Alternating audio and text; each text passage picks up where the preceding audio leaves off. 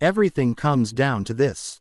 Bella and Edward's final choice will decide their fate, their future, and the world they challenged. Welcome to part 4 of What If Bella and Edward Broke All the Rules.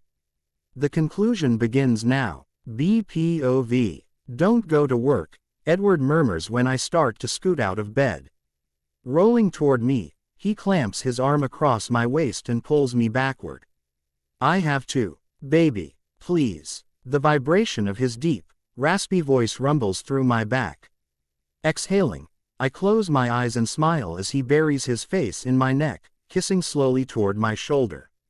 Edward, I breathe. He slides his hand up to my chest, grunting quietly when he skims his fingers across my nipples. God, it all feels so good. His lips, his warm breath on my skin, his fingers now spread wide across my lower abs, holding me in place as he pushes his hips against mine. There hasn't been any of this since Christmas Eve, which was only 2 days ago, but they were 2 very long days spent at Carlisle and Renesmee's. We got back to the condo after midnight both nights and went straight to bed to sleep. It's Friday. You're not even supposed to work on Fridays, he reasons. I told you, Jess is out of town. I explain as I roll over. Besides, you're working, too. He grins lazily at me and I suddenly realize that looking at him might have been a mistake. He's ridiculously handsome. Messy hair, unshaven jaw, piercing green eyes. I reach forward to scrape my knuckles over the stubble on his chin. Not till noon, and training the new bartenders will take 3 hours, tops, he replies.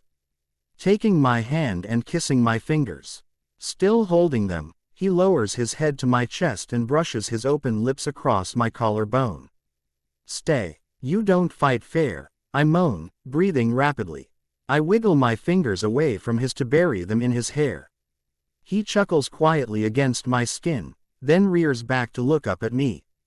Ballerina, I've been in fights before, he responds, gliding his fingers slowly along the neckline of my tank top. This is way better than fighting. He slides his hand down to cover my breast, squeezing gently. Arching my back slightly, I push myself farther into his hand as he circles my nipple with his thumb. Stay, he murmurs, kissing my chest again. I can't but I want to. Oh, God, I whisper, breathing hard. Compromise, he asks, rolling me onto my back and lying between my legs. He rocks slowly, gently against me. Give me 15 minutes, then I'll make coffee while you shower. I'll even drive you to work. I'll be late, I protest, trying to talk while he's kissing me. But I already know I'm going to agree even if it means I don't get to work on time. I drive fast, he retorts, smiling against my lips. You won't be late. MMMKAY, I mumble. Then giggle when he kisses me eagerly. It only takes a second for my amusement to fade and be replaced by desperation as I pull at his clothes. Edward is more patient, taking his time, kissing the skin he uncovers on my stomach and my breasts until I'm writhing underneath him. Finally, when there's nothing between us, he props himself up on his elbows and pushes into me unhurriedly, keeping his eyes on mine. As we move together, I keep watching him, wrapping my arms around his chest as he shifts higher, his pelvis pressing my clit with every stroke. Ah, I breathe, arching up to kiss his neck. When I lie back, he increases his pace and my hips jerk uncontrollably as I come, digging my fingers into his back. Oh God, Edward. Jesus, baby, he groans, thrusting faster until he comes. Gently, he collapses on top of me and I feel his fingers, his lips in my hair. I tighten my arms around his chest, smiling against his skin as my heart rate slows. He pulls out of me and rolls to the side, grunting quietly and chuckling as he looks at the clock on his nightstand. 12 fucking minutes. Shit, that's embarrassing, he grumbles, but he's smiling as he reaches for me. Amused and glad that we have a little time to lie here, I scoot toward him and rest my head on his shoulder while he glides his fingers up and down my back. Isn't this better than working? Laughing, I place a kiss over his heart and slide my leg between his. Of course it is, but I have to go in today. Arrow already made a big deal about letting me have the day after Christmas off out of the goodness of his heart. Arrow doesn't have a fucking heart, he mutters, stilling his hand. Do you want to talk about what's going on with you and Arrow? I ask the question quietly, afraid it will upset him. We haven't talked about it for several days, but each time we do, he cusses and abruptly changes the subject without telling me much. Nothing to talk about. I made a fair offer. He's being a dick. End of story. He sighs heavily, then resumes stroking his hand up and down my back. He won't even discuss it. He said he'd think about it, but he's fucking lying, he seethes. No. That he knows I want to buy the buildings, he won't even consider it. I hear Edward's heart pick up speed under my ear. I tilt my head back to look at him, then frown when I see that he's scrubbing his other hand across his face. He's either upset or he's hiding something. Edward, I begin. Ballerina, I really don't want to get into this first fucking thing in the morning, he says, lowering his hand, pleading with his green eyes.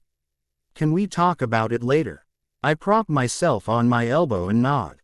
Sure, I answer, but I'm disappointed that he won't tell me, almost as disappointed as I am in myself that I'm not completely honest with him about Arrow. He lifts a hand to my hair as I lean down to kiss him. I have to get up. What if I cook breakfast, too? Will you stay then? He asks, SMIR. King slightly now that we're off his least favorite subject. No, I answer reluctantly, dragging my hand across his upturned lips before I roll over and sit on the edge of the bed.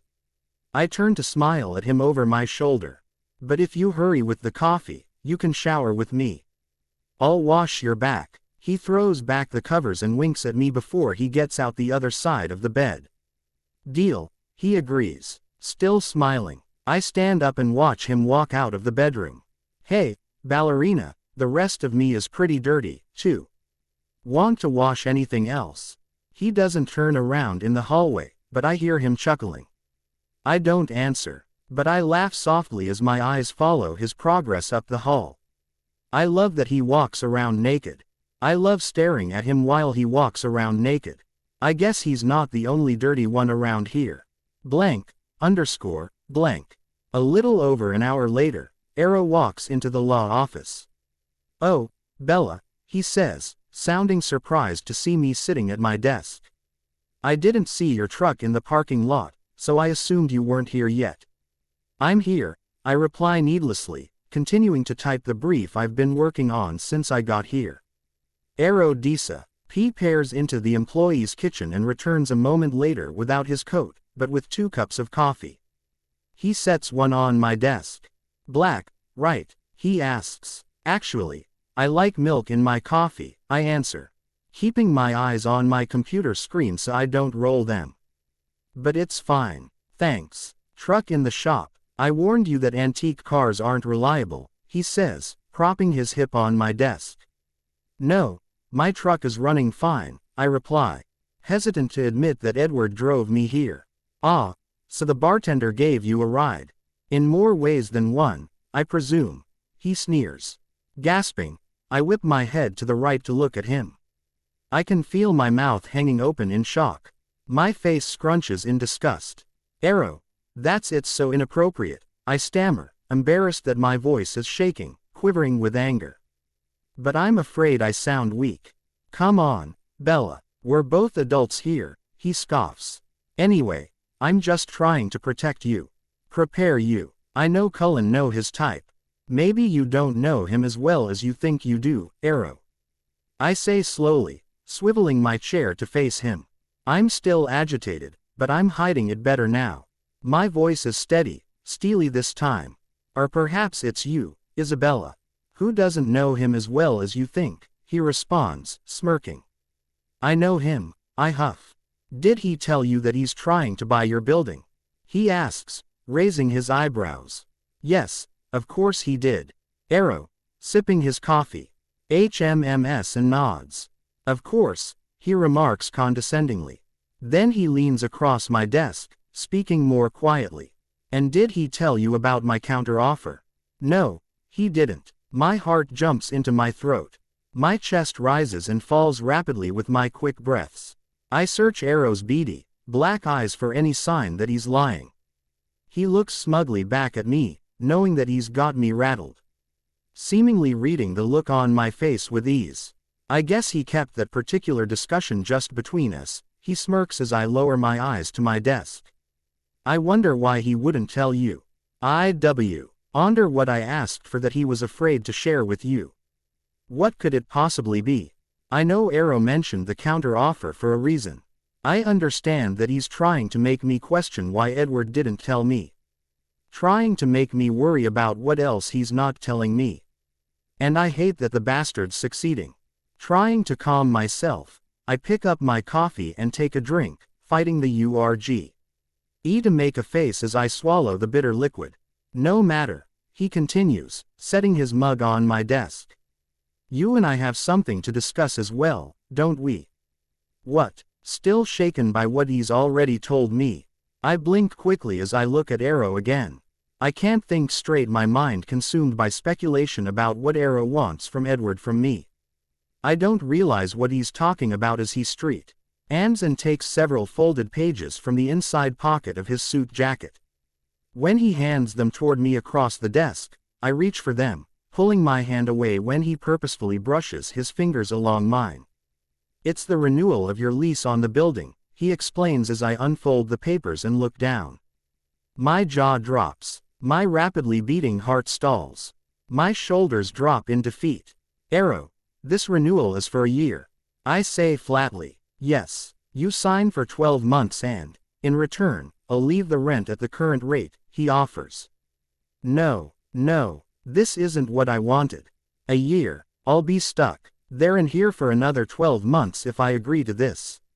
But we talked about a 6-month extension, I reply, still dumbfounded. Why am I so shocked? I know what kind of man Arrow is and I have expected something like this from him. I assumed you'd jump at the chance to freeze your rent for a year, he replies. I'm doing this as a favor for you, Isabella. I've had several other inquiries on the property. As I scan the language of the contract, he walks around my desk. I don't notice what he's doing until he's standing directly behind my chair. Startled, I jump when he leans down over me, resting his palms on my desk and trapping me between his arms. His chest presses against my back as he looks over my shoulder, his face so close to mine that we're practically cheek to cheek. I drew up the lease myself, he says, turning his head slightly, his coffee breath fanning my face. Of course, if the terms aren't to your liking, I'd be willing to discuss other options with you. What kind of options? I asked hesitantly. Why don't we go somewhere private this afternoon? I'm sure we can come to a mutually, pleasurable conclusion, he answers. Arrow, I'm not sure what you're suggesting, I lie, swallowing loudly. Our conversation is interrupted by the ringing of the phone, thank God.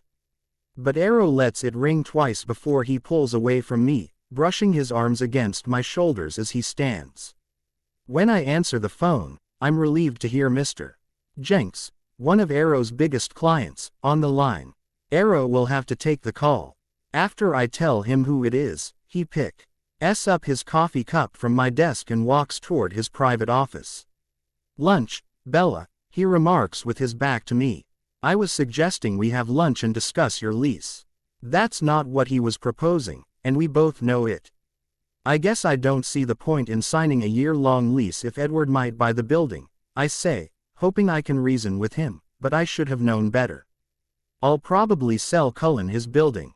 But I don't think I want to sell the one you're leasing. I believe that building can be very profitable for me, he replies, stopping in the doorway and turning to face me. We'll leave for lunch at noon. He shuts the door softly as I stare at it in open-mouthed revulsion. Oh, my God, what am I going to do? Blank. For the rest of the morning, Arrow is all business. He doesn't have much choice since there are clients in the office most of the time. He doesn't say anything else inappropriate. He doesn't even talk to me except to ask me to bring him a file. But I watch the clock creep toward 12 o'clock with a knot in my stomach, a throbbing in my temples. I can't concentrate on my work and find myself reviewing the same page of the brief over and over. After Arrow's last client of the morning is gone, he appears in his doorway, leaning casually against the frame. "Ready, Bella." Panicking, I glance at the clock. It's not noon yet. My heart hammers in my chest as I try to think of a way to stall. Let me finish this paragraph," I mumble, pretending to be engrossed in my work. I sigh in relief when the office door opens a few seconds later and my guardian angel appears in the flesh. "Surprise, B. I brought you lunch," Alice calls as she comes through the doorway. She freezes, feigning surprise when she sees Arrow beside my desk. "Oh, hi, Mr. Volturi." "Hello," he says, not able to recall her name, I'm sure, even though Alice has been here several times. Alice Whitlock," she says as she sets down the takeout containers on my desk. "I'm sorry I didn't bring you anything, Mr. Volturi. I assumed you'd be off spending time with your wife and children for the holidays." She says it sweetly, giving no indication that I texted her this morning and begged her to be here with lunch before noon. Arrow glances toward me, and I can see by his expression that he's suspicious about the timing of Alice's arrival. But he's also smart enough not to make a scene in front of her. He curls his lips into a smile as he looks at her again. "No rest for the weary," he replies. "Or the wicked," she asserts, laughing lightly. Her wide eyes and innocent tone allow her to get away with the remark, but I see the way his lips tighten. He knows her words were aimed at him. "Would you like half of my cheeseburger, Mr. Volturi? It's from the full moon. It's huge." She opens the styrofoam box to prove it. He leans forward enough to see the burger, then wrinkles his nose in distaste. "No, thank you. I have work to do." He glares furiously at me before he strides into his office, turning to rake his eyes over me again as he shuts the door with a controlled, soft click. Alice pulls up a chair in front of my desk and sits down. "Spill," she whispers. "Not here," I answer as she sets my lunch in front of me. I look down. It's a BLT with fries. Almost every Friday I eat lunch with Edward at the bar, and almost every Friday I order this. He laughs at me when I pretend to look at the menu before ordering the usual. "You didn't see Edward at the full moon, did you?" "As a matter of fact, I did," she answers, keeping her voice quiet. "He made your lunch himself." Closing my eyes, I swallow and close the lid on my sandwich. I'm too nauseated to eat. "Do I need to stay here the rest of the day?" she asks, her tone low and somber. I shake my head and open my eyes to meet her deep blue gaze. "No, Arrow has appointments all afternoon. He'll leave me alone, and Edward is picking me up at 4. We both turn our heads as Arrow's office door opens. "I'll be back for my 2 o'clock, he barks, not looking at either of us as he stalks past. I want that brief finished and on my desk. Before I have a chance to answer, he's out the door, shutting it soundly behind himself. Once he's gone, Alice demands to know what's going on. I struggle to keep my eyes on hers as I relay what Arrow did, what he said, how he said it. After I've told her everything, she sits still, blinking slowly at me for an entire minute. "You have to quit, B," she finally whispers. "I can't. You can live off the other money," she urges, but I cut her off. "If I quit right now, there's no way Arrow will sell either of the buildings to Edward," I say, looking down. "He'll refuse just out of spite. Edward won't give a shit about that. But he should," I argue. "It's his business. He's dumped a lot of money into finishing the upstairs bar. I think I can outsmart Arrow. I just need to figure out how." "Bella," she warns. "He only did it because Jess isn't here. She'll be back Monday," I say firmly, raising my eyes to meet hers again. This is his pattern. He's not stupid enough to say anything in front of others. And he wouldn't force me to. He doesn't want to go to jail. No, he just wants to coerce you or blackmail you, she says exasperatedly. That's so much better. He's practically a shoo-in for sainthood. She rolls her eyes and slumps back in her chair. Sighing heavily, I raise my fingers to rub my temples. Look, Alice, I know it sucks, but I will find a way out of this without ruining Edward's business. What about Studio B? She asks quietly. It's your dream. I won't give up, I answer, shutting my eyes briefly. But I can move my business without losing much of my investment. Edward can't. What are you going to do about the lease? Won't Arrow be tipped off if you don't sign it? I don't know. I have to think about how I'm going to handle it. I dip my head slightly, looking at her from under my brow. You can't tell Edward about any of this. I know I can't, she retorts. That's your job. As soon as they work out a deal for Edward's building, I'll tell him. I'll quit working here, I insist. Edward's going to be so hurt, so mad that you didn't tell him, she says, looking at me sadly. Don't wreck what you two have going, B. Not over an asshole like Volturi. I won't, even as I say it. I'm not sure if it's a promise or a prayer. Blank, underscore, blank. I look nervously at Arrow's office door and wonder if I should interrupt. Since Claire Orc barged her way into his office and slammed the door 20 minutes ago, the volume of their conversation has steadily increased. Claire is the opposing counsel in Arrow's biggest case and has been here twice in the last couple of weeks trying to work out a settlement. Judging by some of the curse words I've heard through the door, I don't think they're close to an agreement today. But just as I start to get up, the door opens and Claire steps out, turning around to grasp the doorknob. Arrow Volturi, you have no shame, she says, her voice low and full of venom. You are a cold-blooded, cocksucking weasel. Someday you'll get what's coming to you. I only hope I have a ringside seat for the show. She pulls the door closed, rattling the frosted glass pane. Clearly agitated, she huffs out a breath as she walks toward me. She sets her briefcase down in front of my desk while she puts her coat on. Sorry, Bella, that boss of yours is such a snake. I shouldn't let him get to me, but he's just so aggravating, she says. Why do you work for him? Smiling sardonically, I shrug, hoping for one of those ringside seats. She chuckles lightly. You let me know if you ever think it's showtime. She picks up her briefcase and starts to walk toward the door. I bite my lip nervously, wondering if the crazy idea blossoming in my head is a good one. Before I lose my nerve, I speak up. Claire, I say quietly, waiting until she turns around to continue. Would you like to have coffee sometime? She studies my face intently, then slowly nods. I have court Monday morning, but how about Tuesday?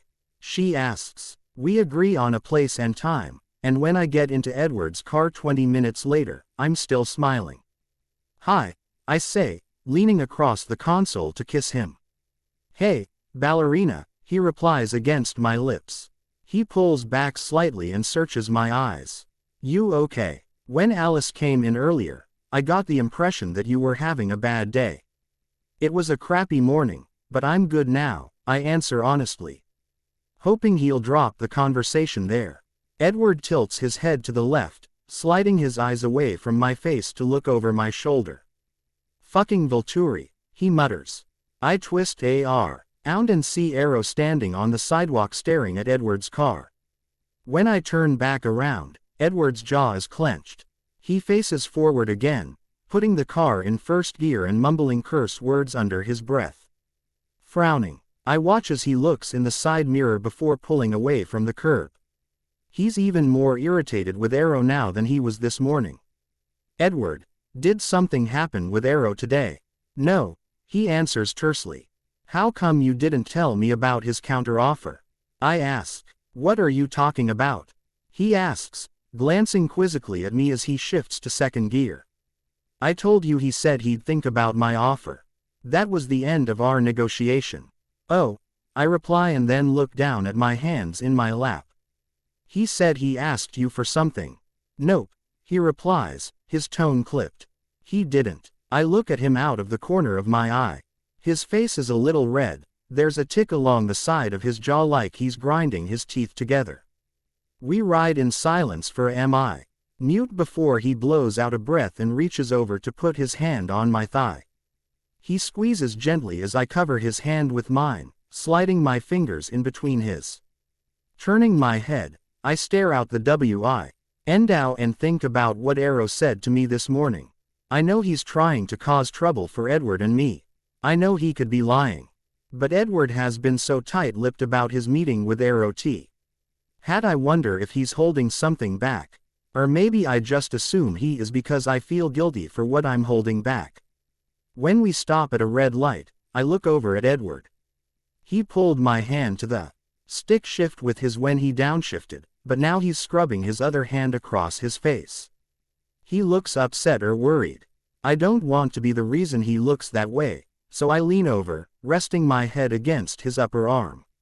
He kisses the top of my head, and then accelerates when the light turns green. I believe you, I say quietly, and it's almost true. Blank. I wait anxiously in the booth of the coffee shop Tuesday morning, watching the door and absently stirring my coffee with a spoon. Claire should be here any minute, but she's not the one I'm watching for. It's Arrow. When Claire suggested meeting for coffee at this place, I readily agreed. But yesterday, I began to worry that meeting her in the diner on the same block as Arrow's law office could be reckless. If he saw us, I think he'd be angry. Then again, screw him. I can talk to whomever I want, and maybe it would make him nervous to see that Claire and I are friendly. Either way, it's making me bite my lip and wonder if this was a mistake. Since Friday, I've been in a near constant state of unease. Even though neither Edward nor I mentioned Arrow again after the uncomfortable conversation in his car. It seemed to hang between us the rest of that night. By Saturday, things with us were back to normal, but I had flashes of heart-pounding, stomach-clenching anxiety throughout the weekend. I need a plan and I need it fast. While I'm still watching the door, I see Claire come in. She smiles slightly when her eyes land on me and she makes her way toward the table. We exchange hellos and talk stiltedly about the weather for a moment until the waitress brings her a coffee and a cinnamon roll. "You're so tiny. You probably never eat anything like this," she declares as she spreads a napkin on her lap. "I do, too," I insist with a smile. "But I'm not very hungry this morning. Do you have big plans for tonight?" She asks interestedly. "Please say yes. My husband and I haven't been out for New Year's in 3 years ever since we had kids. I need to live vicariously through someone." We both laugh as I nod. "Yes, my boyfriend owns a bar, so we'll be there," I explain. "He's working, but we're having a band and my best friend will be there with me." We talk for a few minutes about the bar, then she asks me for the name. "I've heard of that place," she says, pursing her lips a little. "Doesn't Arrow own that building?" "I think he's the one I heard about it from." "Yes, and he owns the building next door where my dance studio is," I respond.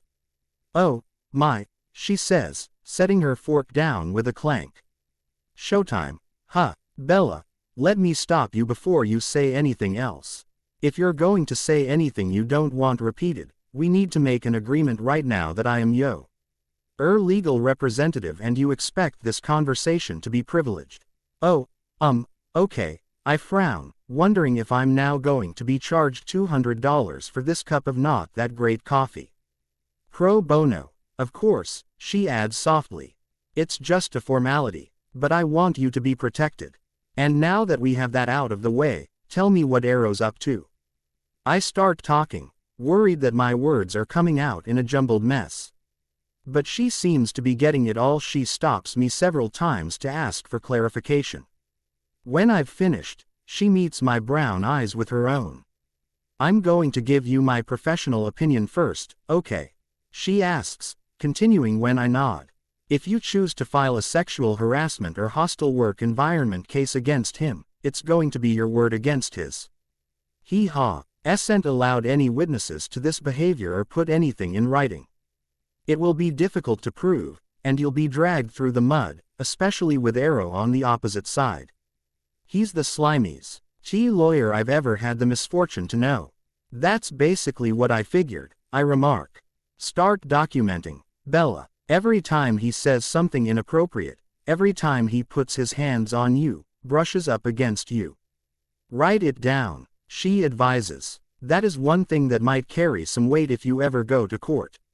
Okay, I'll do that, I agree. Now, for my personal opinion. You need to get out of there as soon as you can. She says, leaning forward across the table. You give it a month or two, but if there's no movement on the building sale, quit. Okay, I answer. What about the lease he wants me to sign? Sign it. I can get you out of it if I have to, she shrugs. Arrow is nowhere near as smart as he thinks he is. He's devious though, don't underestimate that. I won't, I reply, relaxing a little since I feel that I have an ally who's on equal footing with Arrow. Now, can we talk about something else? I have to leave in a few minutes, and I really do like you, Claire. This asking you for coffee wasn't just about Arrow. For me either, Bella, she smiles. For the next 15 minutes, neither of us mentions him. And by the time we leave the diner, we've ratted cell phone numbers and plan to have coffee again next week. Same time, same place. I ask as we part ways on the sidewalk outside. Sounds good, she agrees. And Bella, I expect to hear all about your New Year's kiss, so you'd better make it a good one. I intend to, I laugh, hugging her when she moves toward me. As I turn away to walk down the block to the law office, I feel light-hearted for the first time since last Friday. I still don't know if I'll be able to outmaneuver Arrow, but now I think I have a chance. Blank. It's almost 12 hours later when I open the side door of the bar and stop short as I run into a solid wall of people. It's even more crowded than it was for the Halloween party. I smile widely, knowing that Edward will be pleased with the turnout. Bella, Alice chides, bumping into me from behind. You can't do that, sweetheart. I don't think she had a choice, Jasper says loudly, able to see over both of our heads. I push my way in a few feet, craning my neck toward the bar. In the dim light, I find Edward, smiling, working. I keep my eyes on him for a few seconds, but he's busy and doesn't look my way. Oh, my God, it's about fucking time, Rosalie yells, pushing through the sea of people to get to us. Hi, Rose, I say loudly as she appears in front of me. Come on. She latches onto my wrist and turns back around, ordering people to move out of her way. I reach behind me for Alice's hand and pull her along, too. I had a hell of a time holding this table. She leads us to a table for 6 in the middle of the bar, not too far from the dance floor, but still close enough to the bar that I can see Edward. Or I would be able to if there weren't so many people in the way. I don't think there's going to be much table service, Rose announces, but I'll have Edward bring you beers to get you started. Thanks, Rose, I smile, turning to hug her. Happy New Year. Yeah, I'll be happy in about 6 hours when we close, she laughs. Returning the hug, I'll watch for Jake and Leah and send them this way. When Edward approaches soon after, I stand up to hug him. I haven't seen him since I left the condo early this morning to meet Claire. Hey, ballerina, he says, smiling at me as he sets a bucket filled with ice and beer bottles on the table. He kisses me quickly before wrapping his arms around me to pull me in close. You look great. Thanks. You, too, I whisper in his ear. You know those are my favorite boots, he breathes in my ear, sending a tingle down my spine. Yeah, I know he likes the motorcycle boots. Alice had a little fit when I wouldn't wear the spiky heels she picked out for me, but Edward comments on the boots every single time I wear them. And I think they look good with my dress. Even though Alice was mad about that, too. No matter how many times I tell her that tight dresses covered in sequins aren't me, she insists on trying to get me to wear them. I know, I reply, arching back to look up at him. He bends down to kiss me again. Hey, hands off my sister. Pulling away from Edward, I turn to look at Jake and Leah. You're not my brother, Jake, I protest, laughing.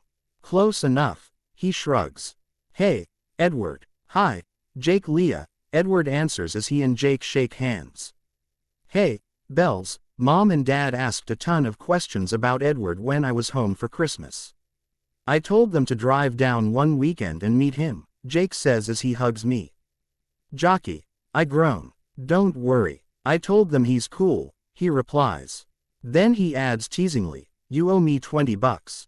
Shut up, dork, I chuckle, punching his arm playfully when I pull away. Beside me, Edward is laughing, too. I need to get back behind the bar, he says, turning toward me. But I'm only working till 11:30. Emmett and Rose will take over after that. Really? I ask excitedly, reaching for his hand. How did you get them to do that? They owe me. When they first got together last New Year's, they locked themselves in my office for almost an hour and left Lauren and me alone tending bar, he says with a smirk. This is my reward for not firing their asses. I smile against his lips as he kisses me again before he walks away. We sit at the table drinking for the next hour and a half. As soon as the band starts, Alice, Leah and I grab our beers and get up to dance, leaving Jasper and Jake at the table. You guys have to save me at midnight, Leah says loudly, leaning close to Alice and me so we can hear her over the music. Jake wants to go to the car and have sex. Oh, God, I love car sex, Alice moans, grabbing Leah's arm. Why don't you want to? In the parking lot of a bar. I don't know, she shrugs. It just seems cheap or hot, I add, then clamp a hand across my mouth. Both of them turn to look at me. Are you drunk, Bella?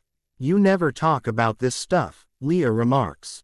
Yeah, she's definitely tipsy if she chimes in, Alice grins. Fess up, sister, Leah demands. I want to hear about sex with the beautiful one. She pauses to take a drink of her beer. It's good, I say. Good, she asks, eyebrows up, beer down. Yeah, it's great, I nod. Shit, I think I'm drunk. I can feel my brain pushing me to tell them how I really feel and I know I'll regret it later.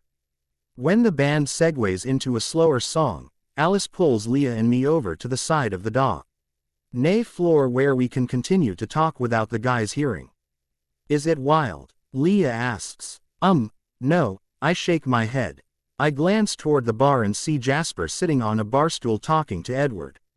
Edward is leaning on his elbows, his head bent across the bar. Have you tried all the positions in that booklet we got the night we went to Whispers? Alice laughs, drawing my attention back to the conversation. No, I repeat. Pretty much just the one, position. Hold up. Edward motherfucking Cullen, with the reputation he has, is the missionary man. Alice wraps one arm across her waist and bends forward to laugh. Don't laugh. The sex is good. It's very sweet, very gentle and mostly very horizontal, I admit. God, I sound like a bitch. No, B, I get it, Alice replies, squeezing my arm. Jasper did the same thing. It's like they get some reformed man-whore disease. Really? I ask hopefully. Alice's statement makes me feel better because she tells me all the time about how great their sex life is.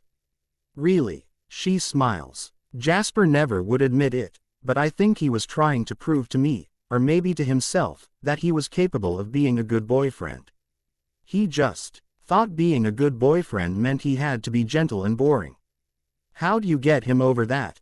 Leah asks. Lingerie and dirty talk. Worked like a charm, she shrugs. And then, because she's Alice, she overshares. That night we had the most wild earth-shattering I think I could die from pleasure sex. She sighs and holds her cold beer bottle against her forehead. Leah glances over at our table where Jake is sitting alone and sighs. I turn toward the bar and see Edward looking back at me. I smile but he doesn't. I can't read the expression on his face. He doesn't look mad, but he's definitely not happy. Bella, don't be upset about the sex, Alice scolds, tugging on my arm until I rip my eyes away from Edward's and look at her. I'm not, I mumble. But I'm completely unsettled by the look my boyfriend was just giving me. I lift my beer and drink the rest of it down, then follow when Alice starts to walk toward our table. When I turn to look at Edward once more, his attention is back on Jasper. Shots, Leah exclaims when we get to the table. Rose brought them for us. Drink up, Girls. To mind-blowing sex. Alice yells, raising her plastic shot glass high. Even Jake will toast to that. And we drink the shots at the same time. It doesn't take much prodding from Alice for me to do another. When Alice and I weave our way through the crowd 20 minutes later, Jasper and Edward aren't where I last saw them. Where'd they go? I ask Alice, stopping and swaying slightly on my feet. I don't know, she says, stopping and swaying slightly on her feet. Wait, is she swaying or am I swaying? Not sure. Come on, Bella. The bathroom line is gonna be so long and I really have to go. She's right. We have to wait a while for our turns, and when I come out of the bathroom, Alice isn't in the hallway. I guess she didn't wait for me.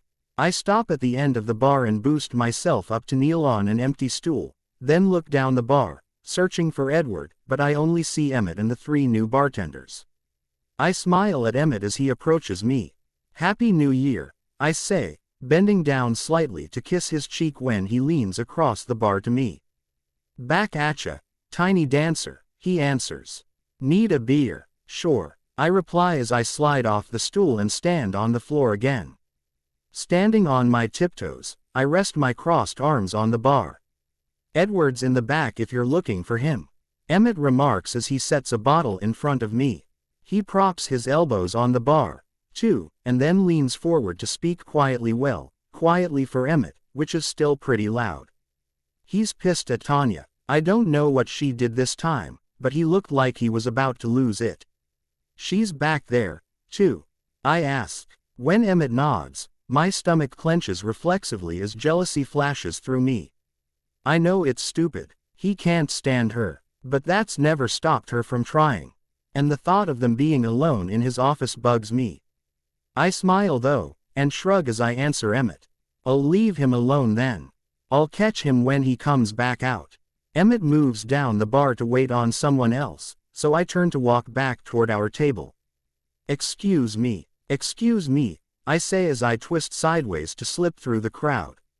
I'm not really looking at the faces I pass, intent on getting back to my seat, so I'm surprised when someone grabs my upper arm and says my name. His grip is tight and stops my progress immediately. I stumble backward a step, causing some of my beer to slosh out the top of the bottle and onto my chest. Hey, I turn to the right to face the grabber. It's James.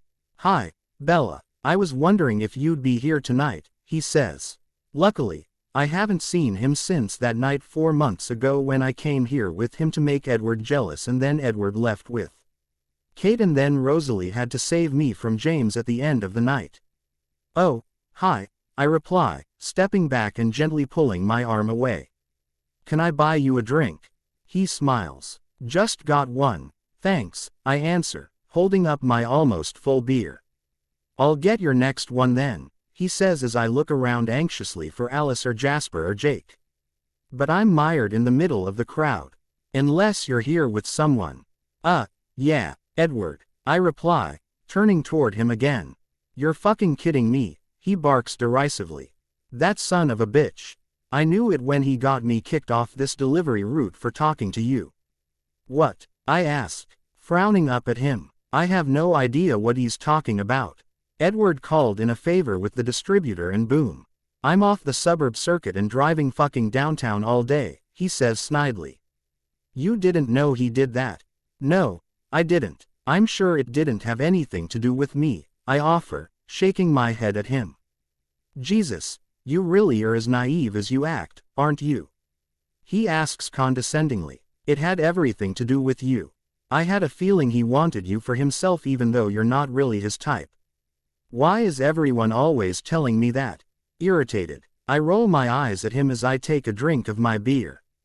There, he says, lifting his chin in the direction of a tall, blonde woman standing nearby.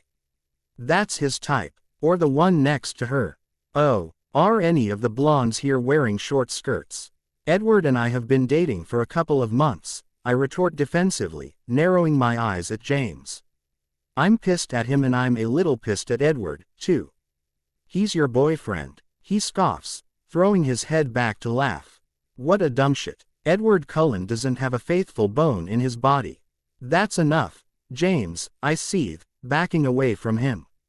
I'm not going to stand here while you insult Edward.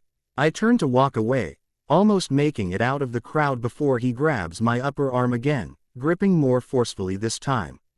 I wasn't insulting Edward, sweetheart, he says when I face him, yanking my arm from his fingers.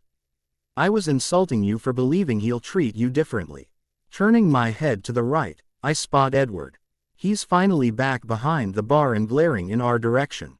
Okay, asshole, it's time for you to move away from her before my brother sees you, Rose interjects, pushing her way between James and me. I don't interrupt to tell her that Edward's already watching. Go, Bella. When I turn toward the bar, Edward is talking to Ben, one of the new bartenders. Immediately, Ben looks at where Rosalie and I are standing, then rounds the end of the bar, heading straight for us. Edward is staring at me again. I start walking toward him, and he moves to the end of the bar to meet me. Ben is gonna get James out of here, he says, bending down to speak lowly to me. He won't bother you anymore. I didn't say he was bothering me, I snap. Yeah, he retorts, raising his eyebrows. Well, he was fucking bothering me. Taking a step back, I look up at him, feeling the alcohol-fueled, irrational anger race through my veins.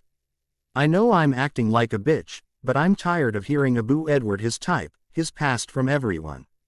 I need to talk to you in private, I say.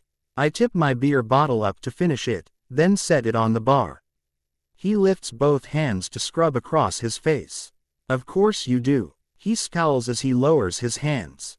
That's exactly the kind of fucking night it's been. Let's get it over with. He leads me down the hallway toward his office, pulling his keys from his front pocket. He unlocks the door and pushes it open, standing aside to let me walk in first. After he follows me in, he kicks the door shut with his foot and walks to the front of his desk, then sits back against it. I stand several feet away from him, arms crossed over my chest. You coming closer? He asks quietly. No. What the fuck did I do, Bella? Is this about James? He asks. When I nod, he continues. He's a prick. Over the last 2 years, he's screwed every woman who's worked for me except Rose. I don't want him anywhere near you. And I don't want you trying to control my life, I remind him. No shit, he retorts. Message received loud and clear. Jesus. He lifts his hands to scrub across his face again. Then stop treating me like a possession, I say through gritted teeth. I don't want to fucking possess you, he says, closing his eyes. He pushes his hands into his hair and shakes his head. Why can't you understand that I just want to protect you? Why can't you understand those things feel the same? I ask. Either way, it's you doing things that affect my life without telling me. Bullshit, Bella, he says as he opens his eyes. His usually bright green eyes are dark and furious. I've seen that look in his eyes before, but this is the first time it's been aimed at me. Don't project all your crap onto me. I haven't interfered at fucking all since you asked me not to. I haven't stepped in with Arrow. Although I should. I can handle Arrow, I reply firmly. You certainly must think you can, he responds slowly, his tone dripping with anger, since you aren't Fu. See King telling me the stuff he's been saying to you.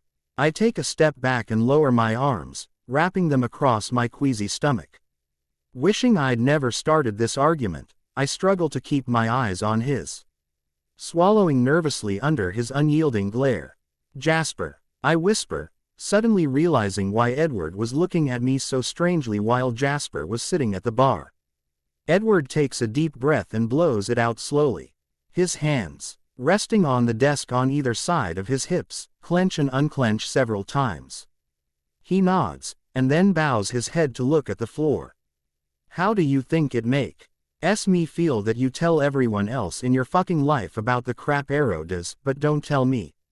He asks, his voice still angry, but quieter. It feels shitty, Bella. It feels shitty to hear it from fucking Jasper.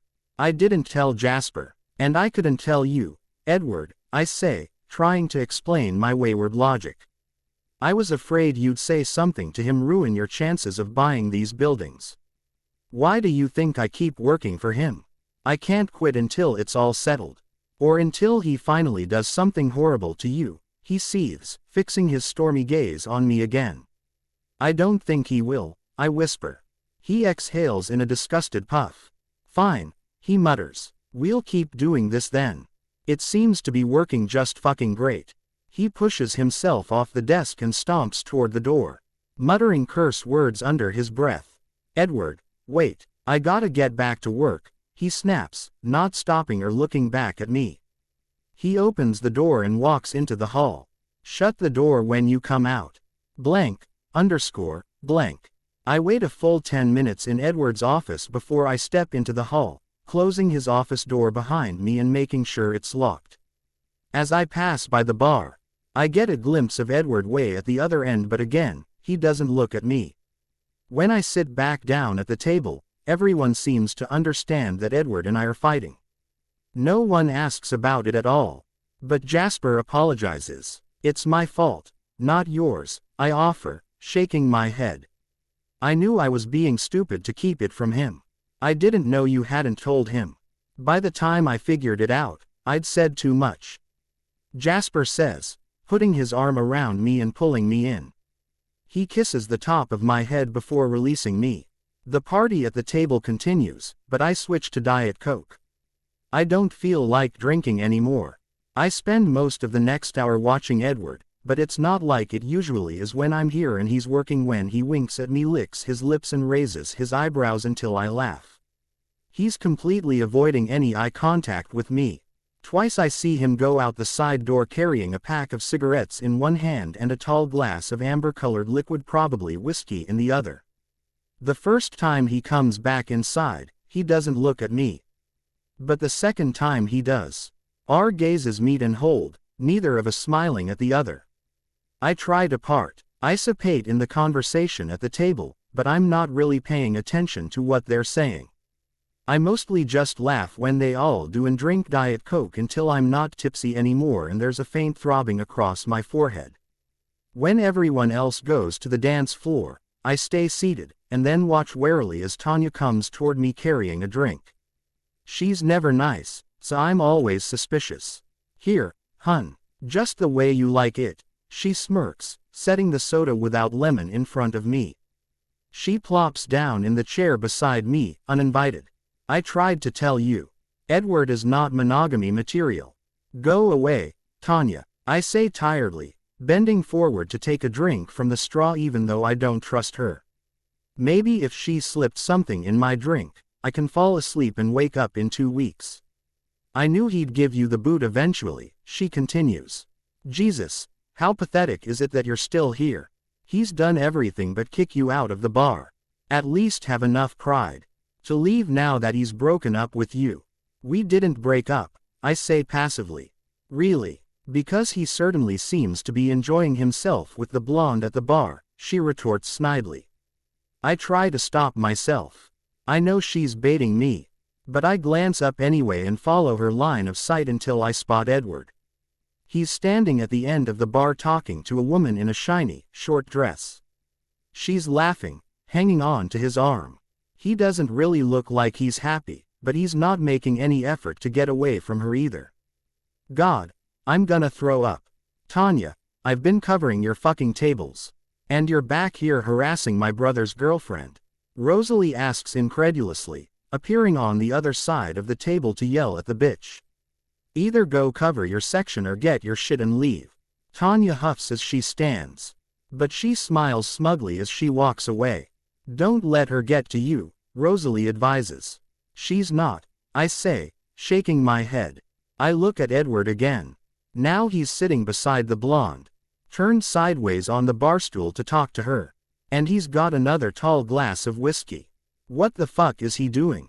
Rosalie mutters when she twists around to look at him.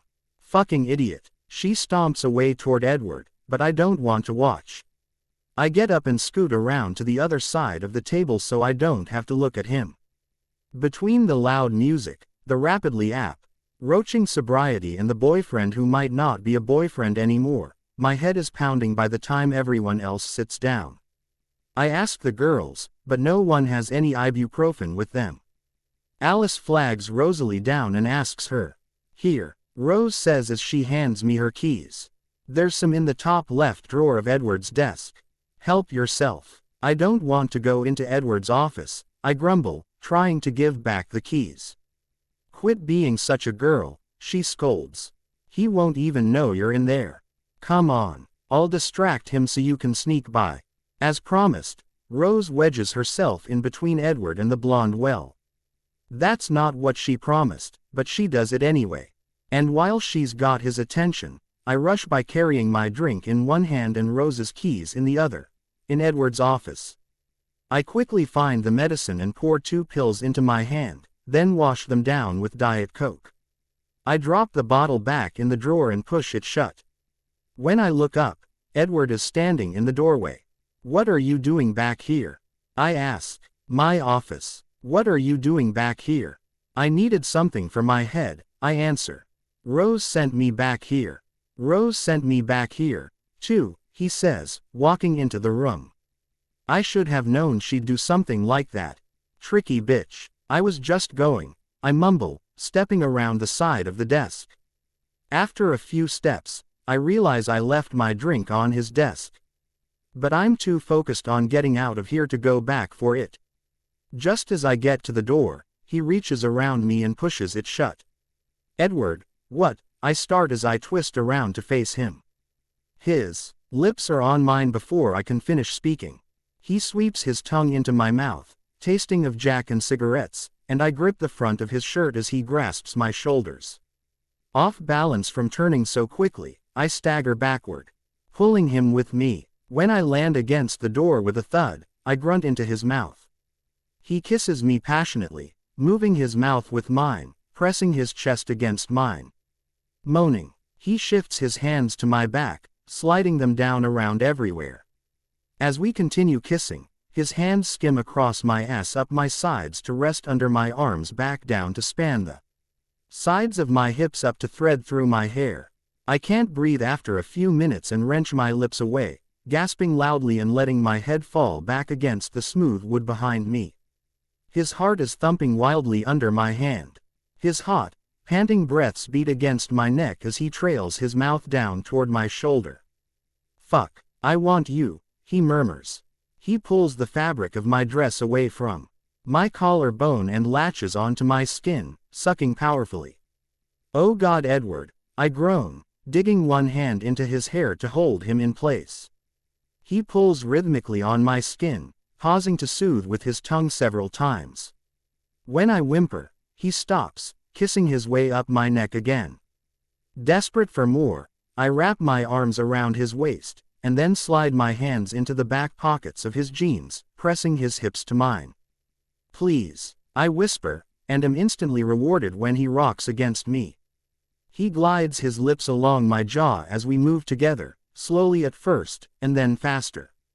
Edward, God. My words are muffled when he kisses me. Fuck, he exclaims quietly, pulling his lower body away. He rests his forehead against the door near my shoulder. I can't fuck, I shouldn't do that to you. Still breathing hard, I take my hands out of his pockets and let them fall to my sides. We stand in silence for a minute before he rears back to look at me, lifting one hand to cup the side of my face. Tracing his thumb along my bottom lip gently. I'm sorry, he says lowly. For what? I ask, fighting back tears. Treating someone like you that way, he says. His eyes are still glazed with lust and alcohol as he looks into mine. I'm sure he doesn't realize that he hurt my feelings, that what he just said implying that he could only have sex in such an impassioned frenzy with someone not like me both offends me and pisses me off. And my head still hurts. Through my haze of pain and anger, I hear the countdown to midnight on the other side of the door, followed by yells of, Happy New Year. Smiling, he leans forward to peck my lips. It's the new year, he says needlessly. I roll my eyes, but kiss him back even though it's not really the kiss I was anticipating getting from him at midnight. Let's go back out and sit with your friends for a while, he suggests. I'm done working. Okay, I agree, trying not to let my face show how upset I am. At the table, I continue to grin. K soda while Edward goes back to whiskey.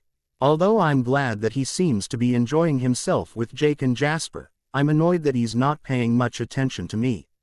Alice says it's the alcohol, and when I think about it, I've never been around Edward when he's been drinking like this. I follow him when he goes to the bathroom later. He's a little unsteady on his feet. When he comes out, he looks happy to see me in the hallway. Ballerina, he smiles, wrapping his arms around me. He holds me too tightly, and then loses his balance, almost knocking both of us down. Edward, I think we should go, I say as I get loose and take a step back. You gonna take me home in your truck? He slurs. I didn't bring my truck. Remember, I rode with Jasper and Alice, I remind him. He nods and I led him back out to the bar. Stand right here, I'll get my purse. He nods again. At the table, I hug everyone goodbye and get my coat and purse, then make my way back toward Edward. But he's not where I left him. Half exasperated, half amused, I keep walking looking. Oh, for the love of God, I mutter when I finally find him leaning against the wall beside the door hugging the same short dress wearing blonde. Newly irritated, I push my way through the now smaller crowd, but the blonde has moved on by the time I get to Edward. Where's your coat? Car, he answers. He gives me the keys. When I ask for them and follows me outside. Once I get him settled in the passenger seat, I get behind the wheel and buckle up. The engine rumbles to life when I turn the key, making the pedals hum under my feet. When I twist around to look behind the car as I back out, I see that Edward's eyes are closed and he's leaning his head back against the seat. My baby is driving my baby, he mumbles, smiling slightly. It would be cute if I wasn't annoyed, but I am, so I roll my eyes and remain quiet. After that, he doesn't speak, and I turn the radio volume down since it looks like he's sleeping. As I pull into the garage entrance of his building, I reach up to get the key card from the passenger visor. He shifts around and opens his eyes. You remember how to do it, baby? He asks groggily as I roll down the window and insert the card. Don't hold it too tight, just slide it right in. Again, I'd probably laugh if I wasn't grouchy. I shake my head and ignore the comment, and then drive inside once the barrier gate lifts. The harsh fluorescent lights shine through the windshield as I turn down the first aisle and drive toward Edward's 3 reserved parking spots against the far wall. Since my truck isn't here, they're all vacant. You're not speaking to me? He asks as I park in the middle space. From the corner of my eye, I see him lift his head and look at me. When I don't answer, he continues talking. His words still slightly slurred. Guess not. Jesus Christ, you're still pissed about James. As soon as I set the brake, I unfasten my seatbelt and let it automatically retract. Turning to face him as the buckle bangs against the window. He cringes either at the sound or, more likely, at the fear that I hurt his car. No, I'm mad that you have a double standard. You were so bugged by James talking to me that you threw him out of the bar, but you were hanging out with that blonde all night, I spit. I can't stand James in general. I'd have thrown him out earlier if I'd seen him, he says. His voice is controlled, but I hear the anger simmering underneath. What fucking blonde are you talking about? How many were there? I fire back, crossing my arms over my chest and leaning against the window. I'm talking about the one with the big boobs and short dress that you were all over every time I turned around. I wasn't all over anyone, he claims, raising his voice. He exhales loudly and slumps back in his seat, pressing the heels of his hands to his bloodshot eyes. If you mean Heidi, she dates the singer in the band. I've known them both since college, she didn't know anybody else there tonight. Well, you didn't tell me that, I declare, still defiant even though it seems a little unfounded right now. Is that something you think you should have known? You think I should have told you? He fumes, lowering his hands and leaning across the console. Now you know how it feels. I fucking hate that you don't tell me anything. Feeling defensive even though I know he's right. I go on the attack, too. I hate that you pull away from me when the way you did in your office tonight, I sputter, fury rising again when embarrassed tears fill my eyes. You always slow it down and act like I'm breakable or something. No, I act like you're important to me. I don't want to treat you like you treated them, the other girls. I ask as I lean toward him. Why don't you want me that way? I fucking do, he yells, reaching for me. He digs his fingers into my hair, sliding them to the back of my head and pulling me forward. I go willingly, crashing my mouth to his, pushing my tongue inside and moving my lips frantically. I don't know how long we kiss this way, breathing heavily as we come together, break apart, then come together again. He drops his hand from my hair, gliding it down my neck, stopping to rub his thumb lightly over the sensitive spot under my ear. When he finally lowers his hand to my chest, I moan and reach for his forearm, digging my nails into his shirt as he grips my breast tightly. He doesn't linger there long though. We continue to kiss as he presses me back into my seat and skims his hand down the front of my body, all the way to my knees. As soon as he slips his hand under my skirt, I shift my legs farther apart, moaning into his mouth while he drags his fingers up the inside of my right thigh. In answer, he grunts as he reaches between my legs, stroking back and forth smoothly over my satin underwear. I clutch his shoulders as he moves faster, driving me closer to the edge, but then he stops. I pull my mouth away and open my eyes to find him staring at me as he works his fingers under the fabric. Gasping, I lift my hips as he pushes into me, barely giving my body time to adjust before he adds another finger, sliding them deliberately in, out. I raise one hand to grip his hair and yank his mouth to mine, resting my open lips against his. He pants into my mouth as I buck against his hand, whimpering when he presses into me and holds still. I want in there, he says hoarsely, pulling his fingers out of me and hooking them in the front of my underwear. He tugs on them roughly. Get these off and get over here. As he sits back and reclines his seat, I slide my panties down my legs and then carefully over my boots. When I turn to look at him, he's pushed his jeans and boxers halfway down his thighs and is lying back, stroking himself. My lips fall open as I watch him, and for the first time, I want to put my mouth on him. He groans quietly as I lick my lips. Baby, you have no idea how much I'd like that. He growls, seemingly knowing what I'm thinking. But I'll never last that way right now. Come here. Gingerly, I climb over the console, steadying myself with one hand on Edward's shoulder and the other pressed against the window as I straddle him. He pulls at the skirt of my dress, sliding his hands inside and up to grasp my breasts. Arching into his touch, I let my eyes slide closed as he pushes my bra out of the way and captures my bare nipples with his fingers. After a moment, he sits up and I wrap my arms around his shoulders as we kiss breathlessly. He leans back slightly to look into my eyes. I'm still pissed at you, he says. I'm still pissed at you, too, I retort, even though I can't remember right now what I was so angry about. Fine, he responds as he lies back against the seat. Lift up. As I raise onto my knees, he pushes his shirt up, and then aligns himself with me. He closes his eyes as I sink down onto him, shifting his hands to the sides of my hips. Oh, God, I whisper, bracing my hand against the window again as he moves me, pushing me up and then pulling me forcefully back down as he thrusts into me. There's no slow, gentle build this time. It's fast, raw, uncontrolled. It's exactly what I want. Letting my eyes slide shut, I listen to the sounds our bodies make as we meet. I concentrate on the feeling of him sliding into me. Jesus fuck, he groans, his fingers digging into my skin. Are you close? No, I whisper, opening my eyes. Fuck, he repeats, louder this time, as he pulls me down and holds still. Lean forward. Okay, I breathe, resting my palms on the seat just above his shoulders.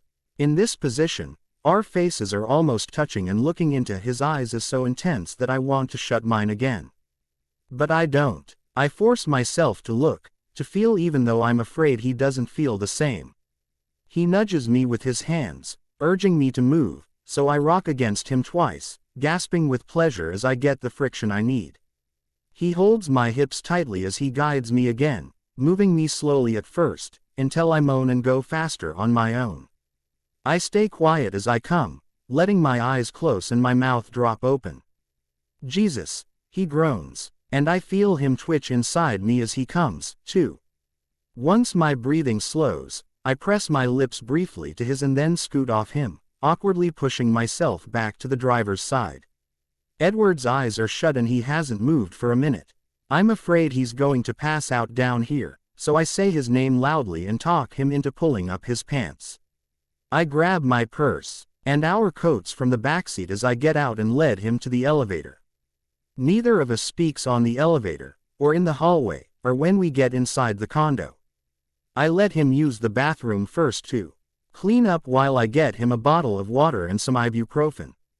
After I get him to take the pills, I tuck him in, and then go to clean myself up. He's lying on his back and snoring lightly when I come out. I turn out the lamp and get in bed, rolling to face him and resting my lips against his bare upper arm. My ballerina, he mumbles. Meir, I'm right here, I whisper, but I push myself up as he wraps his arm around me. I lie back down with my head on his shoulder. Don't leave me. Don't leave, he mutters, his voice growing softer with each word. Okay, I love you, he breathes. Inhaling sharply, I raise up again to look at him, but he seems to have gone back to sleep.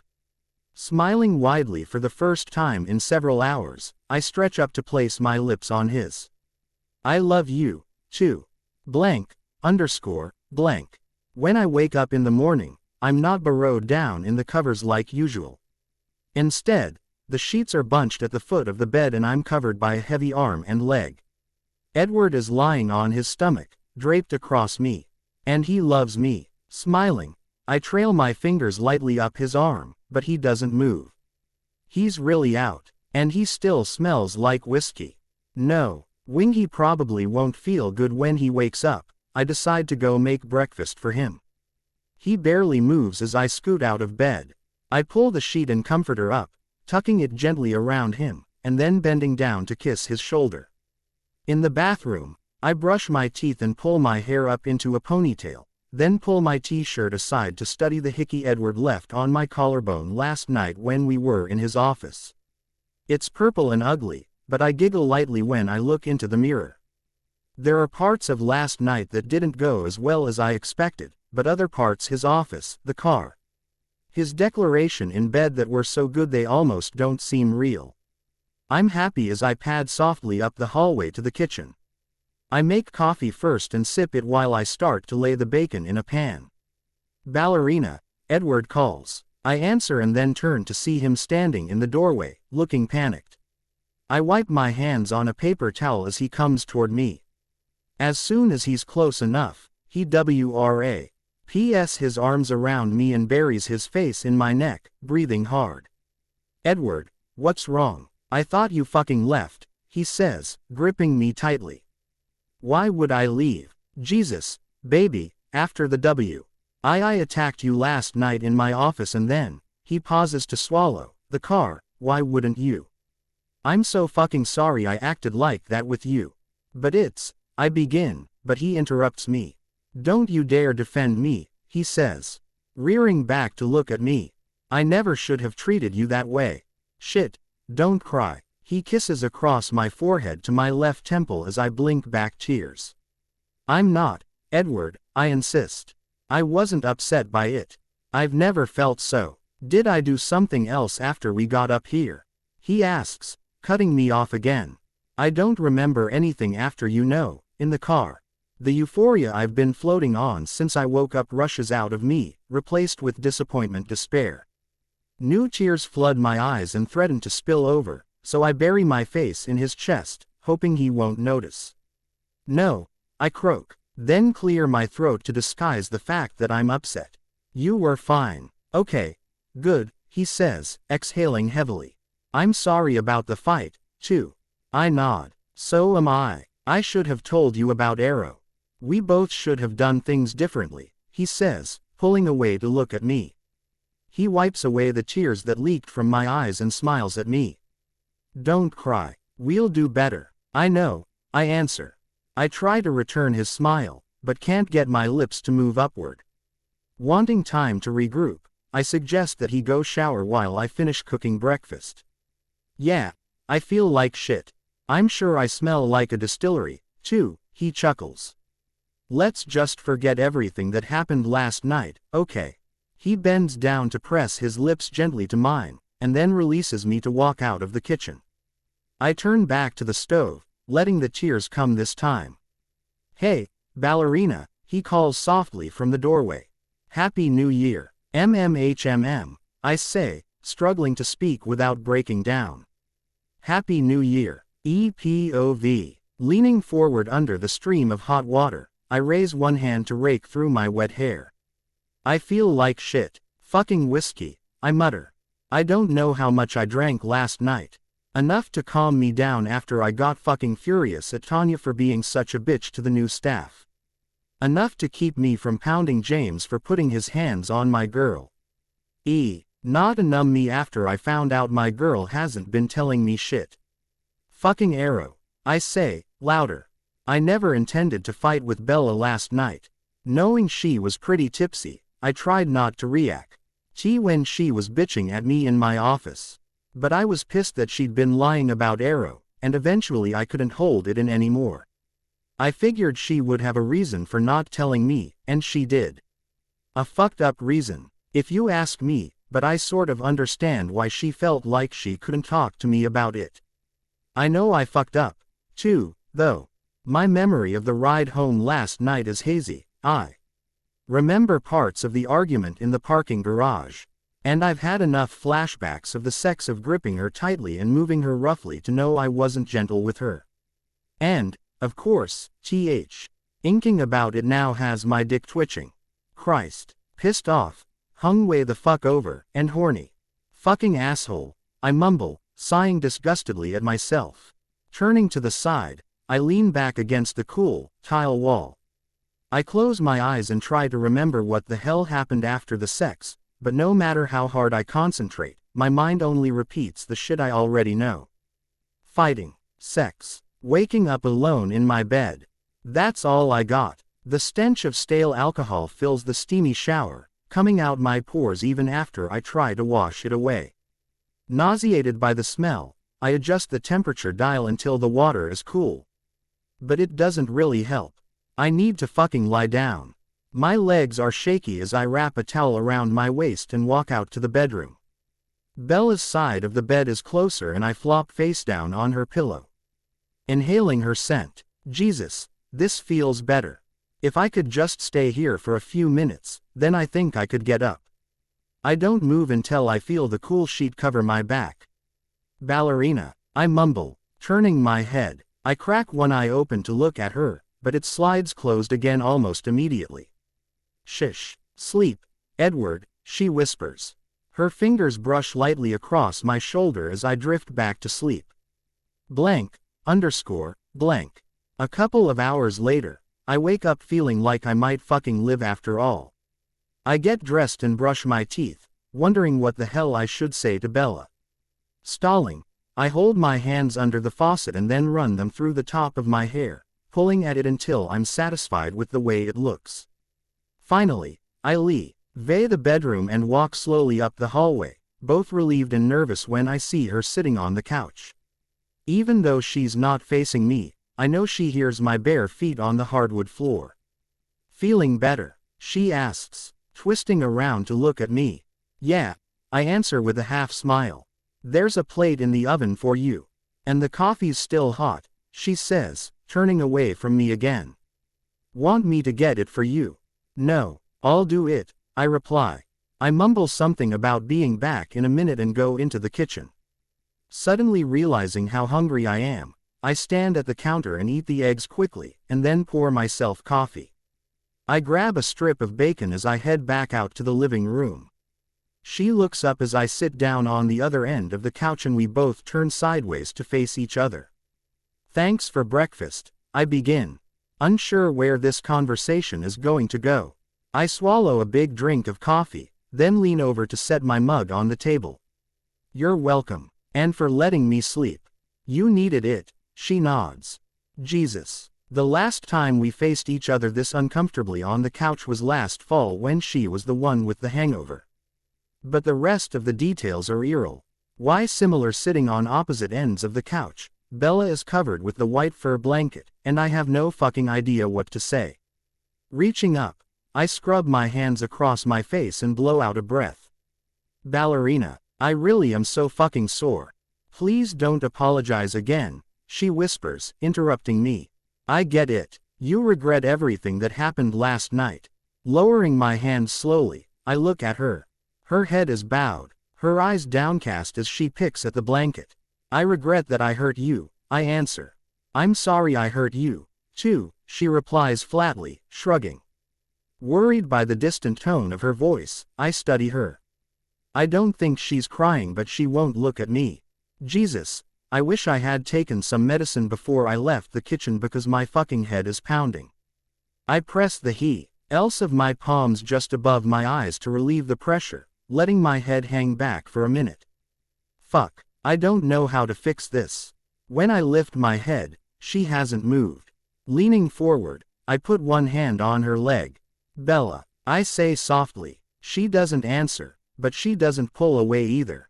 Sliding my fingers over her covered knee, I squeeze gently. Baby, please talk to me. She raises her eyes, looking up at me from under her brow. I don't know what to say to you, she mumbles, her voice quivering slightly. Come here please, I say, holding my hand toward her. As soon as she reaches forward, I close my fingers around hers and tug gently. She lowers her eyes again, but she comes willingly, and I use my other hand to help untangle the blanket around her. As I lie back, I spread my legs apart to make room for her in between.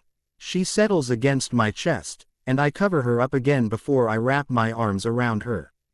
I don't want to think about last night anymore, she whispers. Okay, I answer, kissing the top of her head. I know we need to talk about some of this shit, but I don't want to make anything worse right now.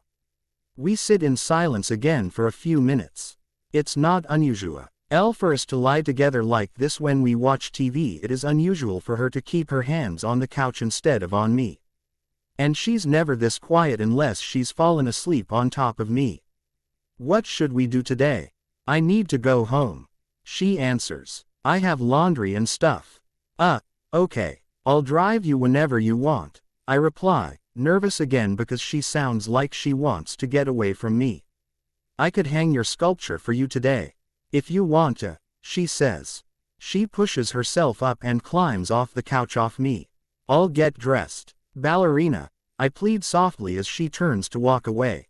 I'll be ready in 5. She answers without looking back at me. Blank. She's quiet during the drive to her plaque. She's quiet as I hang the sculpture.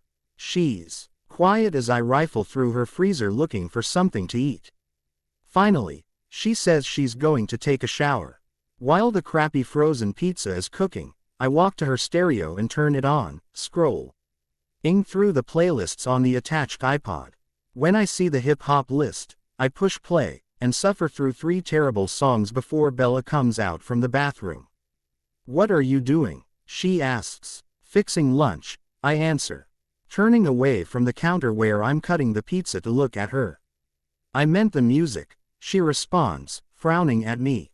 You don't like hip-hop? Not really, no, I shrug, turning back to the food. But you do. She gets plates from the cabinet, and then comes to stand next to me. Someday I'll find a way to make you like it, she insists, reaching in front of me to pick a mushroom from the pizza. She smiles slightly at me as she puts it in her mouth.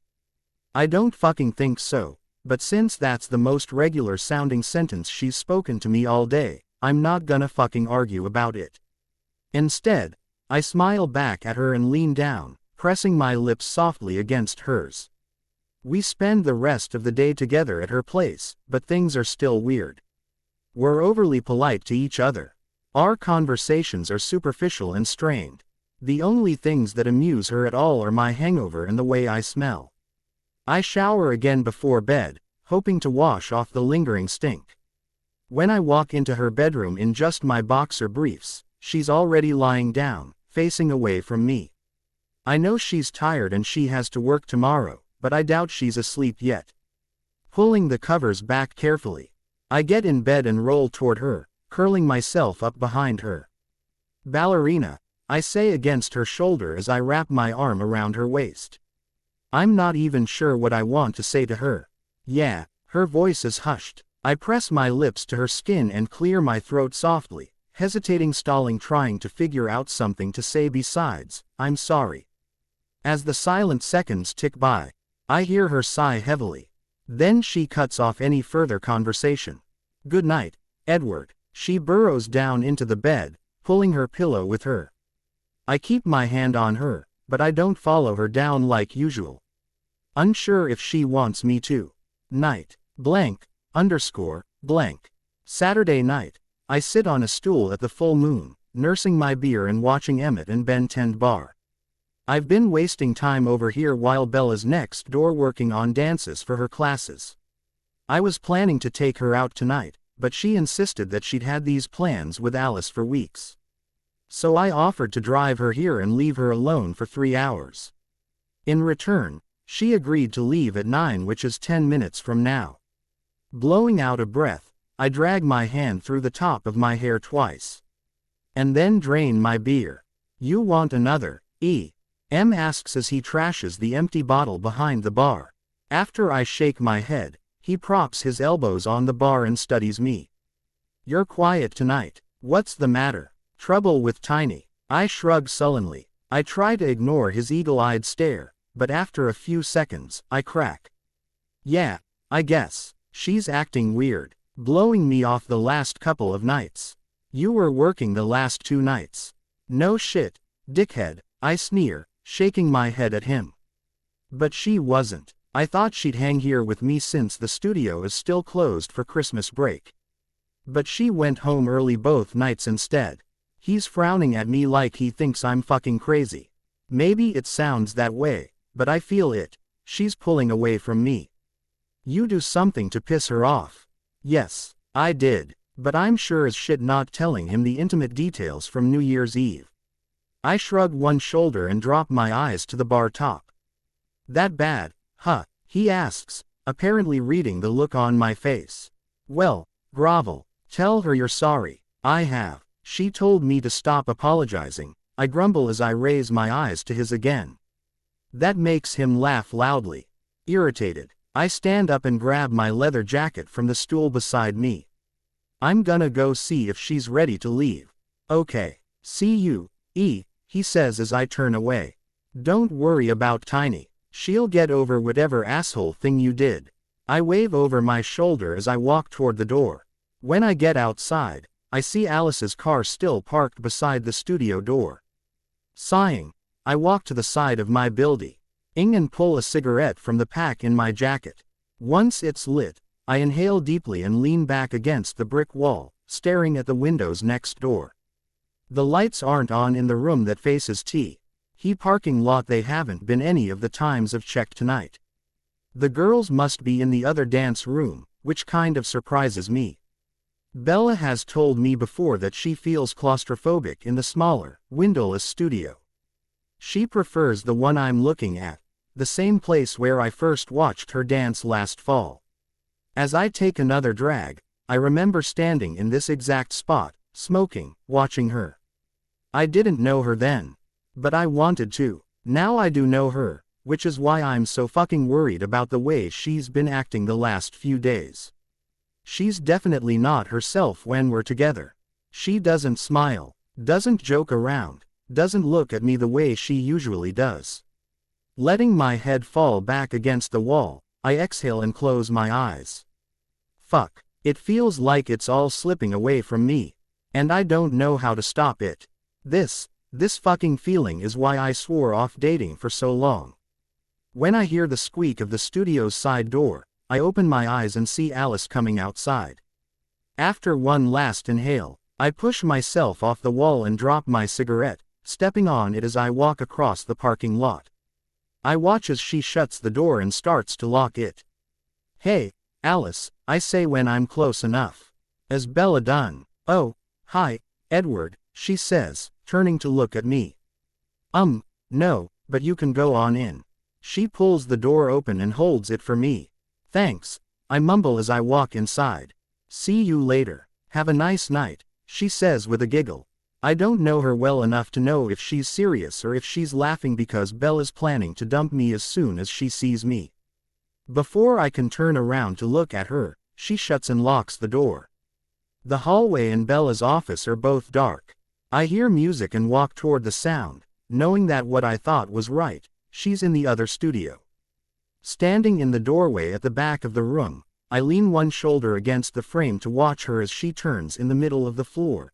The overhead lights aren't on. So the only light in the room is coming from the white Christmas lights still strung across the ceiling. She doesn't stop, but I see her eyes land on me in the mirror each time she faces the front. Spotting. That's what she calls it. Looking at the same thing on each revolution. She taught me that word, too, so she doesn't get dizzy. Hi, she says quietly.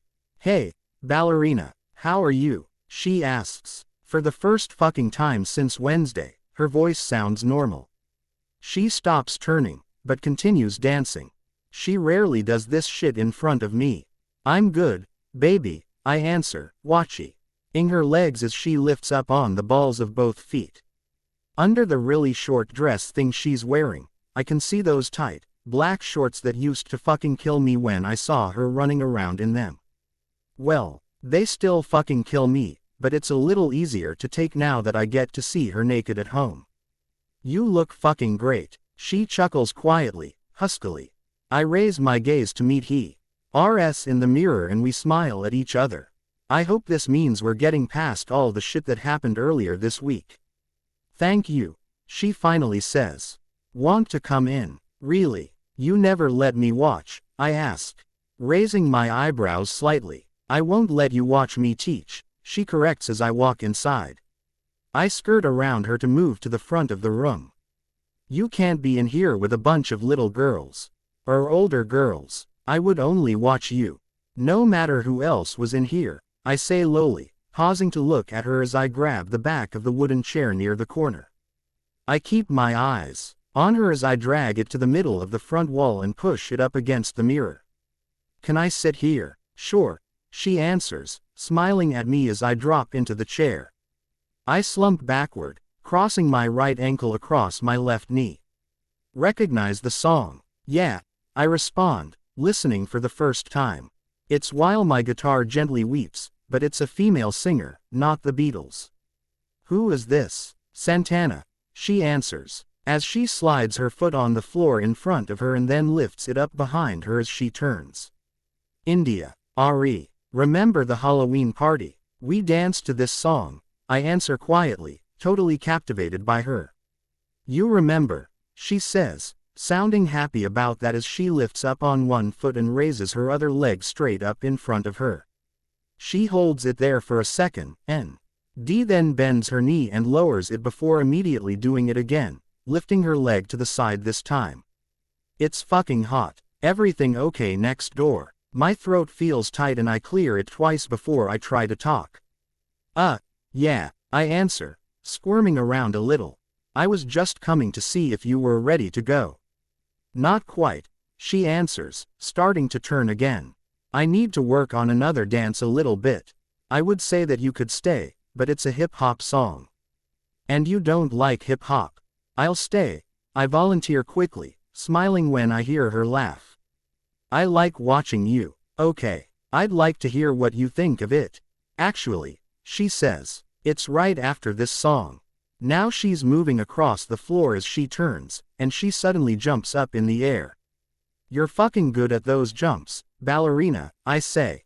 She stops and smiles widely at me, her large, brown eyes shining. She hasn't smiled at me like this for days, and I feel my abs contract involuntarily as my heart picks up speed. They're called leaps, she reminds me. Right, you're a fucking good leaper then, I insist. She does several more, arching her back and neck. Since she's finally fucking talking normally to me, I try to keep it going. You like this kind of dancing the best? Not necessarily, she says thoughtfully, turning her way across the floor until she's in front of me again. For me, It's about desire. How I'm feeling in the moment. What I want. Sometimes I prefer ballet-controlled movements, carefully choreographed. Beautiful. Other times it's jazz fast and fun. Or lyrical. Letting my body really be moved by the music is so freeing. It's expressive, passionate, and hip-hop is newer for me, but I love the way it can be street or sensual or both. Somehow even when it's rough, it's still full of emotion. Jesus. It's a good thing she's still busy dancing instead of looking at me because my fucking mouth is hanging wide open. I guess not getting any for 3 nights has put my libido on high alert. I know that she's talking about dance, but my brain and my dick heard nothing but sex in that speech. Sometimes I'm just in the mood for something different. You know what I mean? She asks. I close my mouth and swallow, but don't answer. She pauses to glance at me. Edward. Oh, yeah, I agree, shifting around in the chair. I know what you mean. The song ends while I'm speaking. And she smiles softly before turning her back to me. Christ, it's fucking hot in here. My forehead is starting to sweat. Keeping my eyes on her, I lean forward and take off my jacket. As I sit back, I watch her pull the elastic band from her ponytail, shaking her head slightly as her hair falls down her back. I don't recognize the hip-hop song when it starts. She barely moves at first, only shrugging her shoulders with the music. As the bass kicks in, she swings her hips back and forth and lowers her ass toward the floor. When she's pretty low, she holds herself there, putting her palms on the ground.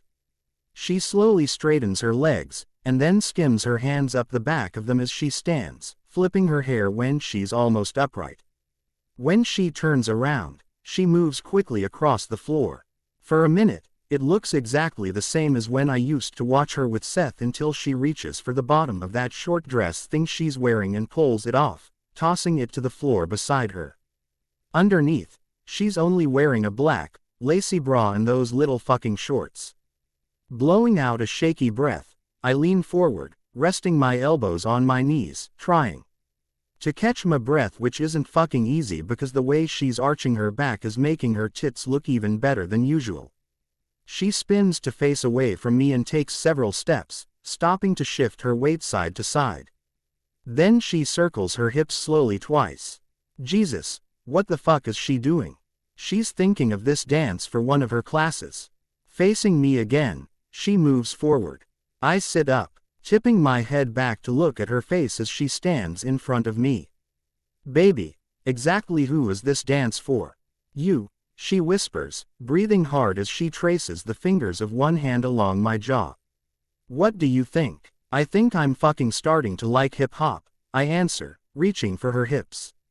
Smiling, she twists away, out of my grasp. I'm not finished, she says as she backs up. I need to tell you something. Okay, I answer, watching as she dances across the floor and stops at the side of the support post in the room. I've been upset with you the last couple of days, she says as she swings herself around the pole. I know, I reply, trying like hell to pay more attention to what she's saying than what she's doing. But it's fucking hard. What happened Tuesday night in the car, she begins, standing in front of the pole now to face me. Won't happen again, I interject firmly, looking into her eyes. That's too bad, she responds lowly, sliding her back down the pole.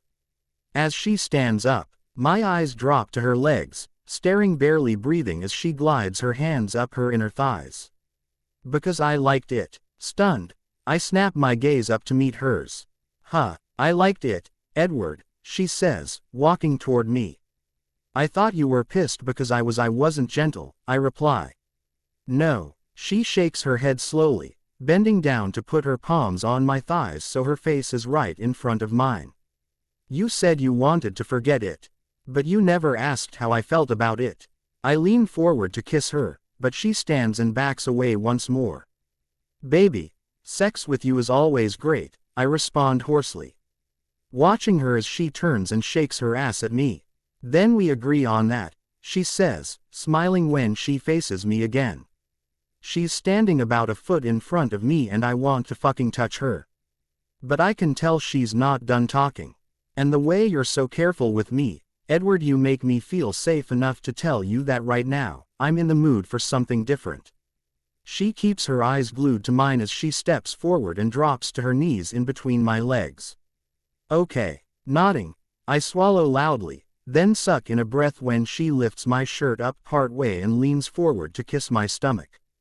Hoping I'm right about where this is headed, I reach one hand behind my neck and yank my shirt up and over my head, digging my other hand into Bella's hair as her lips move across my abs. And then lower. She sits back on her heels to pull off my shoes and socks, and then pushes them aside. When she raises up, she spreads her hands across my chest, trailing lightly down my skin as she bends forward again. Fuck, ballerina, I exhale, letting my head fall back against the mirror while she torments me with her lips and tongue. She looks up at me as she unbuttons and then slowly unzips my jeans. Groaning quietly, I push my jeans and boxers down to my knees, and then she pulls them completely off, looking down at the floor as she shoves them away. I like your feet, she whispers, tracing her fingers along the tops of them, ignoring the fact that my dick is sticking straight up right in front of her. She's nervous, I think. Bella, you don't have to. I want to, she insists, raising her eyes to mine. I'm just not sure how to make it feel good for you. Ballerina, I can fucking guarantee it's gonna feel good for me, I answer, then jerk my right foot away from her hand when she tickles the arch. She smiles at me, and then finally puts her mouth on me. Fuck, I close my eyes at first, but after a minute, I want to watch. Looking down, I slide my hands into her hair, pushing it back, groaning when I see her fucking perfect mouth wrapped around me. She keeps going, but when I feel myself getting too close, I stop her. Baby, wait, I say, holding her still. As she pulls away, she tilts her head up, frowning. Jesus, Bella, I want you. Come here. I stand up, pulling her up, too, and then crash my mouth to hers. Immediately, I wrap my arms around her back, unhooking her bra and pulling it down her arms. Before it's fallen to the floor, I cup her breasts, rubbing my thumbs across her nipples until she whimpers. I kiss down her neck to her chest, closing my lips around one breast and sucking strongly. Oh, God, Edward, she whispers, digging her nails into the skin of my shoulders. Please, please. Moving quickly, I straighten up and turning her again so that she's standing in front of me. She's facing the mirror, her knees against the seat of the chair, with my hands resting on her shoulders. Fuck, you're so beautiful, I say, bending down to speak in her ear, but watching her in the mirror. Grazing my fingers down her arms, I grab her hands and bend us forward, placing her hands on the back of the chair. And then kissing her shoulder before I stand up. Reaching for the waistband of her shorts, I slide them down her legs and press her feet apart after she steps out of them. I know she's wet and I can't fucking wait any longer. So I hold her hip with one hand and my dick with the other and push my way inside. Trying to give her time to adjust, I thrust slowly and shallowly a few times, watching her back heave with her breaths. When I feel her relax, I pull almost all the way out, then immediately bury myself again. Gasping, she reaches forward to brace one hand on the mirror as I press her forward. Hanging on to her waist, I drive into her over and over, listening to her sounds. I need to see your face, ballerina, I beg, waiting until she arches her neck to look at me in the mirror before I continue. Her eyes are darker, her lids heavy. She rolls her lips together and moans quietly as I slide in again. You feel so fucking good. You do, too, she breathes, pushing back against me. Realizing she's close, I reach between her legs to circle her clit. I keep my eyes fixed on hers until she comes, crying out and clenching the hand on the mirror into a fist. When I feel her legs trembling, I lift her to kneel on the edge of the chair. After only a few more thrusts, I come, holding myself all the way inside her and leaning over to wrap my arms around her tightly.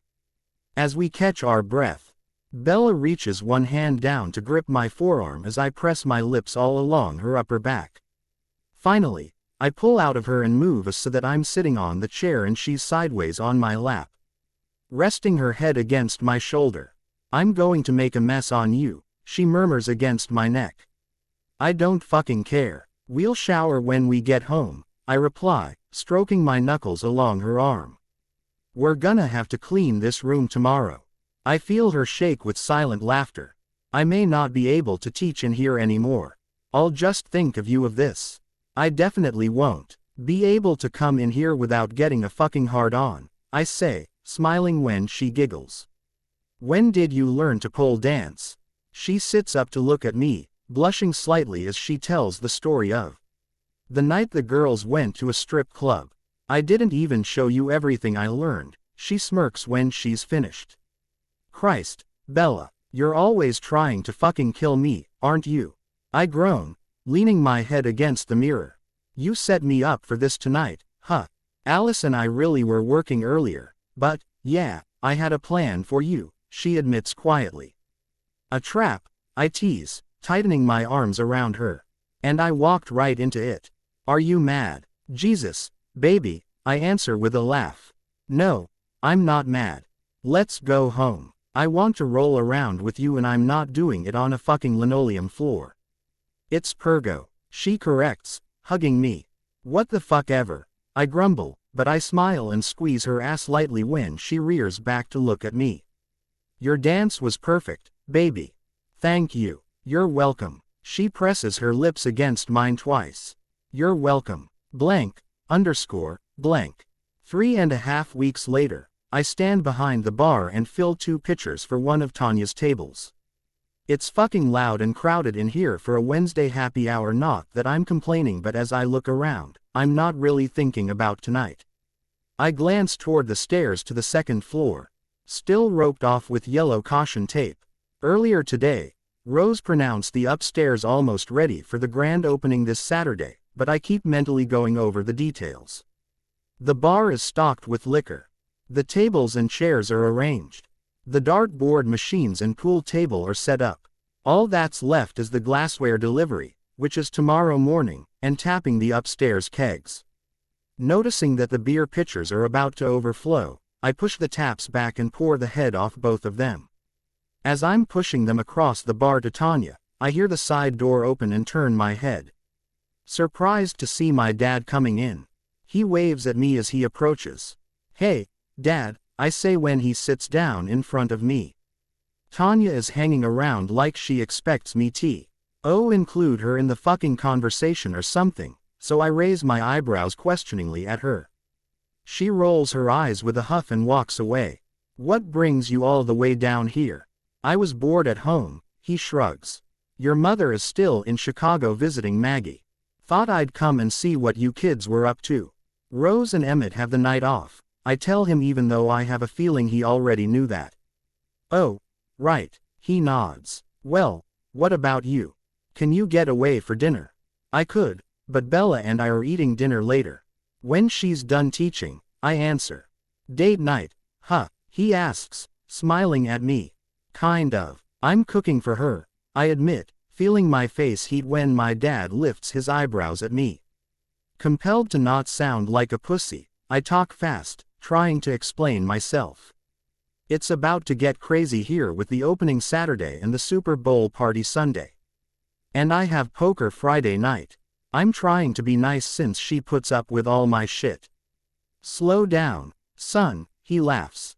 You don't have to explain. Wanting to do things that please the woman in your life is nothing to be ashamed of.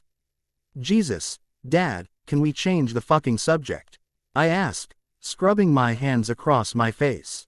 He laughs louder, but gives in. He spends a few minutes studying the menu, and then orders food. While he eats, we watch basketball on the TV above the bar, commenting idly on the game. After he's finished, he hangs around, apparently not in any hurry to leave, which makes me wonder what the fuck he's really doing here. He also keeps talking. We spend several minutes on topics I don't give a shit about before he finally maneuvers the conversation around to me again. So, is the upstairs finished? All ready for Saturday? He asks. Yeah, mostly, I grin. You want to come up? The last time my dad was upstairs. It was only roughed in. Of course, he answers, smiling back. Turning around, I get 2 glasses from the shelf behind me, and then lead the way, pausing to talk to Lauren at the other end of the bar. I'm gonna take my dad upstairs and break in the pool table, I say. Come get me if you need me. As we walk up the steps, I ask about Mom's trip. She's fine, says Mags, and the kids are fine, too. He sighs. I'm glad she's enjoying herself, but I want her to come home. You miss her? I ask, turning to look at him. Yes, after all these years, no matter how much I look forward to being home alone, I always end up missing her within a couple of days.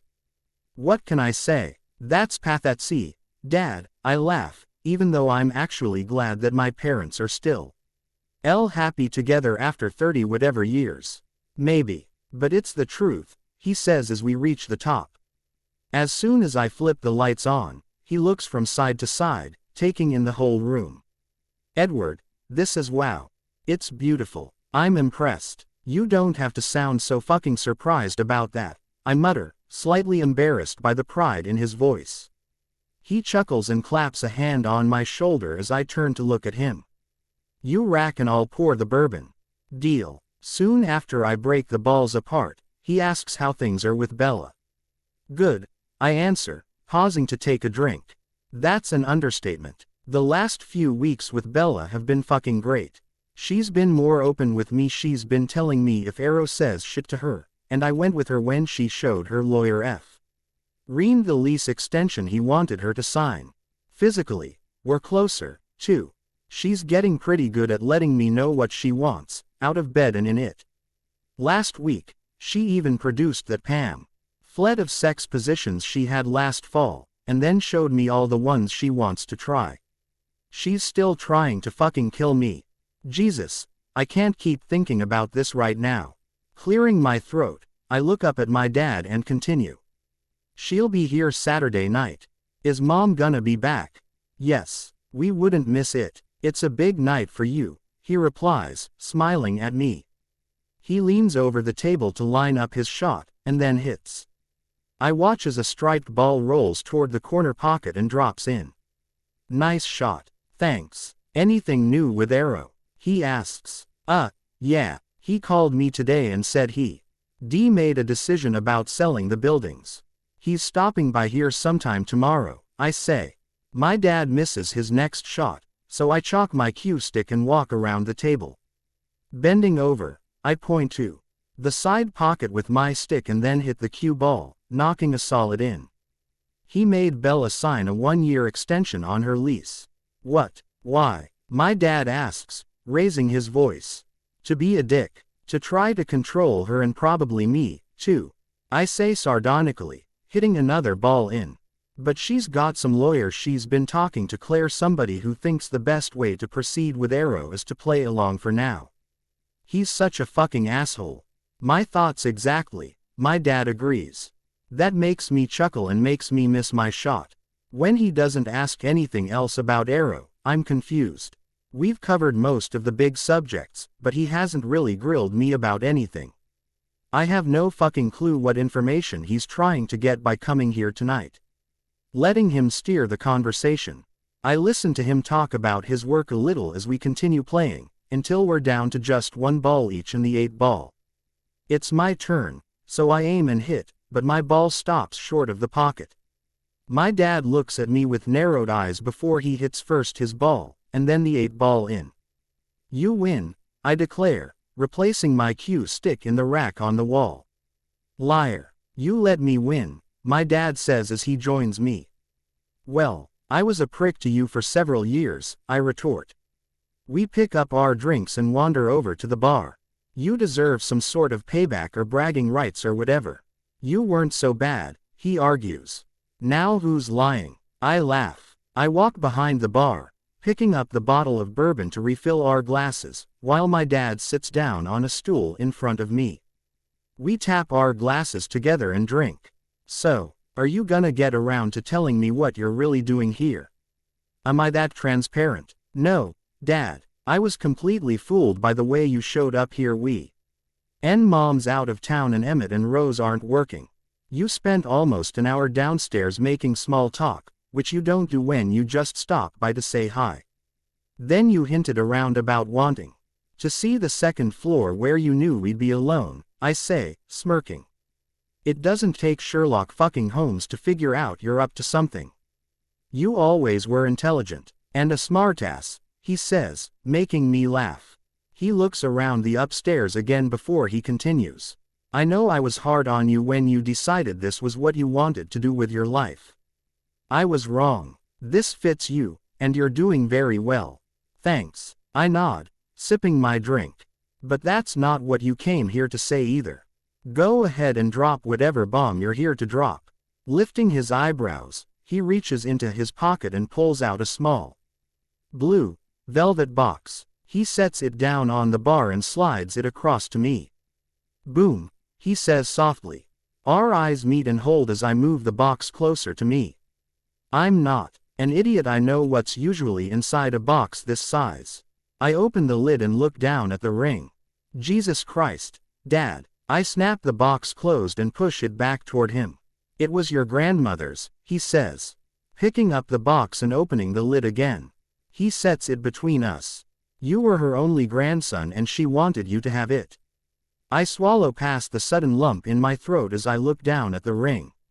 It's a silver-colored band with a decent-sized round diamond in the center and smaller, kind of diamond-shaped stones on each side. It's Grandma Cullen's. Yes, she told me a few weeks before she died that she wanted you to have it, he says quietly. She's been gone 4 years. I frown, looking up at him again. She also told me not to let you have it until I was sure you wouldn't. Give it to the first little tramp that crossed your path, he says, smiling slightly. Yeah, that sounds like her.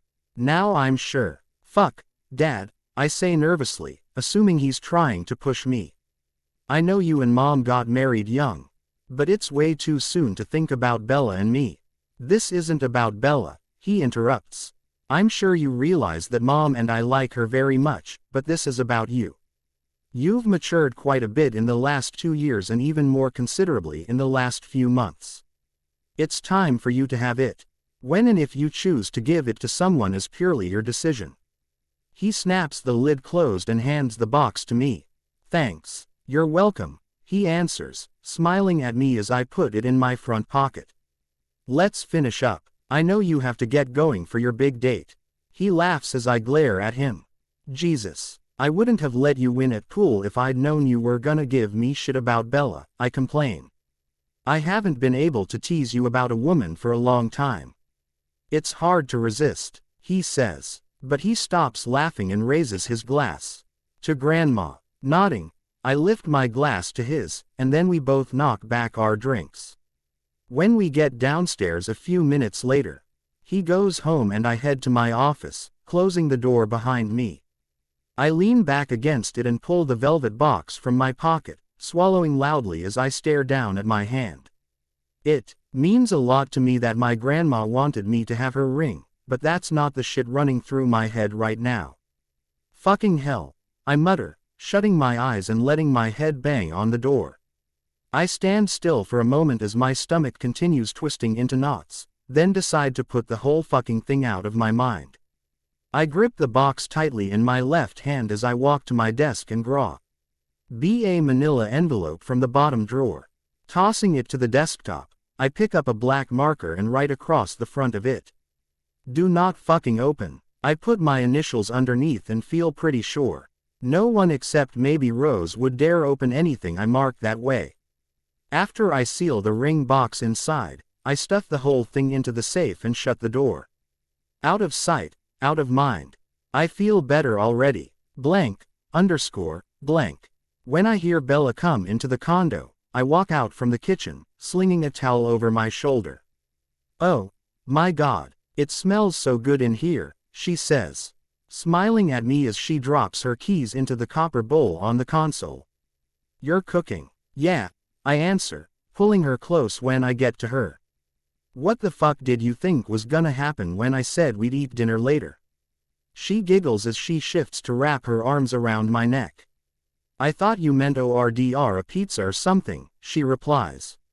What are you making? Paella, I say nonchalantly. Then laugh when she gasps and pulls me down to kiss her. You're making my favorite, she murmurs happily. I am, I answer, groaning quietly when she opens her lips, letting me in.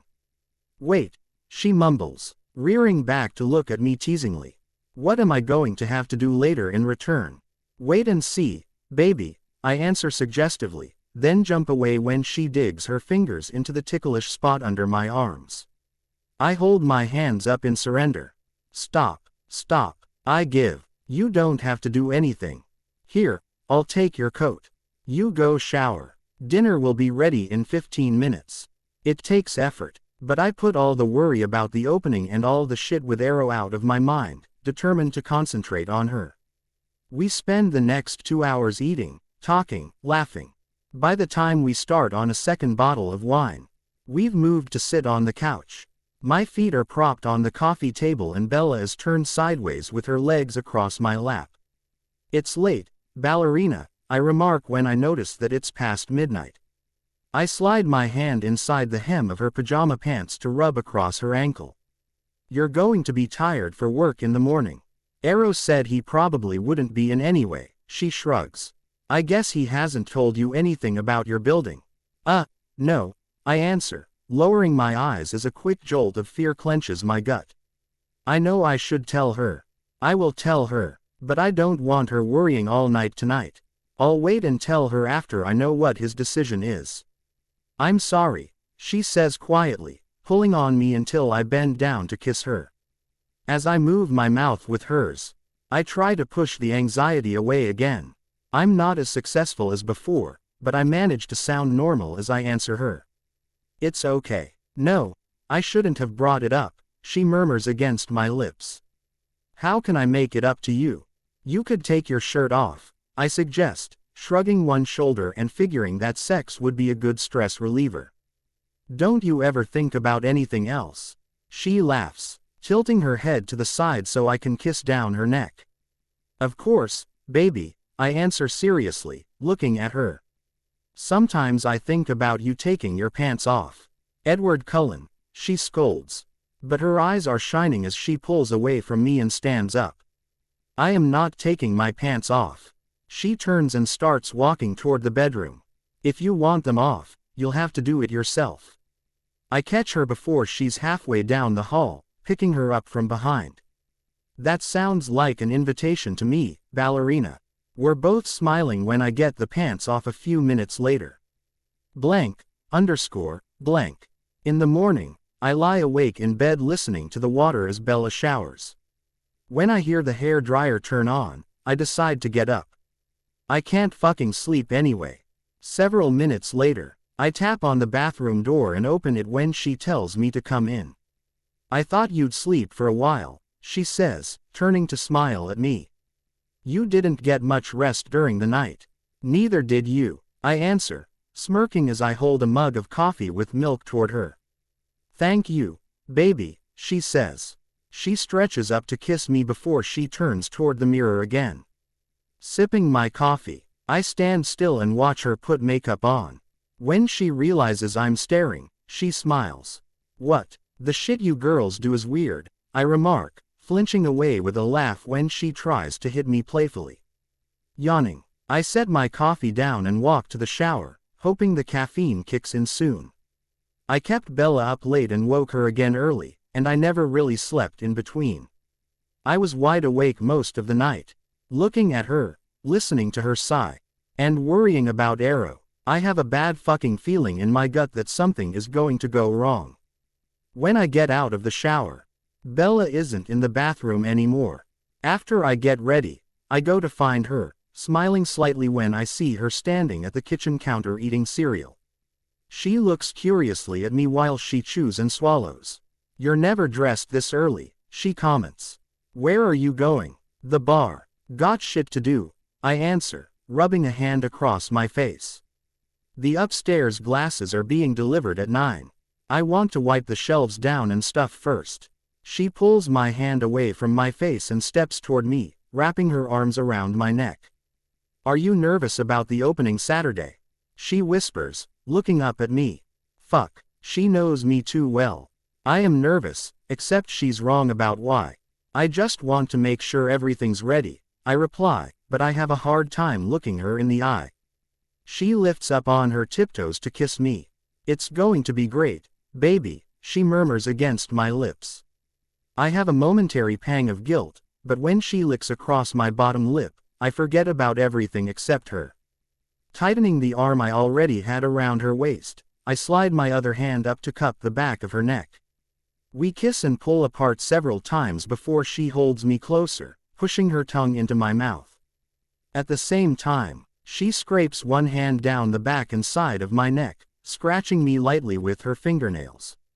She moans quietly as I move my lips more urgently against hers. Feeling my dick harden, I move my hand down to her ass, pressing my hips to hers, and then groaning as she rocks against me. Christ, it hasn't even been 2 hours since I rolled on top of her in bed and woke her up. But I'm ready to go again even though I know we can't right now.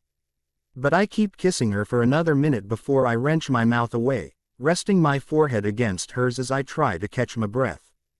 Jesus, ballerina, I pant. You better go. I know, she agrees, pulling away slightly to smile at me. Moving my hand from her neck to her face, I skim my fingers along her cheek. I'll see you tonight. Yeah, I answer, bending down to kiss her once more. Fuck, I hope I have good news by then. Blank, _ blank. Cullen. Upstairs, Volturi, I yell, shaking my head. I fucking told him I'd be upstairs when he called 20 minutes ago to say he was on his way. I also texted Emmett and told him to come in late. I don't want any witnesses for this.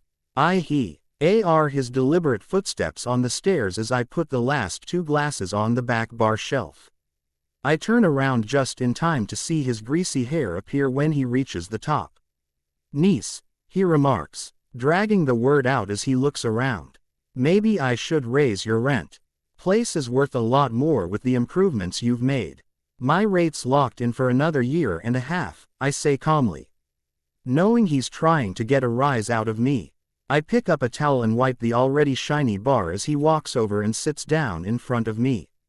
Right, you signed a 2-year extension last summer, he says, acting like he just fucking remembered.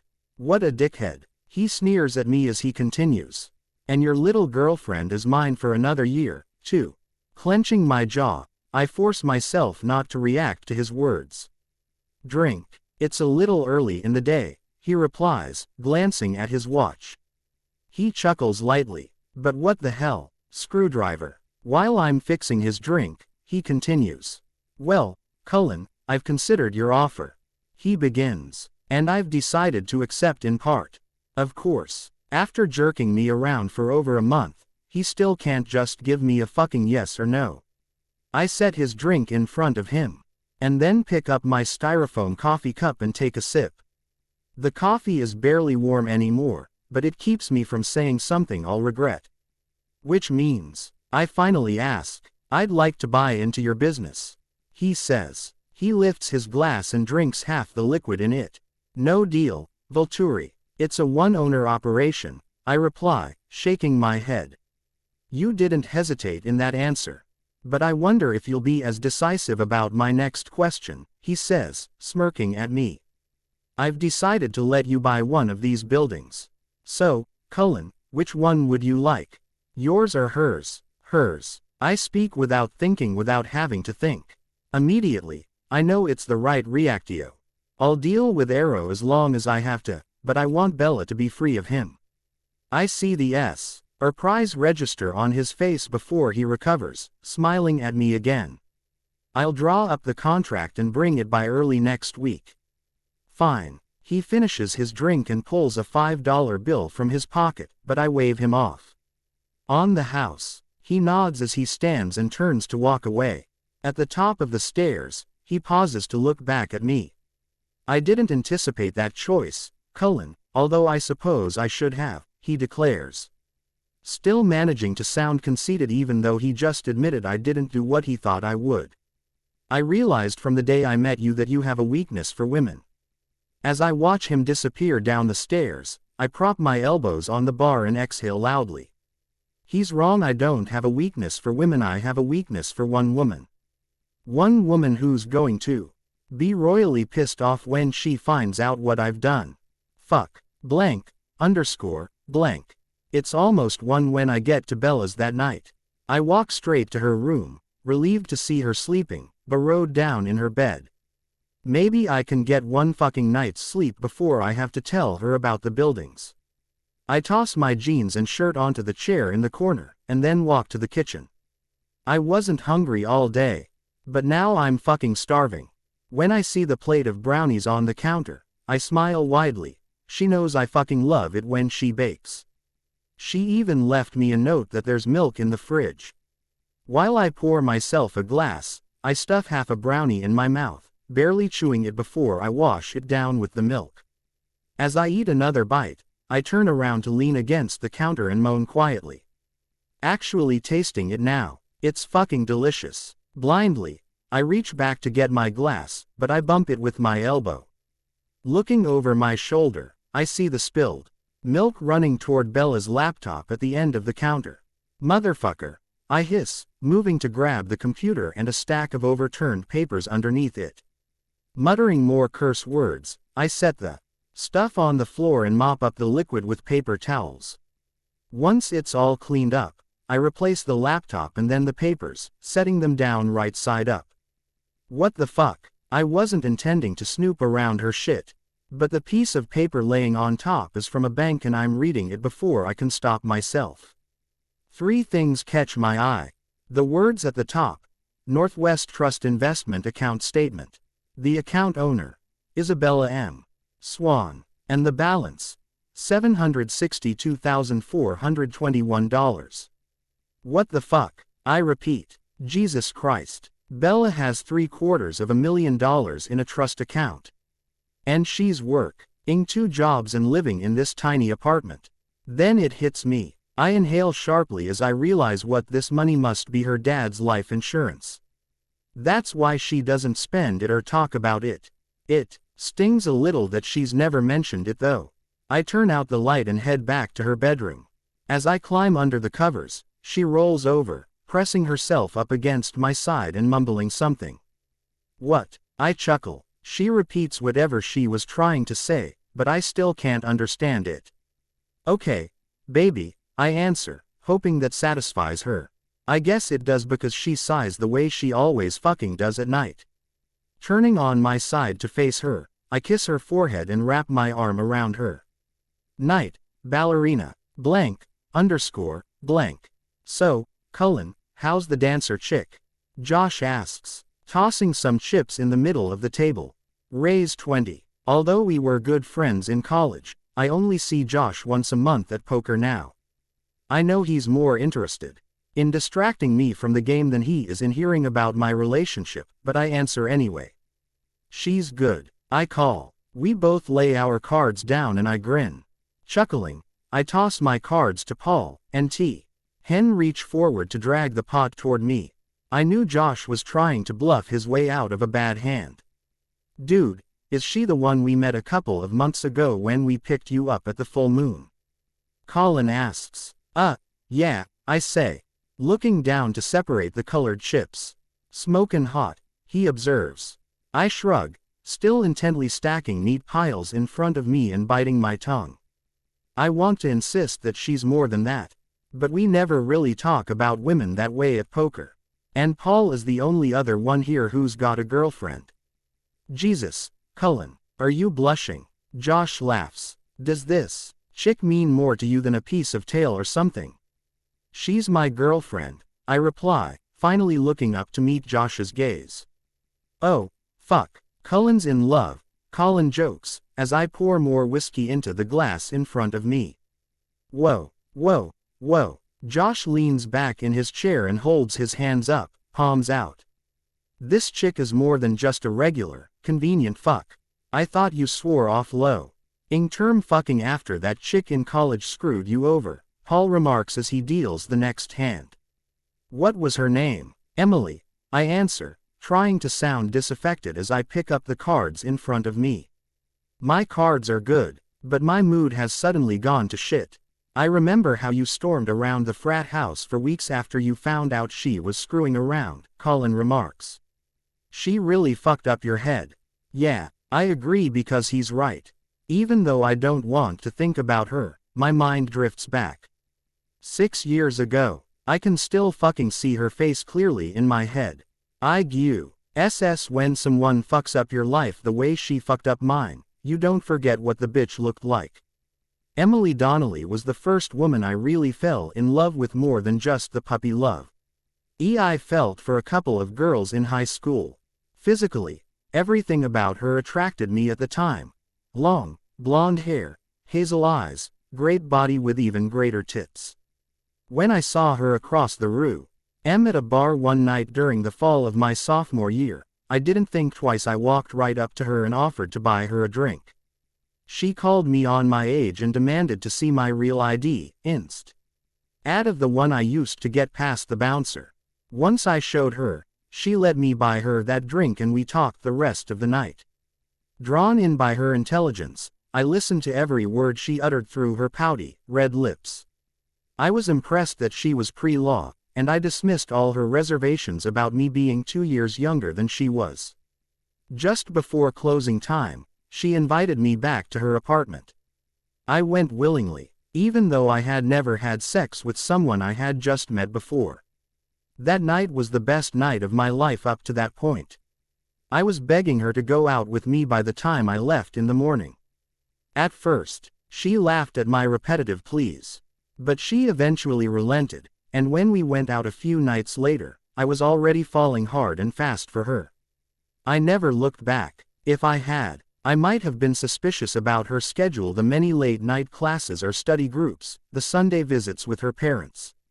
She never let me meet any of her friends, never invited me along on those Sundays with her family. I should have realized that I wasn't the only one.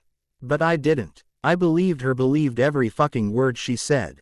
2 months into our supposedly monogamous relationship, she canceled a date with me, saying she wasn't feeling well. Ignoring her instructions to stay away, I immediately headed over to her place, armed with orange juice and cough medicine. The half-naked guy who answered the door was expecting a pizza delivery, not an angry boyfriend.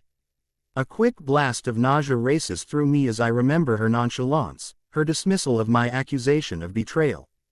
Her refusal when I begged her to have a real relationship with me. Her laughter when I told her I loved her. That night changed everything for me. Colin's right, I did mope around angrily for several weeks. And then I decided I'd play her game. I screwed who I wanted, when I wanted, with no regard for the woman's feelings at all. 1 night stands, 2 week stands, whatever. It was all the same to me.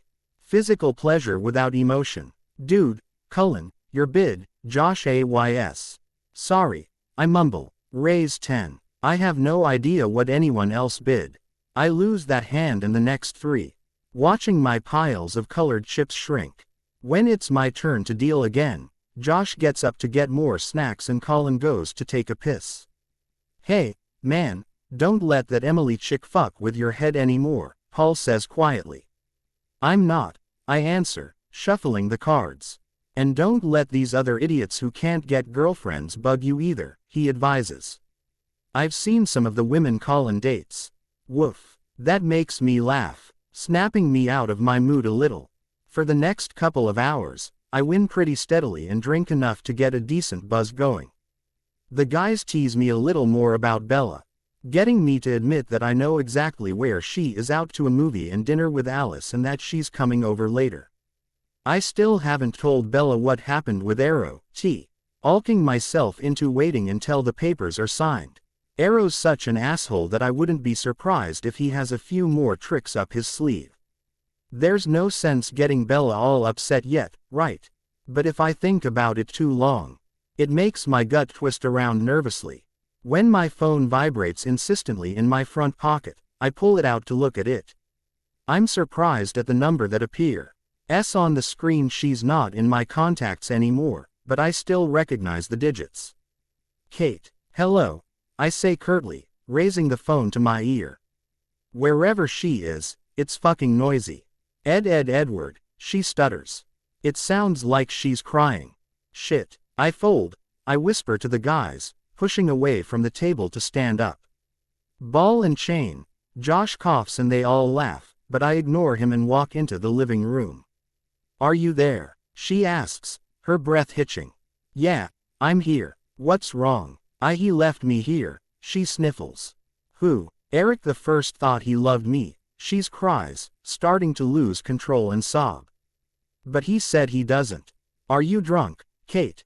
I think so, she answers between gasps. Can you come get me? I don't have anyone else to call. Fuck. I look at my reflection in the patio door. I watch as I raise one hand to run through the top of my hair. What the fuck am I supposed to do? Where are you? I sigh. Gallagher's, she hiccups. I'll be there in 15 minutes, I say quietly. Drink some water, okay. Kay, she says. Thank you. Yeah, I answer, hanging up the phone. I walk back to the kitchen and make an excuse about something going on at the full moon. After slamming the rest of my drink, I pull my keys from my front pocket and tell the guys not to worry about the stacks of chips in front of my seat. As I walk out the door of Josh's apartment building, I press the unlock button on the car remote and see my red taillights flash twice across the street. Looking up at the streetlight, I see the mist falling. Fucking Seattle weather, I mutter, zipping my leather jacket. As I cross the street, I can't decide who I'm more irritated with, Kate for calling me or myself for not just calling her a fucking cab. Fucking Kate, I mumble. There's a new knot in my gut as I open my car door and get inside, buckling my seatbelt before I start the engine. I glance at myself in the rearview mirror as I release the parking brake and put the car in first. Shaking my head at myself, I say what I really think. Fucking idiot. BPOV. I look around, surrounded by the sounds of the cramped, crowded restaurant, soft accordion music, silverware scraping against porcelain plates. Corks quietly popping as they're eased from the necks of wine bottles. My eyes land on the couple sitting at a table near us, and I smile when I see her laugh at something her date says. Then I hear the fingers tapping impatiently on the linen-covered table. When my eyes meet the curious gaze across the booth from me, I groan inwardly. So, the movie was pretty predictable, don't you think? I ask, hoping to divert her attention. Judging by the look in her eyes, it's not working. I said, you're holding out on me, she pronounces, one eyebrow raised inquisitively. No one smiles the way you have for the last 2 days without a reason. Alice, I hiss, opening my menu in front of my face to hide my embarrassment or hide from her. You know I can't talk about this stuff. Sex. You can't talk about sex. She asks, grinning evilly when I lower my menu and shush her. You talked about it after the night you danced for him. That's because we were drinking, I whisper loudly. I was on my 3rd martini when I told you about it. Well, I'm driving you back to Edward's, so drink up. She laughs, nudging my full glass of red wine closer. I want to hear all about your hot sex life. I gulp half the glass, knowing she won't let me off the hook. She gives me a reprieve until after we've ordered, but then she's on me again. Swearing her to secrecy, I tell her about Wednesday the paella. The sex and the later sex. Oh, my God, she gushes, leaning across the table. Isn't that the best when they wake you up? There's something so romantic, and yet so primal, about that kind of desire. Alice, I can't keep having this conversation in the middle of Mario's, I whine. Okay, she allows, holding up her hands. What about the other thing? The L word. Did you ever tell him that he said it on New Year's? No, I don't think he remembers. Maybe he didn't even mean it. Drunks don't lie, she laughs, picking up a piece of bread from the basket on the table. He meant it. He's probably just not ready to say it sober. You know, it took Jasper like 7 months. I knew he loved me. He knew he loved me. But he wouldn't admit it. As she's talking, She tears off a bite of the bread and dips it in the small bowl of olive oil and balsamic vinegar between us. Maybe you should say it first, B. I don't think I could, I respond, pausing. G to look away before I meet her gaze again. What if he doesn't say it back? What if he does? My heart starts to race. But what if he doesn't? Would it change your feelings for him? Of course not. Then you should have another glass of wine and tell him, she offers quietly, smiling at me. Tonight, when he gets home from poker. I might. I hedge, but I can already feel the emotion filling my chest. I want to tell him. Whether he's ready to say it back or not. While we eat, Alice chatters non-stop, never landing for too long on any one subject. It's Jasper for a few minutes. Then Edward's big opening tomorrow night, which inexplicably segues into a short conversation about her cat. But my second glass of wine relaxes me, and I enjoy trying to follow her stream of consciousness. An hour later, we walk out the door of the restaurant, laughing as we wind our way to the back of the crowded strip mall parking lot. I keep my head down, shielding my face from the falling mist. Once we're in the car, Alice starts the engine, and the windshield wipers squeak across the glass, clearing the drops of water away. And that's when I see it. That looks like Edward's car, Alice remarks, squinting at the car parked on the row in front of us. Its red taillights blink twice. Of course, there are a million black Mustangs in Seattle. She laughs, sitting back and lowering her visor. She opens the mirror cover, illuminating her reflection, and grabs a tube of lipstick from the cup holder between us. I'm still studying the Mustang, wishing I didn't recognize the license plate number. But I do. I've had it memorized for a long time. In fact, I knew it before I knew him. But what is it doing here? What is Edward doing here? The flashing taillights mean Edward's either locking or unlocking it with the keyless remote from wherever he is. I'm sure he wasn't in Mario's. The restaurant isn't big, and Alice and I were seated in the rear section. We would have seen him as we left. Silently, I scan the names of the other businesses in the strip center. The tailor shop is closed. So is the dentist office. The lights are still on in the nail salon, but I'm fairly certain he's not in there. That leaves the ice cream shop and Gallagher's Bar and Grill. Placing a hand over my suddenly queasy stomach, I take a deep breath to calm myself. I'm sure there's a reasonable explanation for why Edward is here instead of at Josh's house for poker. Maybe he's picking up food. Maybe the whole poker group is here. There's no reason for me to be this apprehensive. I take my phone from my pocket. But I don't have any missed calls or texts. He didn't know Alice and I were eating dinner at Mario's anyway. I don't think he's here looking for me. Ahead of me, the taillights flash again, drawing my attention back to the Mustang. I lean forward slightly to look through the windshield, blinking rapidly when I finally see him. Beside me, Alice is applying lipstick while she talks, meaning I see a and only understand every third word, but I'm not really listening anyway. She puts the cap on the lipstick tube and drops it back into the cup holder, then snaps the mirror shut and pushes the visor up. She gasps when she sees what I'm watching. My boyfriend is coming out of Gallagher's with his arms around a woman. The tall, light-haired woman is pressed up against his side, clutching the front of his leather jacket. Her face is downcast, but I see enough of it to recognize her. Kate. Bella, Alice says softly, reaching over to grasp my arm. Just go, I whisper, feeling sick as jealousy and disbelief collide inside. I don't want to do this here. I'm sure it's nothing, she soothes quietly, moving her hand down to squeeze mine. He's crazy about you. He would never. She doesn't have to finish that sentence. Honestly, I never thought he would either, but it's hard to argue with what I see. I watch in nauseated silence as they stop on the passenger side of the car and Kate turns toward him, lifting one hand to touch his face. He's talking, I can see his mouth moving, but he doesn't pull her hand away until she tries to slide it into his hair. Even in the rain, he's picky about his damn hair. Wishing I could make myself close my eyes, I watch her loop her other arm around his shoulders, hugging him, pressing her face into his neck, leaning into him. It seems like it takes forever for him to gently nudge her back and open the car door. After he helps her inside, he shuts the door and walks around the rear of the car toward his side, never even glancing in our direction. "Do you want to follow them?" she asks quietly as he backs out of the parking space. "No," I reply, my voice so hushed that I'm surprised she can hear me. I watch as he drives toward the parking lot exit. If he was heading toward the full moon, his condo, my apartment, anyplace in our life, he'd turn right.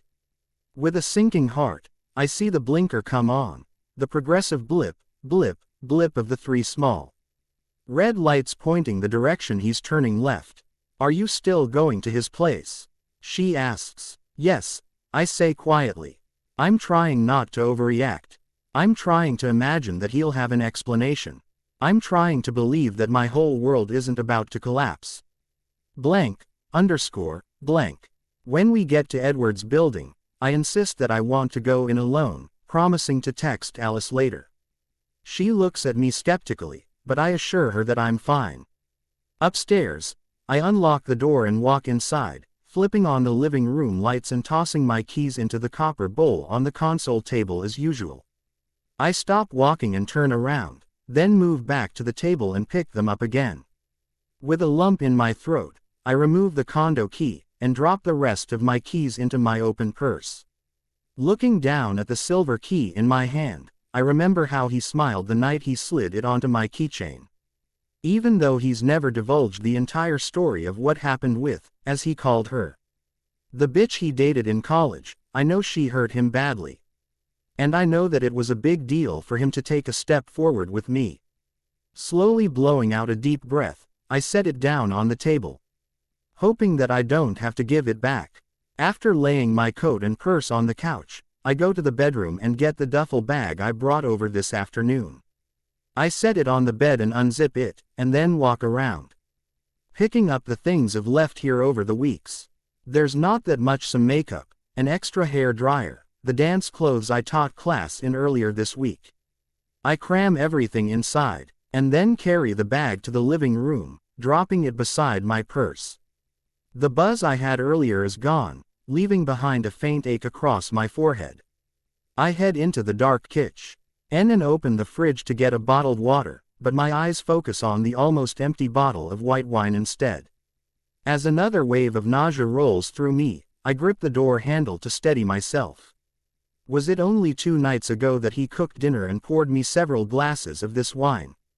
It seems like much longer. Flashes of that evening race through my memory: the time spent talking on the couch, the hours spent pleasuring each other in his bed, the way he wrapped himself around me when we finally went to sleep. And now I have no idea where I stand with him. I don't want to believe that he would cheat on me. But it's been 45 minutes since I saw him leave Gallagher's. Where the hell is he? Even though I know it will only make my head worse, I grab the bottle and a wineglass, and then walk through the dark kitchen to sit down at the table. After pouring what's left of the bottle into my glass, I take a drink and reluctantly relive the scene in the parking lot again and again, Kate clutching him. The way they stood next to the car talking and hugging. Was he hugging her back? I can't remember, but I know that he didn't push her away. And what the fuck was he doing with her in the first place? My head has started to throb by the time the door opens half an hour later. I hear the clink of Edward's keys when he drops them into the copper bowl.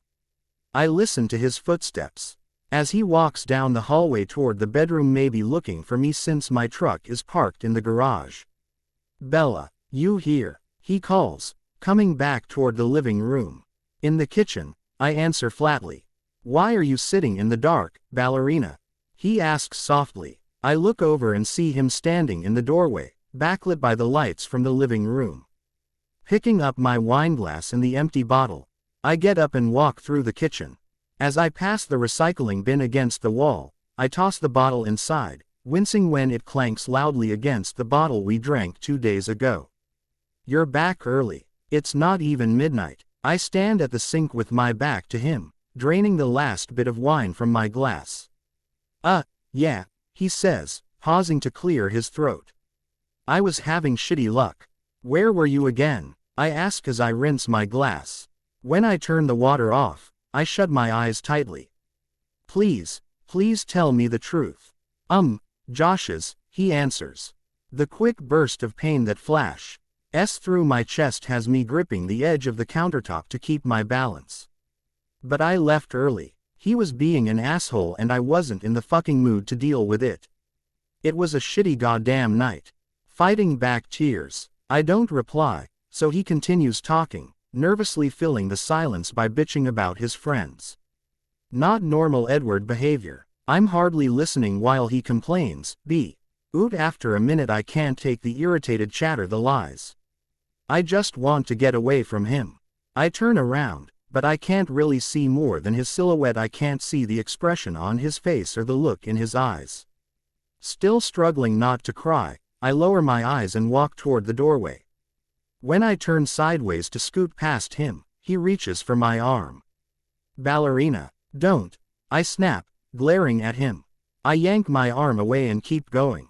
You're pissed at me, Jesus Christ, he mutters. Are you gonna tell me why I'm in trouble or am I supposed to fucking guess? Stopping, I turn around slowly. He has the nerve to look like he's mad at me, eyes slightly narrowed, hands stuffed in his front pockets. I saw you, Edward, I whisper harshly, hoping to mask the tears still clogging my throat. Alice and I ate dinner at Mario's.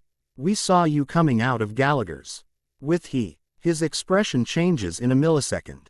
His mouth drops open and he shakes his head quickly. Baby, it's not what you think. We didn't. I just drove her home. Why didn't you tell me, then? What was I supposed to say?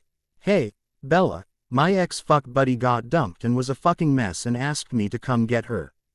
He asks, raising his voice slightly. His blunt words cut through me, making me bend forward a little and cross my arms over my stomach in an attempt to dull the pain. I don't think that would have gone over very well. He finishes with a humorless chuckle as he lifts his hands to scrub across his face. So you chose to lie instead, I accuse. After you totally disregarded my feelings, our relationship, to go to her. Then you lied about it to cover it up. I wasn't disregarding anything about us, Bella, he insists, taking a couple of steps toward me. I was just trying to be a nice guy. She had no fucking one else to call. Quote, except a cab, I point out. Or you could have called me and let me know what was going on instead of sneaking around with her. I bow my head to hide the tears that have begun to leak from the corners of my eyes. You're right, he says softly, moving to stand right in front of me. But it was all innocent. Nothing happened. You didn't push her away when she was all over you. Unsure if I'm more angry at him or at my quivering voice, I raise one hand and roughly wipe my tears. She was upset. It wasn't like she was coming on to me or anything. How would you feel, Edward? I asked, raising my head back up to look at him. If you saw me hugging some ex, meeting up with him secretly, and then lying about it. I'd fucking hate it, he admits with a sigh. I'm sorry, Ballerina, I should have told you. But nothing happened. Please believe me. Even though I don't feel like telling him right now, I do believe him. I don't think he would screw her. And then come here like nothing had happened. But I don't know where to go from here. How do I stop feeling like this? When he reaches for me, I step away, running into the back of the couch. His eyes drop to the cushion where my things are. Are you leaving? He asks without looking at me. I don't know, I mumble. I don't want you to go. His bloodshot green gaze meets mine again. I wonder for an instant if it's from the alcohol I can smell on him or if he's tired or if he's upset, too. Please stay. We stare at each other for what feels like a long time, but I'm sure it's only a minute or so. Finally, I nod slightly and step toward him. This time, when he tries to put his arms around me, I let him. Blank. Exhausted from all the emotion and wine, I'm out as soon as I burrow down in the bed. I never sleep deeply though, waking up often during the night. And after 4 o'clock, I don't sleep at all. Every time I close my eyes, I see Edward with Kate. I guess I sort of understand why he picked her up, but other troubling things keep running through my head. What else isn't he telling me? Has he done this before and not been caught?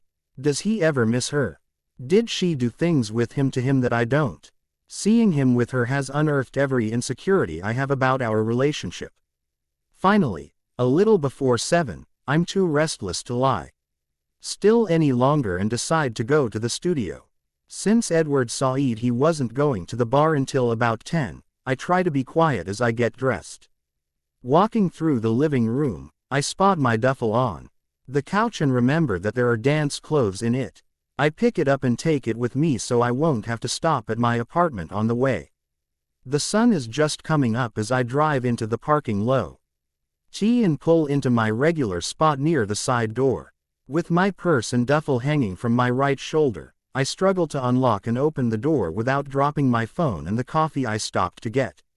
I dump everything on the desk in my office, change clothes in the bathroom, and walk into the chilly studio in just booty shorts and a tank top.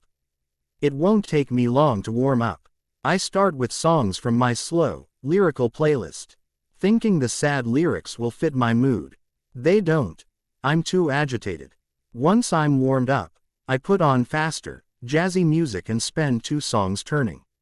Today, though, even fast turns don't pull me out of my funk. With a heavy sigh, I walk back to the stereo and scroll down to my hip-hop list. I'm not sure I'm in the mood for it, and I've never danced to hip-hop to relieve emotional tension. But I'm out of other options. 20 minutes later, I'm even more frustrated as I try to kick up like Seth showed me months ago. I lie flat on my back, roll onto my shoulders, pulling my knees up for momentum. Then spring forward. I should pop onto my feet. I end up falling on my ass. Again and again, but I'm determined to get it. After almost an hour of trying, my shoulders are raw from rubbing the floor and my tailbone is pretty sore. Deflated, I turn to face the mirror, sitting cross-legged and staring at my reflection. I can do this, I mutter, tilting my neck from side to side to stretch it out. And then I'm going next door and telling my boyfriend that I love him, and I want him to stop fucking hiding things from me. Taking a deep breath, I lie down once more. I roll back, spring forward, and land on my feet, looking at myself in the mirror, shocked. Grinning excitedly, I drop to the floor to make sure it wasn't a fluke. It wasn't. I'm able to do it again, not resisting the urge to clap triumphantly this time when I pop up. After practicing it several more times, I walk to the stereo and start the playlist over, turning the volume up louder. For several songs, I let my body move to the heavy bass beat. I circle my hips, practice my footwork, do body rolls. I drop backward, catching myself on one arm, and then switching to balance on my other arm. Swinging my legs side to side in the SpongeBob, I laugh lightly, thinking how my young hip-hop class sings along when we do this step to the cartoon's theme song. Dripping with sweat, but feeling so much better, I bend forward, flipping my ponytail back as I stand again. I let my eyes slide closed and raise my linked arms above my head, grinding my hips to the right in time with the music. Well, this certainly is a stimulating view. I jump and open my eyes, startled. Gasping, I hold a hand over my heaving chest as I whirl around to face the uninvited visitor standing just inside the doorway. "Oh, my God, Arrow. You scared me to death." "Isabella," he says, shutting the door, "you know I would never intentionally frighten you. What are you doing here?" I puff, trying to catch my breath. Looking nervously around the room, I realize I didn't bring anything in here with me. No sweat towel, nothing to cover up with, no cell phone. To hide my concern, I walk to the stereo and turn the volume down. "I came to bring these papers to Cullen, but no one's next door yet. When I saw your truck here, I decided to stop in and have a last look around the place before I sell it." Surprised, I snap my head around to look at him. "You're selling the buildings to him?" "No, I'm selling this building to him," he corrects. "He didn't tell you." I breathe. I use one forearm to pay sweat from my forehead as I walk back toward the center of the room. I'm not letting him corner me against a wall today. I let him choose which one of the buildings he wanted to buy, Eros says, smirking at me. He opted for yours. My anger at Edward flares, but I push it down for the moment.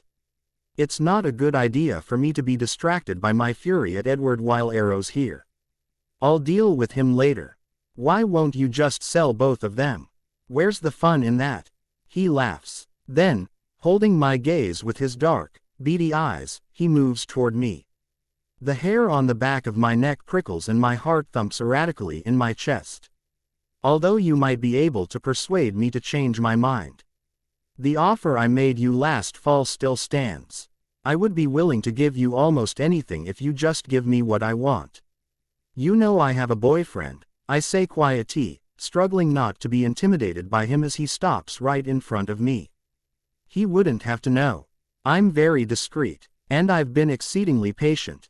He answers. He reaches up to tuck some of my hair behind my ear. It's not like Cullen's faithful anyway. Everyone knows it, but nobody wants to tell you. Stop it, Arrow, I reply angrily. Jerking my head away. I know he's making this stuff up, but it still rattles me. I feel like throwing up all over his $600 loafers.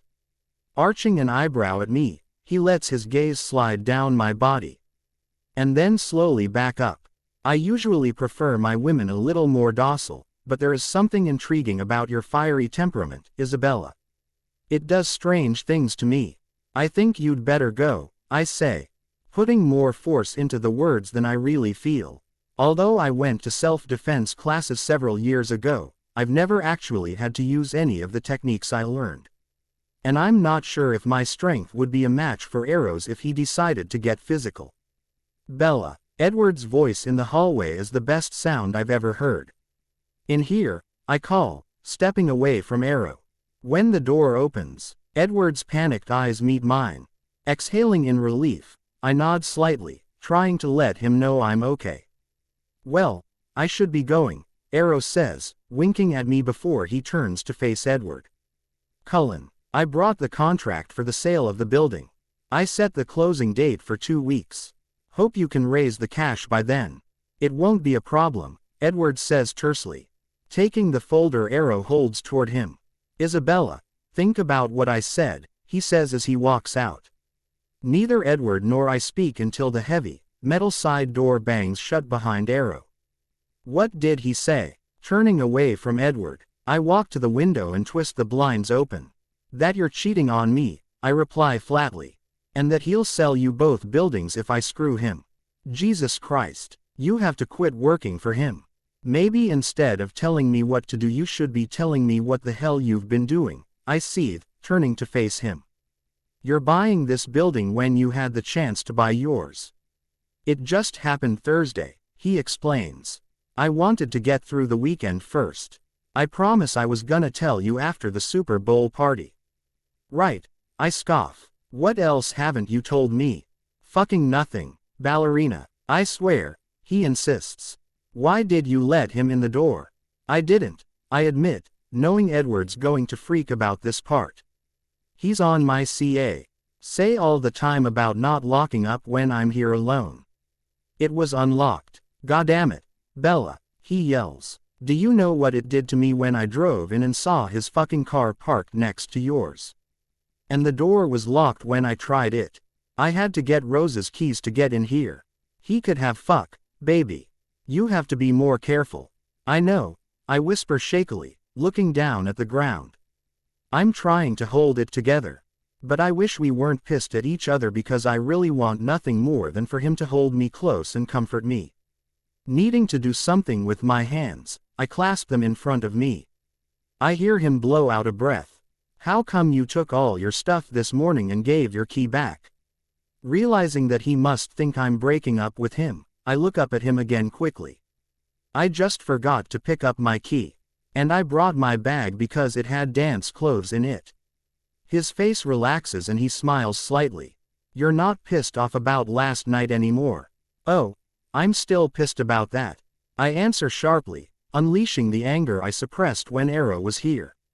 Edward's face settles into a scowl when he hears the tone of my voice. But, Honestly, that's taking a backseat right now to my anger about the building. How am I supposed to trust you when you're always hiding things from me? Are you joking? I'm the one always hiding things. He asks, green eyes darkening with anger. Jesus Christ, you don't even realize what a hypocrite you sound like, do you? You stand there lecturing me about not telling you shit while you've got a giant ass trust fund that you've never fucking mentioned. Gasping, I take a step back. You snooped through my stuff. No, I didn't fucking snoop through your stuff, he protests, insulted. I saw the statement by accident. It's my dad, his life insurance. I whisper as tears sting my eyes. I don't even want the money. I assumed it was something like that, he nods. And I guess that's the difference between us, Bella. I always assume the best about you. And you always assume the worst about me. No, I don't, I argue, sniffling. But the last 2 days, you've kept big stuff, huge stuff from me. And you've had the trust fund since before I met you, he spits, scrubbing his free hand across his face. You're not the only one that gets hurt by this shit, Bella. We're quiet for a few seconds before he lowers his hand, glancing at his watch. Christ, I don't have time to do this right now. I have a fuckload of stuff to do at the bar. I'll see you tonight. I'm not coming. The words are out of my mouth before I even have time to think about the implications of what I'm saying. His mouth drops open, but he recovers quickly and glares at me. Perfect, he fumes. At least lock the fucking door behind me. He turns and stomps out of the room as I raise my hands to cover my mouth. I hold the sobs in, though, until I hear the door slam shut. Crying, I rush to my office and pull on my yoga pants.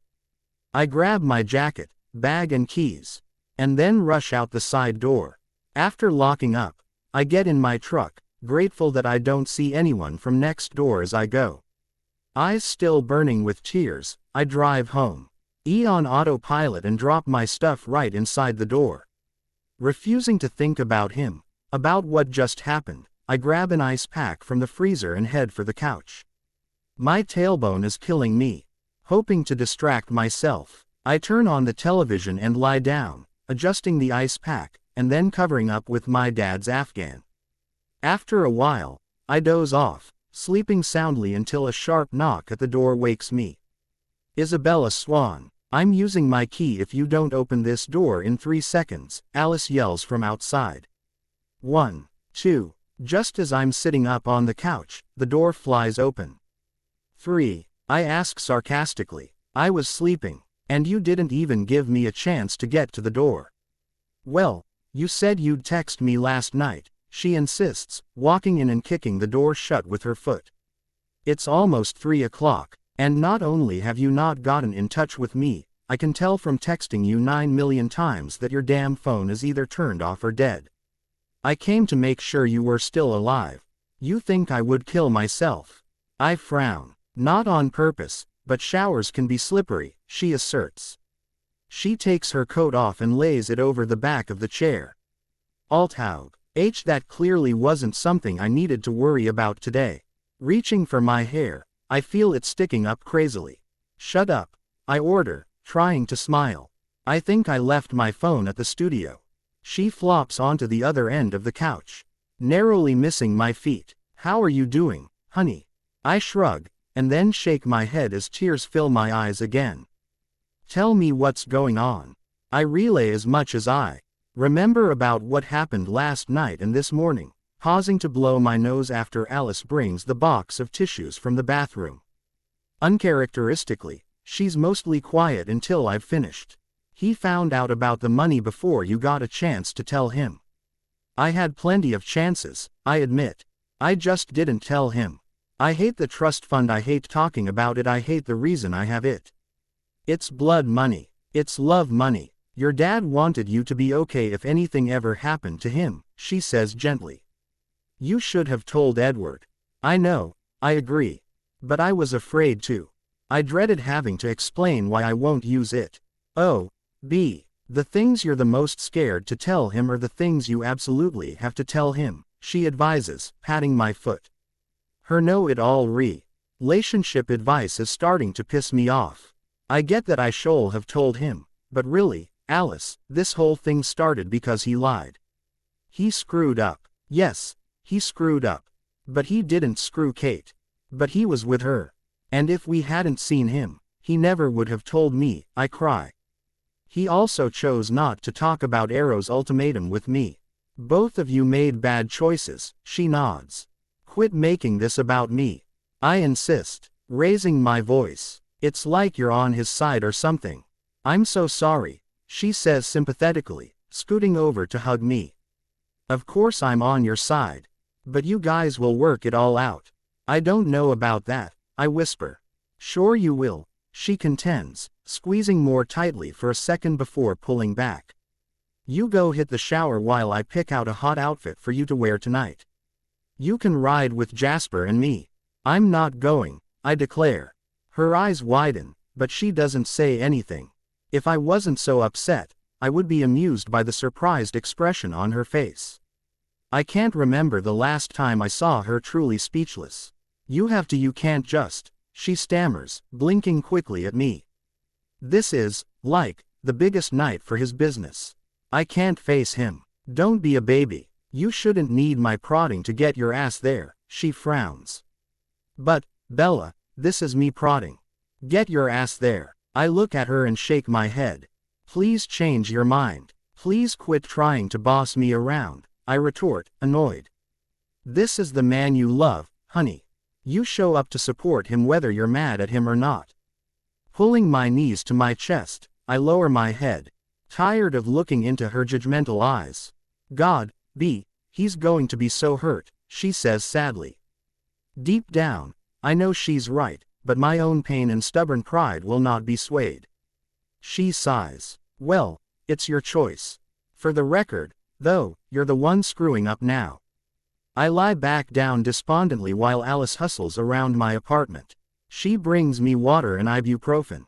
She heats up a bowl of the soup one made Thursday night and refuses to leave me alone until I eat a few bites. Lift up. I brought a new ice pack for your bum, she smirks after I've eaten. You know, you really should elevate the injured area. Maybe you should do that puppy pose we used to do in yoga. You remember. Head down, ass up. Ha ha, you're hilarious. I roll my eyes at her as we exchange cold packs. Can I borrow your shiny black skirt for tonight? She asks. You're still going. She nods, raising a challenging eyebrow at me. Sighing, I wiggle around to get comfortable on the ice pack. I guess. Sure. She claps enthusiastically, and 5 minutes later, she's out the door with my skirt and a smile, leaving me feeling abandoned. Depressed, I curl into a ball on the couch and lip channels until I find an old movie to watch. Before it's over, I fall asleep again. The room is getting dark when I wake up with a start. I'm disoriented, panicked. I feel like I'm forgetting something. Oh, my God, Edward. The opening. What am I doing? Screwing up. That's what I'm doing. I love him and I want to work this out. My eyes dart to the clock on the wall. 6 o'clock. Shit, I'm supposed to be there right now. Throwing back the Afghan, I get up, rushing to get ready. I don't even balk at putting on the dark, skinny jeans and skimpy top Alice laid out on my bed. She must have hoped, or figured that I would come to my senses eventually. I pull on the motorcycle boots that are Edward's favorite, put on the hoodie he gave me that day so long ago, and bolt out the door. I just hope I'm not too late. Blank. When I get to the full moon, there's nowhere to park in the lot. I end up parking on the street half a block up. As I walk toward the front door of the bar, I can hear the music the band has already started. Inside, I stand still, scanning the crowd, but I don't see him. I hear Rosalie though. Bella Swan, it's about fucking time. She yells, clamping my arm and pulling me behind her as she weaves her way toward the steps. Edward's upstairs having a miserable time, which, honestly, was kind of funny at first, but everyone is in his line of fire now. Get your ass up there and fix him. You're not coming with me, I ask, twisting around as she pushes me until I move up 2 stairs. Nope. When I was in charge of your relationship, everything was fine. You two screwed this up by yourselves, and you can work it out by yourselves, she announces with a smirk. I don't think he'll lie to you again. Just saying. So, if you really want to know if your ass looks big in a pair of jeans, don't ask him. She smacks my leg with a laugh, and then walks away. Biting my lip, I hurry up the stairs, anxious to see him. Anxious to make up with him. I stop at the top, my eyes drawn to the two, not miserable people sitting on top of the bar against the far wall. Edward and Victoria, the red-headed bitch. Architect. Whatever. They're smiling, posing for a picture in front of the full moon logo that's etched into the mirror on the back bar. Dumbfounded, I watch as Victoria and her ridiculously short skirt scoot closer, angling her long, bare legs toward him. She rests her hand on his shoulder as Esme snaps a photo. Someone who looks suspiciously like Alice hands each of them a shot, and I feel the breath I was holding shish out in a gust as they tap glasses and drink. Esme's flash lights up several more times while I stare at him. He finally shifts his gaze my way after he sets his glass down. We look at each other less than a second before I turn and hurry back down the stairs. I hear him following, calling my name, but I don't stop. He's fast, though, and catches up just after I reach the main floor. Bella, hang the fuck on, he says, grasping my wrist. When I stop, he slides his hand down, wrapping his fingers around my palm. Come with me. I don't resist when he pulls me down the hallway toward his office. He unlocks the door and pushes it open, letting me walk in first. I toss my purse toward the couch, and then turn around just as he closes the door and leans back against it. Although I can still hear the muffled sounds of the bar. It's quiet in here since neither of us says anything for a minute. Finally, I can't stand the tense silence. You have a good crowd. Everybody showed up except the one fucking person I wanted here the most, he says irritably. My absence didn't seem to slow you down, I answer snottily, folding my arms across my chest. You looked pretty happy cozied up on the bar with what's her name. We were just taking a fucking picture, he defends, narrowing his eyes. She's a bitch, but she did work hard to get the space the way I wanted it. That's not the only thing she's working hard at, I mutter, and you just eat up the attention. What the hell are you talking about? I roll my eyes before I reply. Oh, Edward, come on. She hasn't exactly been subtle in her pursuit of you. So, have you been cheating on me? What? He asks, frowning at me. No. Jesus, Bella, you seriously believe that shit Arrow was spouting this morning? I wouldn't do that. No. I spit through clenched teeth. Don't you dare say that to me now just to get yourself out of trouble. If I was saying it just to get myself out of trouble, I would have said it last night, he grumbles. If it was true, you would have said it before now. I cringe when I hear my curt words, realizing that I'm being a hypocrite again. I haven't said it either. It's not fucking true if I don't say it out loud, he asks, looking at me disbelievingly. Clearly aggravated, he pushes one hand into the top of his hair. I never tried to hide the way I feel about you. Every fucking person who knows me can see it. And you know me better than anyone else. I thought I did. Sliding his hand forward, he stretches his fingers wide across his forehead to shield his eyes. He rubs his thumb against one temple and his middle finger against the other, raising his voice when he speaks again.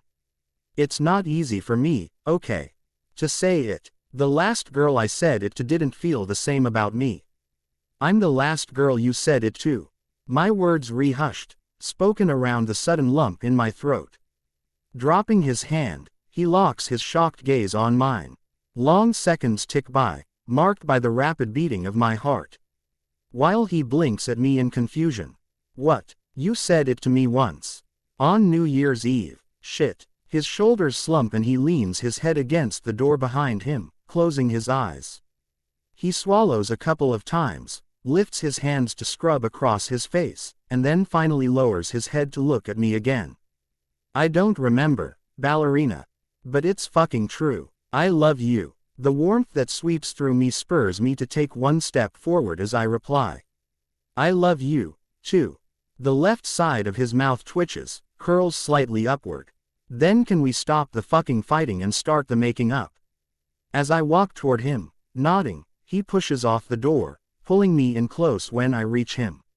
I wrap my arms around his waist and hang on tightly, breathing easily for first time in almost 24 hours.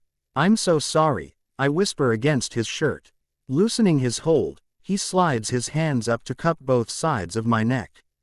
With a sigh, he leans down to rest his forehead against mine.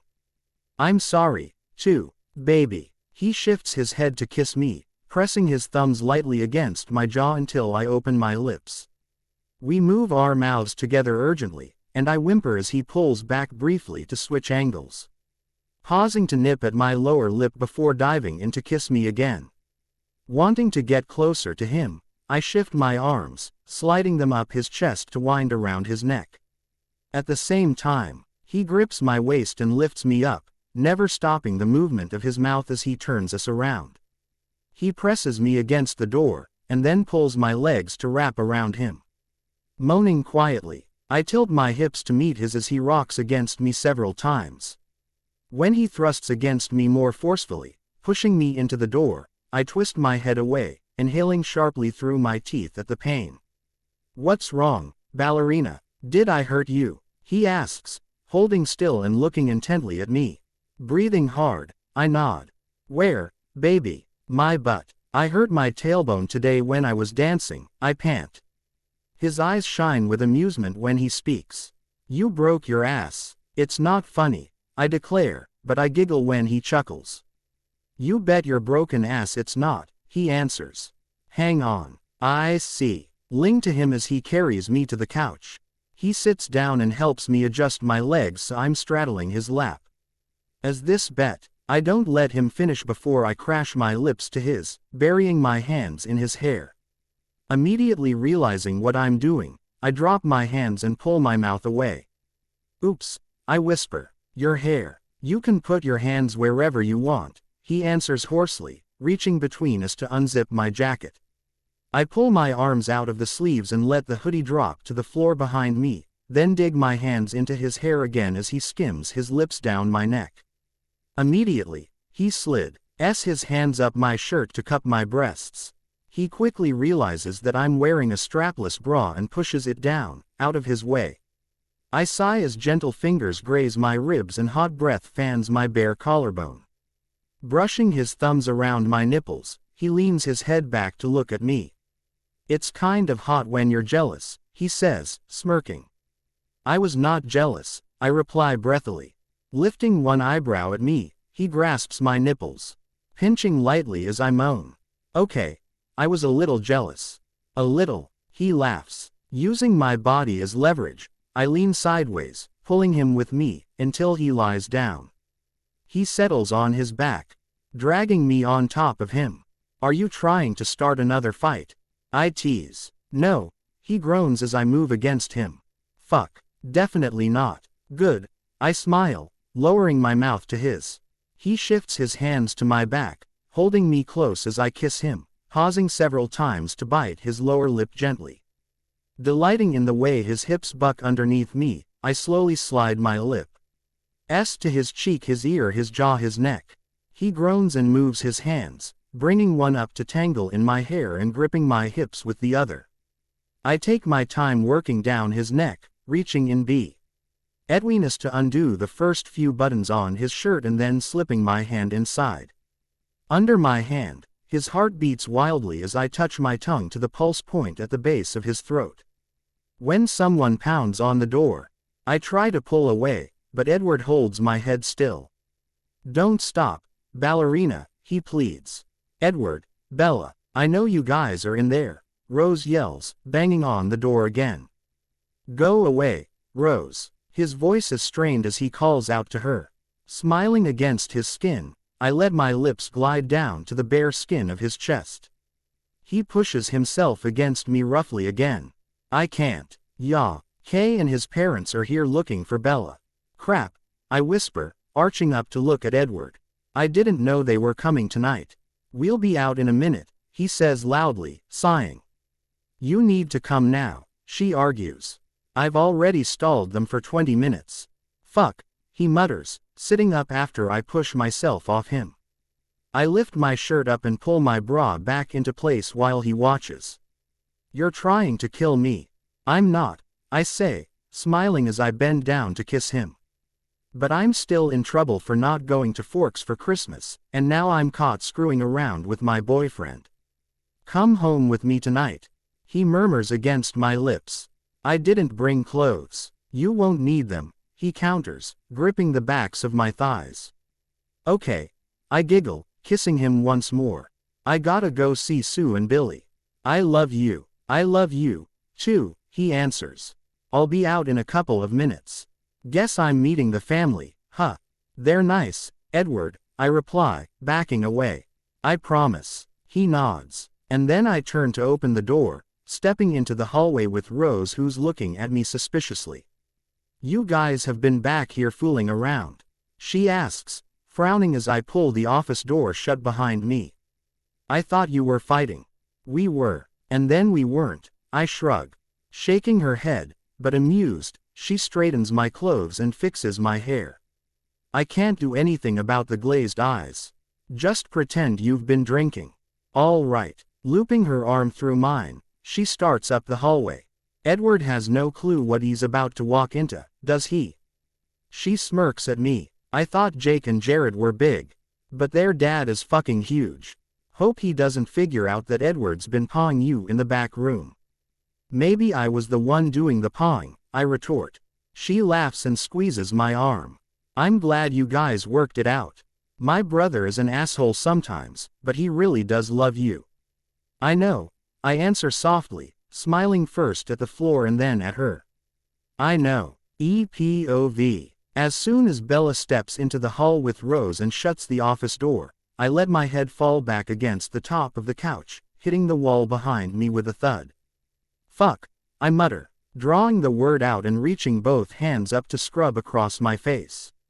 This day almost goddamned killed me. Bella was smiling a minute ago, but when I close my eyes, I keep seeing the hurt look on her face last night and this morning and earlier tonight. It tears me up to know that I was the cause of it every time. Christ, how much can I fuck up in 24 hours? I had my own share of misery today, too, though. Even now, knowing how it all turned out, my chest tightens when I remember waking up alone, seeing Arrow's car parked at the studio, fighting with Bella. And my already shitty mood deteriorated throughout the night as I continually searched the crowd, looking for the only face I really wanted to see and never finding it. I was snapping at everyone on my staff by the time Jas hauled my ass upstairs to get a drink. While we knocked back a couple shots of Irish, he tried to make me feel better, telling me that Bella would forgive me eventually. After enduring unsolicited advice from both him and my dad, I was actually a little relieved when Victoria arrived in her short skirt and hung around until I was forced to introduce her. She pretended to be humble when my dad complimented her architectural skills. Then Shish acted overly sweet to my mom, talking about how much she liked working with me on the upstairs design. My mom ate that shit up and demanded that I sit in the bar with Victoria so she could take a picture. I wasn't entirely fucking happy about it, but I didn't think Victoria would be all over me with my mom standing right there, and I certainly didn't. She think that would be the exact time Bella would finally show. I was fucking wrong about both of those things. As I chased Bella down the stairs, I swore to myself that if I caught her, I'd quit being such a pussy and tell her the truth I've left unsaid for weeks. I love her. In my office, I thought I'd never get the words out, but I did.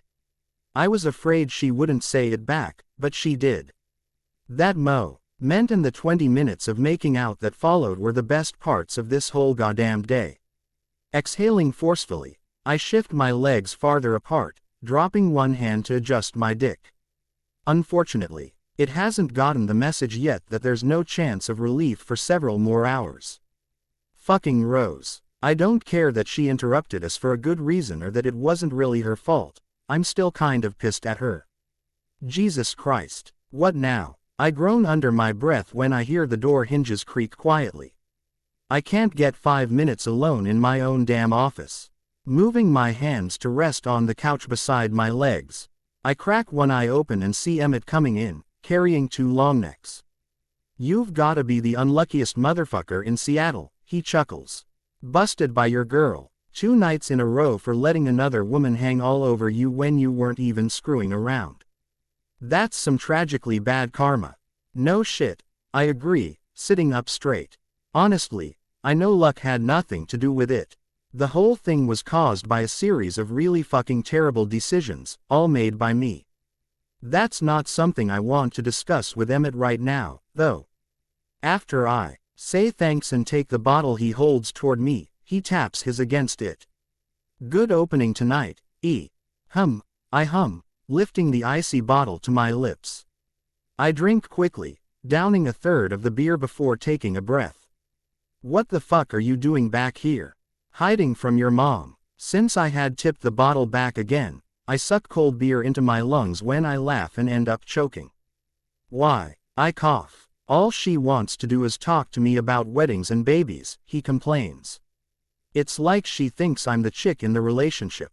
You are, I quip hoarsely. Watch it, dickhead. Haven't you had enough people pissed off at you today? He asks, perching on the edge of my desk. He's smiling, though. I heard your mom and Alice lay into you earlier, and the whole staff heard Rose screaming at you this morning. She also fucking gut punched me when she found out what I did. She said it was a sister's prerogative, he replies with a shrug. And that you deserved it. I probably did, I agree. But she didn't have to tell mom. Jesus, I used to be able to be an asshole in peace. He laughs, and I take another drink of beer to hide my grin. I can't help it, I'm pretty fucking happy. I take it you and Tiny worked your shit out. Yeah, I nod. We still have some stuff to talk about, but we're good. Christ, now I sound like the chick. I'm supposed to be out there. Jake's parents are here. I know. I met them, he remarks. Dropping my eyes to the label on my bottle, I watch as I use my thumb to roll the wet paper away from the glass. A heavy knot settles in the pit of my stomach. Were you nervous around my parents after you and Rose started dating? Nah, Doc and Esme are cool, he states. But I already knew them pretty well through you. I think that made a difference. Why, are you nervous? As fuck. I take another big drink of my beer. His answering chuckle irritates the hell out of me. Looking up, I tell him to fuck off, but that only makes him laugh harder. Sorry, but watching you go through all this is pretty entertaining, he says, not put off by my glare. Well, that's a fucking relief. I was afraid no one would enjoy it, I grumble sarcastically. I gotta get out there.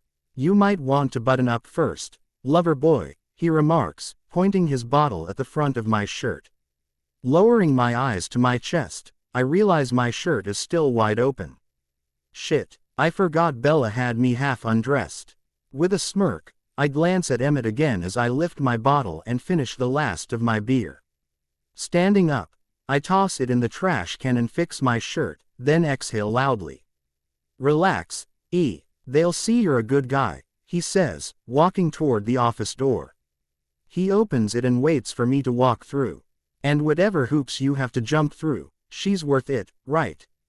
Right, but I still feel like puking. And as long as nobody tells Mr. Black about the many women in your past, you'll be fine, he chuckles.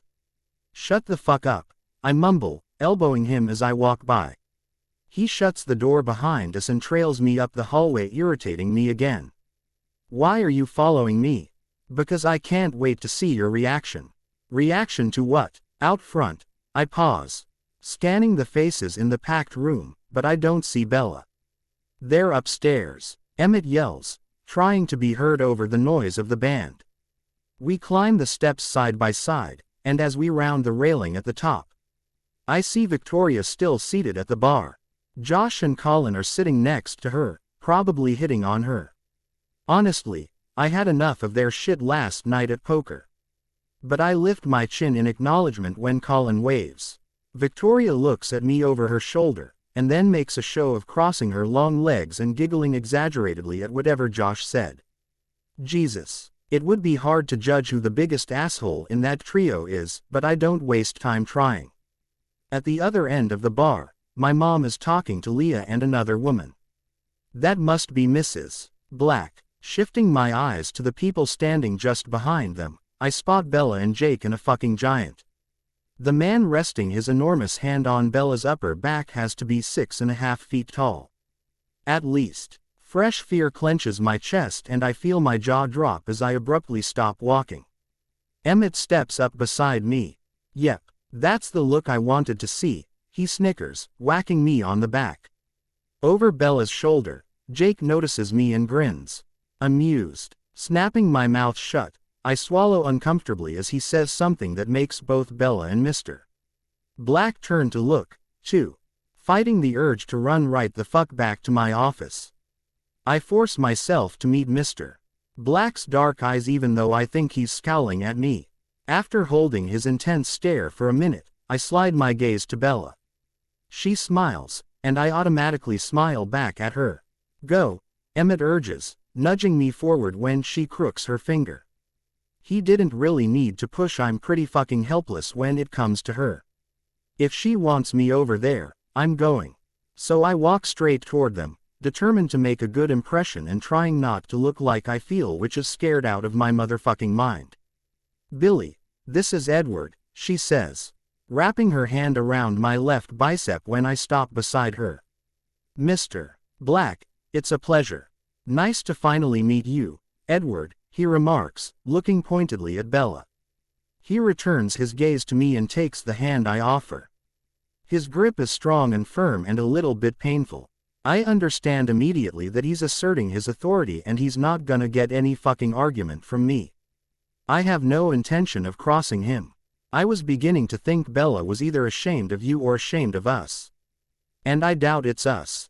Stop trying to intimidate him, Billy, a female voice orders from behind him. And let go of his hand. The woman who was sitting with my mom and Leah moves to stand at Billy's side. She has warm, brown eyes and a wide smile. I'm Sue. Bella's told me a lot about you, Mrs. Black, I respond, relieved that she seems to be friendlier than her husband. She bats away the hand I hold toward her, reaching to hug me instead. It's Sue, she corrects quietly, patting my back as I wrap one arm loosely around her in return. Don't let Billy worry you. He's harmless. When she lets me go, Bella slides her hand down from my upper arm, slipping her fingers between mine and squeezing reassuringly. She takes control of the conversation, talking about the bar and the remodel, both subjects she knows will be easy for me to comment on. It's been a long fucking time since I had to turn on the charm with a girl's parents, but it's not as hard as I thought it would be, especially with Sue. She seems genuinely interested and supportive. Billy, on the other hand, continues to eye me skeptically. Looking unconvinced that I know what the hell I'm doing with my business and my girl. Excuse me for interrupting, Rose says, butting her way into the group a few minutes later. She smiles sweetly at Billy before leveling me with her stare. Edward, I'm holding that table like you asked. I raise one eyebrow at her because I don't know what the fuck she's talking about. She widens her eyes slightly and I realize I'm supposed to play along with whatever she's doing. Okay, I nod. I can tell by the look on her face that she wants to roll her eyes, but she holds back. Bella and the Blacks could sit down while we get a round of drinks for everyone, she suggests, speaking slowly with her teeth clenched together. Oh, yeah, good idea. My hesitant answer seems to irritate her even more. She huffs out a breath and narrows her eyes at me so quickly that I'm probably the only one who notices. Then, smiling again, she turns to Bella, pointing to a spot near the pool table where my dad's already sitting. As Jake leads his parents away, Bella starts to follow, but I tighten my grasp on her fingers until she looks up at me. Save me a seat by you, I say. leaning down to speak lowly in her ear. She nods and kisses me, wrapping her other hand around my waist. When she hooks her fingers in the back pocket of my jeans, I smile against her lips. Watch it, ballerina. I'm pretty sure Billy's just waiting for an excuse to kick my ass. I think I can handle Billy, she soothes. Then she uses the hand in my pocket to push my hips toward hers. And I'm definitely going to handle you later. You're trying to kill me, I mutter, but I'm chuckling as we kiss once more. This time when she starts to pull away, I let her, shaking my head at her. As she drags her hand slowly from my pocket and across my ass. Her eyes are shining, and the sight of her looking so happy just about stops my fucking heart. My gaze shifts to Sue and Billy, who are waiting for Bella a few feet away. Sue winks, but Billy is scowling at me again. Come on, baby bro, Rosalie urges, hooking her elbow through mine and yanking me toward the bar. Don't push Papa Bear too far right out of the gate. Luckily, Rose knows what Billy's drinking and fixes it while I squeeze 2 extra limes into my mom's gin and tonic and pull beers from the cooler for Bella and Leah. How'd you get an open table? I asked, pausing to glance at her. They were all full earlier and it's even more crowded up here now. Kicked your asshole poker buddies out of theirs, she answers without stopping what she's doing. They're drinking on the house the rest of the night, by the way. I turn all the way toward her and study her face for a second, realizing how badly she's trying to help me look good in front of the blacks. Hey, Rose, I say quietly, waiting until she looks at me before I continue.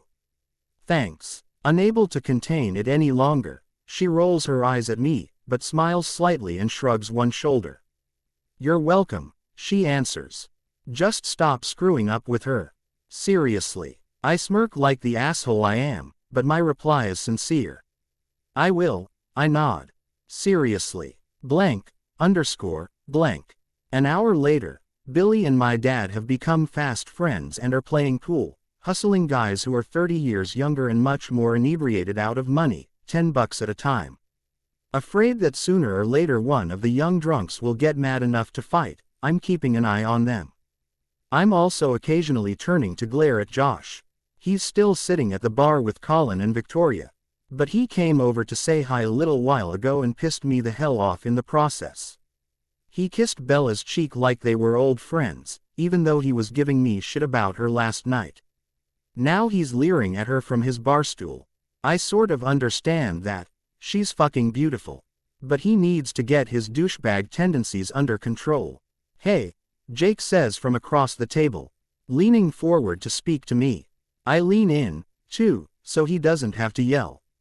How long are we going to be stuck with the estrogen club? Laughing, I shrug, sitting back. Emmett and Rose are still working and Jasper and Alice went downstairs to dance, so Jake and I are the only guys left at the table with our moms and girlfriends. And they're all fucking tipsy. Are we taking a cab home? Bella asks, twisting sideways in her seat to look at me. No, ballerina, I'll be able to drive by the time we leave. I quit drinking an hour ago and I can't leave for at least another 2, I inform her. On my other side, my mom grabs my arm and I turn toward her. Edward, she begins, her tone harsh enough that I know I'm in trouble for something. Why didn't you tell me the truth about Victoria? Rosalie told me how appalling her behavior has been. I would never have taken a picture of you with her if I'd known. Sorry, Mom, I grin. I wasn't sure how to work into the conversa.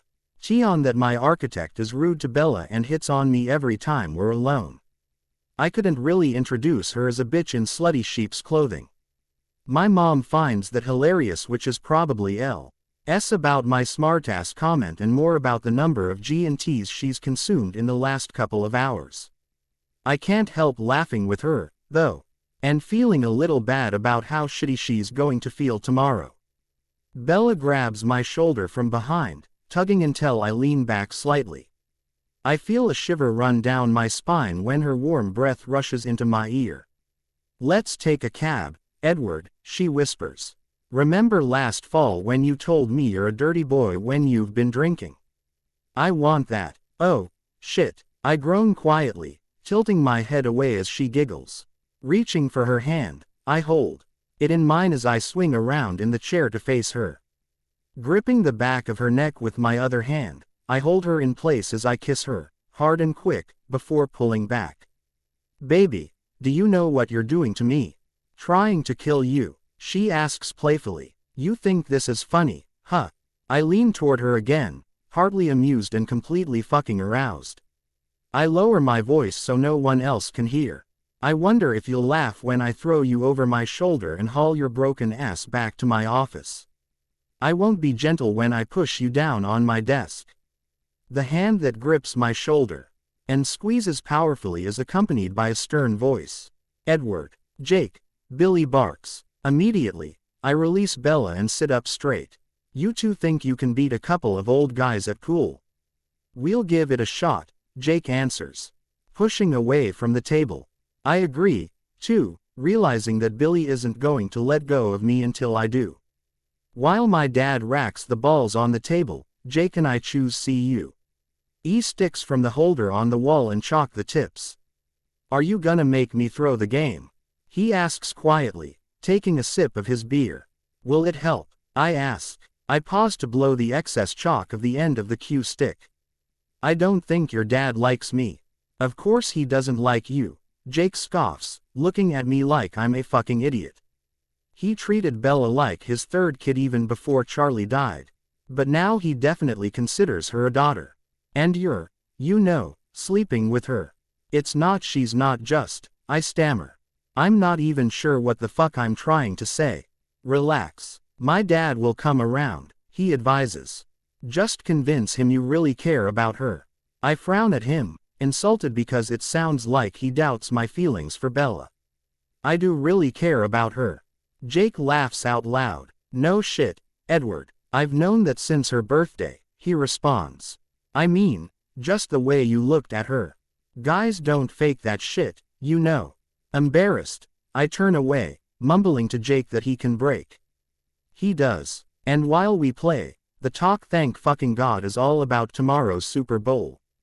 I sip the tall Jack and Coke that Bella ordered for me and become the world's biggest kiss ass. Agreeing with every opinion Billy has about the big game and the best players. I try not to be too obvious as I miss shot after shot, but when I hit a difficult combo out of sheer pride, sinking 2 balls at once. I think my cover is blown. After Jake purposely shorts the easy tap in that would have won the game for us, he catches my eye across the table. You owe me, he mouths, smiling. Chuckling quietly, I cross my arms over my chest and nod. Billy wins the game on his next turn, and then he and my dad gloat obnoxiously for a couple of minutes. As I replace my cue stick in the holder, Billy approaches, handing me the other 3 cue sticks to put away. Nice game, Edward, he remarks. Maybe we can play again someday. Sure, Mr. Black, anytime, and maybe you'll actually try to win the next game. Turning to look at him, I smile. Yes, sir. He glances toward the table where all the women are sitting and I follow his line of sight. My dad and Jake are seated there now, too. He sighs heavily before he speaks. It's such a relief to see Bella doing well, he says somberly. She was so broken after Charlie died, and even when she was in Forks last fall. I was afraid she'd never bounce back. She's tougher than she looks, I remark, half smiling as I watch her talk animatedly to my mom, waving her hands around while my mom nods and laughs. Yes, she is, Billy agrees, turning to pick up our drinks from the high-top table beside him. He hands me my glass before he continues. She's come a long way starting her own business, meeting new people, making a life here. I'm very proud of her. And you seem to be good for her. Thank you, sir. Since Bella says you're sticking around, you might as well call me Billy, he says. Although he seems to be softening toward me. When he shifts his gaze to meet mine, his dark eyes hold a warning. Charlie Swan was my best friend for over 20 years. His family is my family. Don't do anything to hurt her. I've screwed up some, I admit. Afraid he's already been told exactly what a stupid asshole I've been. I take a drink, glancing down at the liquid in my glass for an instant. You're going to make it up to her? He asks. I nod, looking him in the eye again. You'll make an effort not to repeat those mistakes. Yes, Sir Billy. Good, he nods, lifting his drink to his mouth and sipping it, because I'm starting to like you, Edward. And if you break Bella's heart, my wife will kick your ass. Bella's not the only one who's tougher than she looks. Then I guess I'd better stay on both of their good sides, I offer with a smile. Smart move, kid, he confirms. When he reaches for my shoulder, I struggle not to flinch, expecting him to squeeze forcefully like he did earlier. But he pats my upper arm lightly instead. You're going to do fine. Just keep our girl happy. Planning to, I mutter, glancing at Bella again. I'm planning to, blank, blank. After another hour, my parents and the Blacks leave. I ended up having a good time with them, but I really want Bella to myself for a while. Apparently, that's not in the fucking cards, though. First, Alice drags her to the ladies' room. And then they spend Rose's entire break huddled at the downstairs bar giggling and doing shots. Just as I'm headed over to interrupt, Emmett swoops in out of nowhere and pulls Bella to the dance floor. After watching him swing her around for 2 songs, I'm ready to break that shit up. I catch the eye of the band's lead singer and nod at him, letting him know I want him to play the song I requested earlier. Then I weave my way through the crowd on the dance floor. Emmett smiles when he sees me. Figured you'd show up sooner or later, he teases. Your break's over. Beat it, I order, smirking at him. He holds his hands up in surrender, and then finally I get my arms around my laughing girlfriend. Pulling her close, I kiss the side of her head and hold her right hand over my heart. Hi, baby, hi, where have you Edward? She gasps, twisting to look at the band. She turns back toward me, smiling.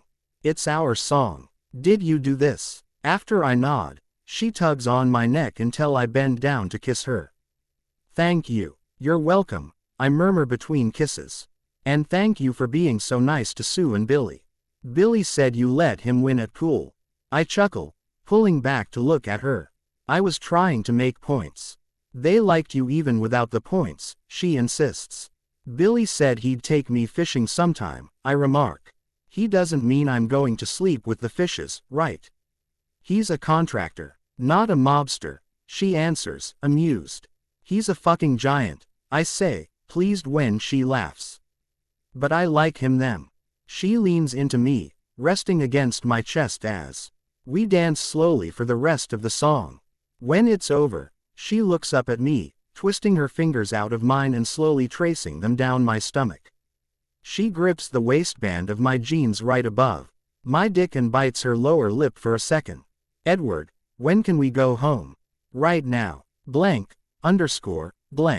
My fantasies about an erotic cab ride to the condo are left unfulfilled. Led since Bella falls dead fucking asleep almost as soon as we leave the full moon. When the taxi stops in front of my building, I get her awake enough to walk on her own, but she yawns repeatedly on the way upstairs. She stands still and silent as I unzip her hoodie and slide it down her arms, pausing to kiss her shoulder. Go to bed, baby, I say lowly. She mumbles something about me. I'll be right there. I'm just going to get water for us, okay? By the time I get to the bedroom a couple of minutes later, I expect her to be burrowed down in the bed, but she's not.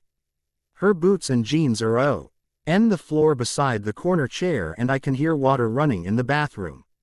Stopping in front of the dresser, I set down the bottled waters and start to empty my pockets, dropping everything carelessly on the wood. Cell phone, change, smokes, wallet, single, silver key. As soon as I see it, I pick it up again, holding it in my hand the same way I did this morning when I found it when I thought she'd left me. Jesus Christ, what the fuck was I thinking? Not telling her shit the whole fucking mess with Kate. I could have lost her. I sure as hell won't make that mistake again. What's that? She asks, coming out of the bathroom. Your key, I answer. I almost had a fucking heart attack when I woke up and found it. All your shit was gone and you wouldn't answer your phone. It scared the fuck out of me. I turned to watch her walk toward me, barefoot and bare-legged. She's washed off her makeup and put on one of my t-shirts. Fuck, I don't think she's ever looked sexier. I'm sorry, Edward, she whispers, wrapping her arms around me from behind. I didn't think about how it would look to you. Well, I didn't think about how some of the stuff I did would look to you, I respond, setting the key down. I turn around to hug her. I guess we both learned something. She shifts around, standing on her tiptoes and pulling my face down. Her lips skim across my face. I'm so sorry that I hurt you. I'm sorry, too, I say, settling my mouth against hers. For several minutes, we kiss, our lips and tongues tangling unhurriedly together. I keep my hands still, even when I hers start working the buttons on the front of my shirt. She pulls away to push my shirt off.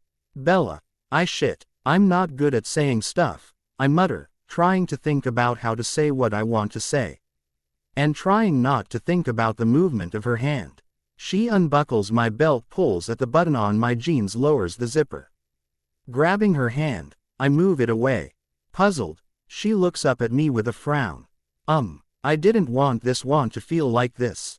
What? She wrenches her hand out of mine and takes a step back. The hurt that settles on her face has me rushing to explain what I mean. I didn't think I wanted to love someone. And I was afraid that no one would ever love me. I step forward, reaching for her hands and looking down. But then what? She asks quietly after I leave the words hanging between us. Raising my eyes to hers again, I swallow loudly. Then I met you, ballerina. And I wanted everything with you. Edward, she whispers. When I bend down to kiss her this time, our lips connect urgently. After a minute, I let go of one of her hands, groaning as she immediately slides it into my boxers and wraps her fingers around me. I push one hand up her shirt, cupping her bare skin and using my thumb to glide over and around her nipple. When she whimpers, we both pull back, opening our eyes and coming to a silent agreement. We let each other go and get rid of our own clothes quickly. And then press our bodies together as we kiss again. By the time I pick her up and walk toward the bed, I'm fucking aching to be inside her. How's your broken ass? I say against her lips.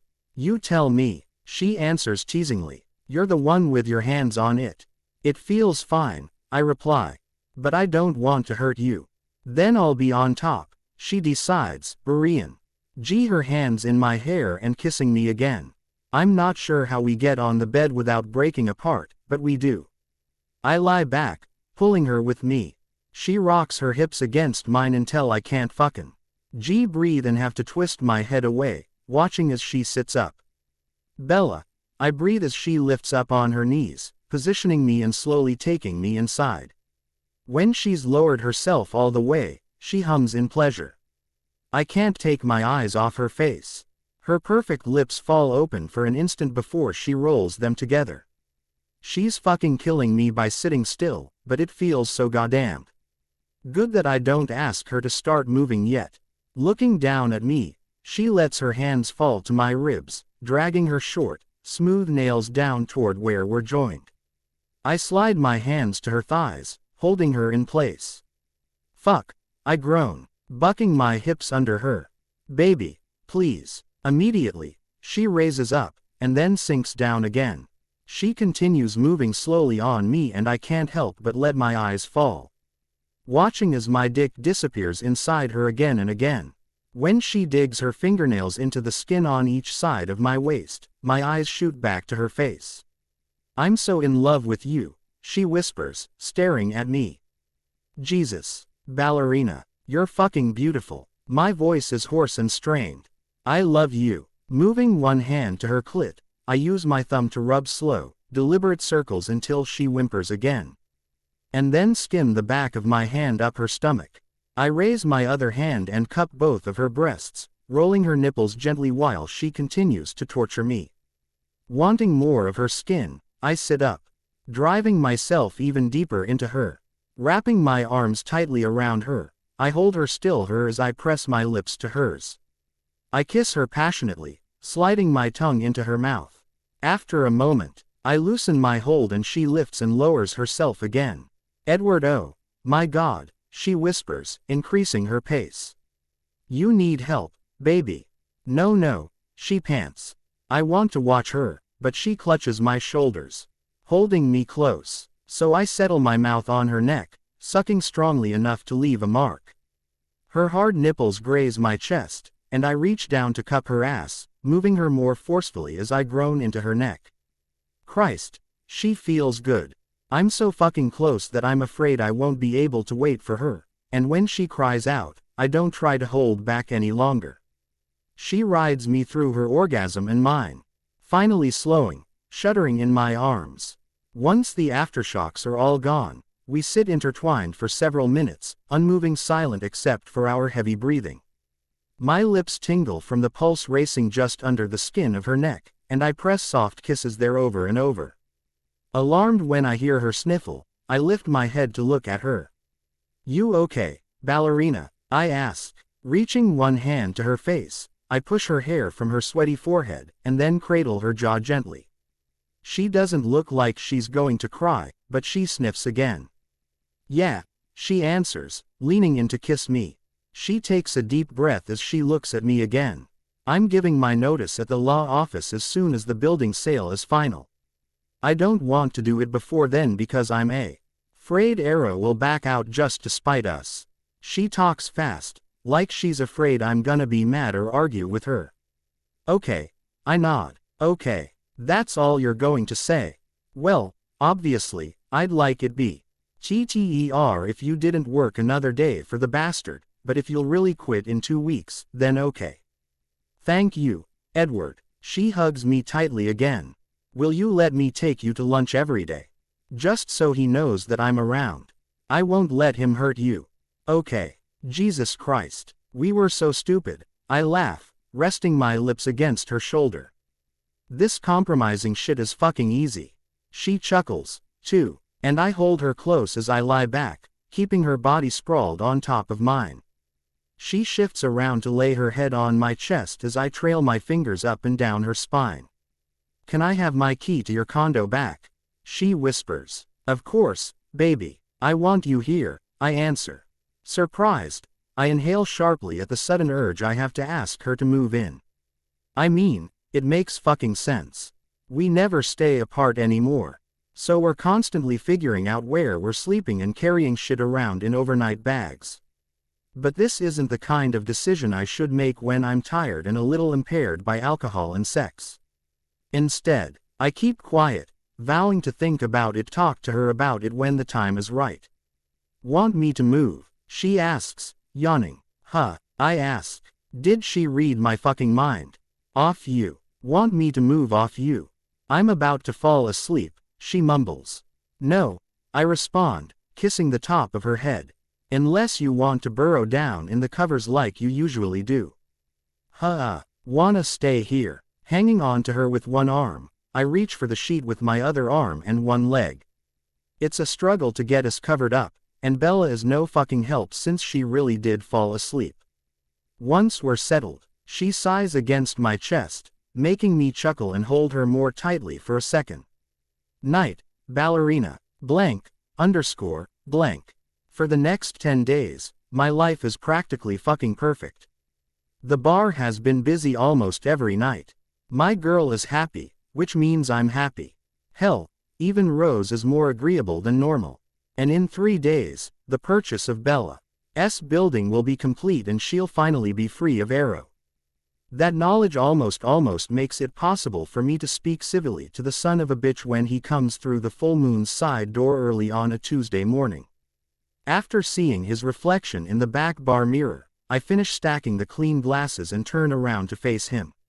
What's the occasion, Volturi? I ask, gritting. Gee, my teeth as my stomach somersaults nervously. Christ, I hope he's not here to back out of the fucking deal. Bella's been trying to act nonchalant about it, but she'll be disappointed if this whole thing falls through. Bar's not open for another 2 hours. I can tell time, Cullen, he retorts, sitting down at the bar in front of me. Then what the fuck are you doing in my bar? Crossing my arms over my chest, I study his appearance. He's got dark circles under his eyes and the skin around his mouth is drawn tight. Instead of being flawlessly dressed in an expensive Italian suit, he's wearing jeans and a wrinkled shirt. Something has him on edge. It's my building, he reminds me tersely. True, I nod. But, according to the terms of my lease, you don't have the right to enter at will unless I don't pay my rent. Look, Cullen, I'll cut to the chase. Now I know something's fucking wrong with him. He didn't bite on that at all, didn't even bother to point out that my fucking door was unlocked. Thanks for the favor. Can we move the closing date up to Wednesday? You want to close tomorrow? I ask, frowning. Are you having a problem understanding me? He replies haughtily. He's trying to act cocky. But his eyes are wild, roving the bar as if he's afraid someone might be eavesdropping. I'm sure he noticed that my car is the only one parked outside, though. He picks up a cardboard coaster, tapping it impatiently on the bar. I know how anxious you are to have control of that property. You have no idea, I remark lowly, hoping he understands my meaning. My mind is racing, running through possible scenarios, wondering if I can get what I want from him. I need to talk to Bella, though. I need to know how she feels about this and see if she knows what's going on with Arrow. I'll have to see if everything can be ready that quickly. I thought you were paying cash, he sneers. I am, but the money isn't converted from investments to cash yet. I'll have to see if it can be done in a day, I advise. And the new insurance on the building doesn't kick in until Friday, so I'll have to call the agent about that, too. Well, can you get back to me in a couple of hours? I really need to know. I'll let you know. He mumbles something under his breath, slides off the stool and exits without another word to me.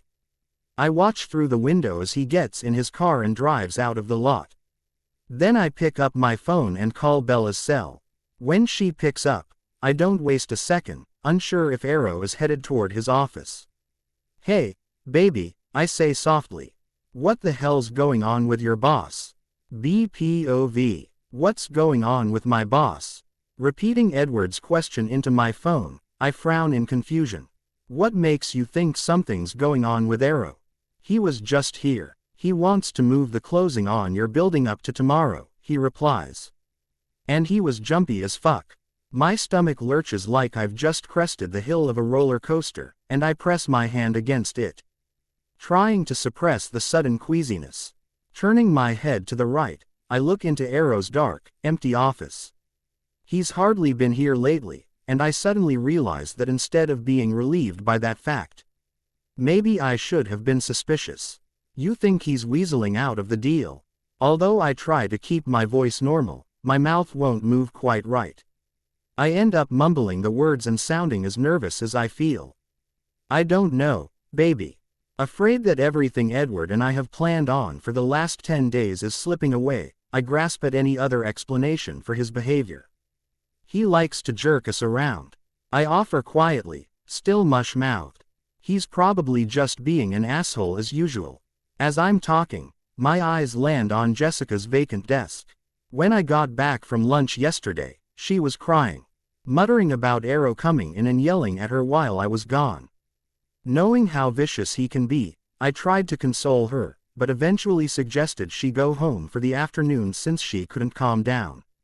She did, and she hasn't shown up or called yet this morning, even though she should have been here almost 2 hours ago. Probably, Edward agrees. As I'm about to mention Jessica's absence to him, I hear someone call his name on his end of the line.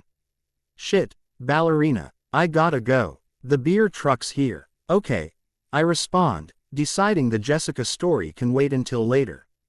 I'll see you at lunch. Of course, he answers distractedly, holding the phone away from his mouth to greet the delivery guy. Not wanting to keep him, I say goodbye, but he stops me from hanging up. Hey, wait, yeah, don't worry about Arrow. I'm sure he's just fucking with me, he soothes, but I don't think he believes that any more than I do. He drops his voice to a whisper. I love you. Even though he's said the words every day for the last couple of weeks, his hushed declaration still makes my heart to skip a beat. I smile slightly as I picture him speaking quietly into his phone so the beer man can't overhear. I love you, too, I answer. Bye. After I set my phone down, I stare at Jessica's desk for several more minutes, wishing I had asked her more questions yesterday about Arrow's behavior. I've never seen Arrow visibly nervous or skittish the way Edward described. He's always cool and cocky. But now I wonder what he was like when he came in. I wonder what he said. That made Jessica so upset, and I wonder where he is now. On edge, I jump when the office phone rings and swallow nervously before I answer, hoping I don't hear Arrow's voice come through the receiver. Fortunately, it's not him. But the caller has to repeat his name and number 3 times while I try to write down a message. Got it, Agent Morris. May I tell Mr. Volturi which case this is regarding? I ask, breathing rapidly into the phone. He knows. We've spoken before. His answer is clipped, his tone somewhere between brusque and outright rude. But not wanting to make any enemies at the DEA, or the FDA or whatever agency the man is an employee of, I'm extra polite as we hang up. Turning toward my computer screen, I emailed a message to Arrow. Then, still wondering where he is today, I log into his calendar, expecting this week to open in all its daily, color-coded glory. Instead, the schedule for the rest of the week is blank white except for the black outline time slots. No orange court dates, no green appointments, no purple brief filings. Mouth gaping, my stomach begins to churn again as I skip to next week. And the week after, and the week after that. His whole calendar, H was crowded and bright only yesterday when I looked at it, is empty. What the hell? I whisper, my heart racing. Edward's first instinct was right, there has to be something going on. And whatever it is, I'm afraid it's going to mean trouble for Edward and me. Intending to call him and tell him what I've found, I pick up my phone, but quickly change my mind. Alarm bells are ringing in my head and, for once, I'm going to listen to my gut reaction and get out of here. With a shaking hand, I grab my coffee cup and stand, moving so jerkily that my chair rolls backward to the edge of the plastic mat and tips over onto the carpet. I spare it a glance, but don't stop to set it upright again. Rushing to the kitchen, I switch off the coffee pot, dump the contents of both my mug and the carafe down the sink, and then turn on the water to rinse them. In my haste, the carafe slips from my hand and lands in the porcelain sink, shattering as I try to catch it. Ouch, shit, I cry out when a shard of glass slices across 2 fingers of my left hand, sending blood dripping into the sink. Switching the warm water to cool, I hold my hand under the faucet and watch the red-tinged stream run toward the drain. Not surprised by the rippling wave of nausea that follows. The sight of blood usually has that effect on me. As beads of sweat break out across my nose and upper lip, I bend forward, resting my elbows on the edge of the counter. After a moment, the lightheaded feeling subsides enough for me stand up again. I turn the faucet off, and then stand on my tiptoes to reach the folded paper towels on the shelf above the sink. Startled by the sound of hard-soled shoes on the linoleum floor behind me, I freeze, poised on the balls of my feet with my right arm in the air. I'm afraid I know exactly who's wearing those shoes. You know, Isabella, I once heard that a dancer's legs are powerful enough to squeeze the life right out of a man, Arrow murmurs, confirming my fear. His footsteps are low and deliberate as he advances across the floor. Yours certainly look capable of doing just that. Lowering myself to stand flat-footed again, I close my eyes briefly, knowing I need to stay calm and level-headed despite the ice-cold panic flooding my veins. When I open them again, I pat my hands dry, and then fold a second paper towel into a narrow strip, wrapping it around my throbbing fingers. Gingerly, I use my right hand to apply pressure to the cuts, watching a dark stain appear on my makeshift bandage. In spite of his comment about the strength of my legs, they feel shaky and weak-ricked now, and I take a deep breath, bracing myself for whatever is coming. Stopping right behind me, he peers over my shoulder. You've injured yourself, he observes, stating the obvious. Not too badly, I hope. I'm fine. Excellent news, because I believe an opportunity has presented itself with just the 2 of us in the office today. If you'd care to negotiate, I'm certain we could reach a deal for Cullen to buy both of the buildings he wants. Although this is the basic path I expected this conversation to take, his statement causes the hair on the back of my neck to stand on end. As I fight not to outwardly react, my heart beats in double time and I shudder when he leans against my back, clamping his hands around my upper arms. You have the power to give him everything he desires. All you have to do is wrap those strong legs around me, Isabella. Revulsion surges through my body, rejecting both the idea and the imagery of Ero's proposition. I flinch as my stomach cramps up, and I use every shred of my self-control not to vomit into the sink. I wouldn't want to hurt you. Praying it will buy me the time I need to think, I draw the words out and lift my intonation. If his enormous ego is still unchecked, he'll perceive my answer as flirtatious, presuming that all his lies and manipulations have finally worn down my resistance. There's an easy solution for that dilemma, he replies smoothly. He slides his left hand down my arm, closing his fingers around my wrist. While my mind races, searching for a solution to this dilemma, I let him move my arm. He wraps it across my waist, using both of our arms to hold me in place against his chest. He skims his other hand down the right side of my body, and then back up to cup my breast. You do your best and I'll tell you exactly how good it feels. Without moving my head, I lower my eyes and watch Ero's stubby fingers fondle my flesh. Boiling with anger, I curl my right hand into a fist, bend my arm and swing it back as hard as I can. Feeling the resistance as my elbow jams into his ribs, he grunts, stumbling a step to the left. Did that feel good? I seethe as I try to pull away. Although he releases my breast, he tightens his grip on my trapped wrist and yanks ruthlessly, spinning me around to face him. When I see his right hand coming toward my face, I squeeze my eyes shut, assuming he's going to hit me. Instead, he grabs a handful of my hair, digging his fingers into my scalp and pulling viciously. My eyes pop open as pain shoots along my skin and down my spine. Gasping, my mouth hangs open and I involuntarily step closer to him to lessen the pressure. Do you think I'd be so careless as to leave a mark on your face, Isabella? And no, I stammer, tears springing to my eyes.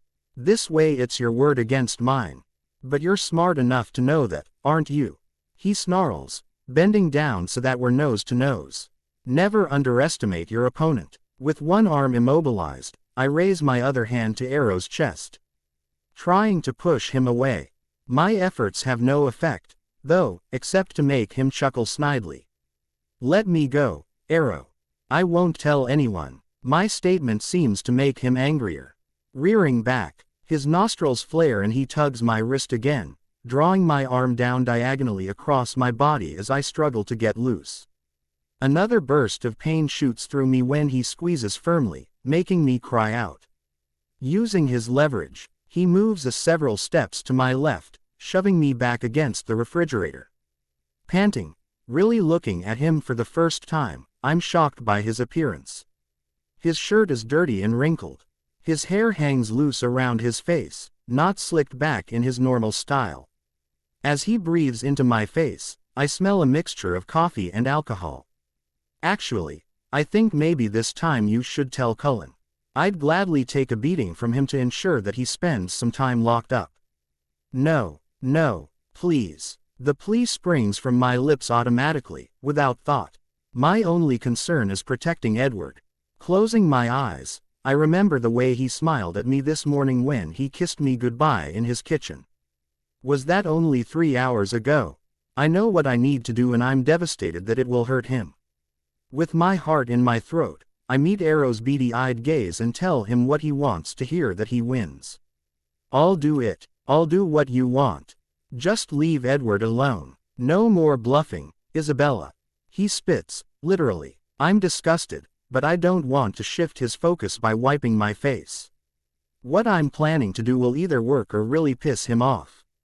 And if it isn't successful, I know what will likely happen to me. No one's coming to rescue you today. Holding my wrist tightly, he twists my arm until I beg him to stop, and and then slides his hand to my wrapped fingers, gripping the wounded area cruelly. The resulting flash of white-hot pain steals my breath, silencing my voice. Inside, terror and fury combine with pure adrenaline. Without second guessing myself without looking down to perfect my aim, I raise my knee as quickly as I can, ramming the soft tissue of his balls with all the force I can muster. At first, I worry that I've failed because he doesn't move. But then his eyes widen, he inhales with a hiss, and he lets me go, bending forward to cup himself. Blinded by tears, I punch with my right fist and connect solidly with his cheek and nose.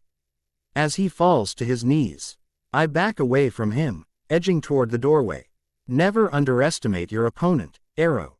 Throwing his unsolicited advice back in his face, I wish my voice was stronger. Wish I was speaking through clenched teeth instead of broken sobs. Go to hell, asshole. He coughs loudly, looking up at me. Swallowing, I try to ignore the blood seeping from one of his nostrils. Fuck you, you little bitch. Tell your boyfriend the deal's off. I won't sell him either one of those buildings. We don't want anything that belongs to you, I state, hoping that Edward will. I'll feel the same when I tell him what I've done. Growing braver with each step I take away from Arrow, I lift my chin, glaring down at him. Just so we're clear, I'd never wrap anything of mine around you and I quit.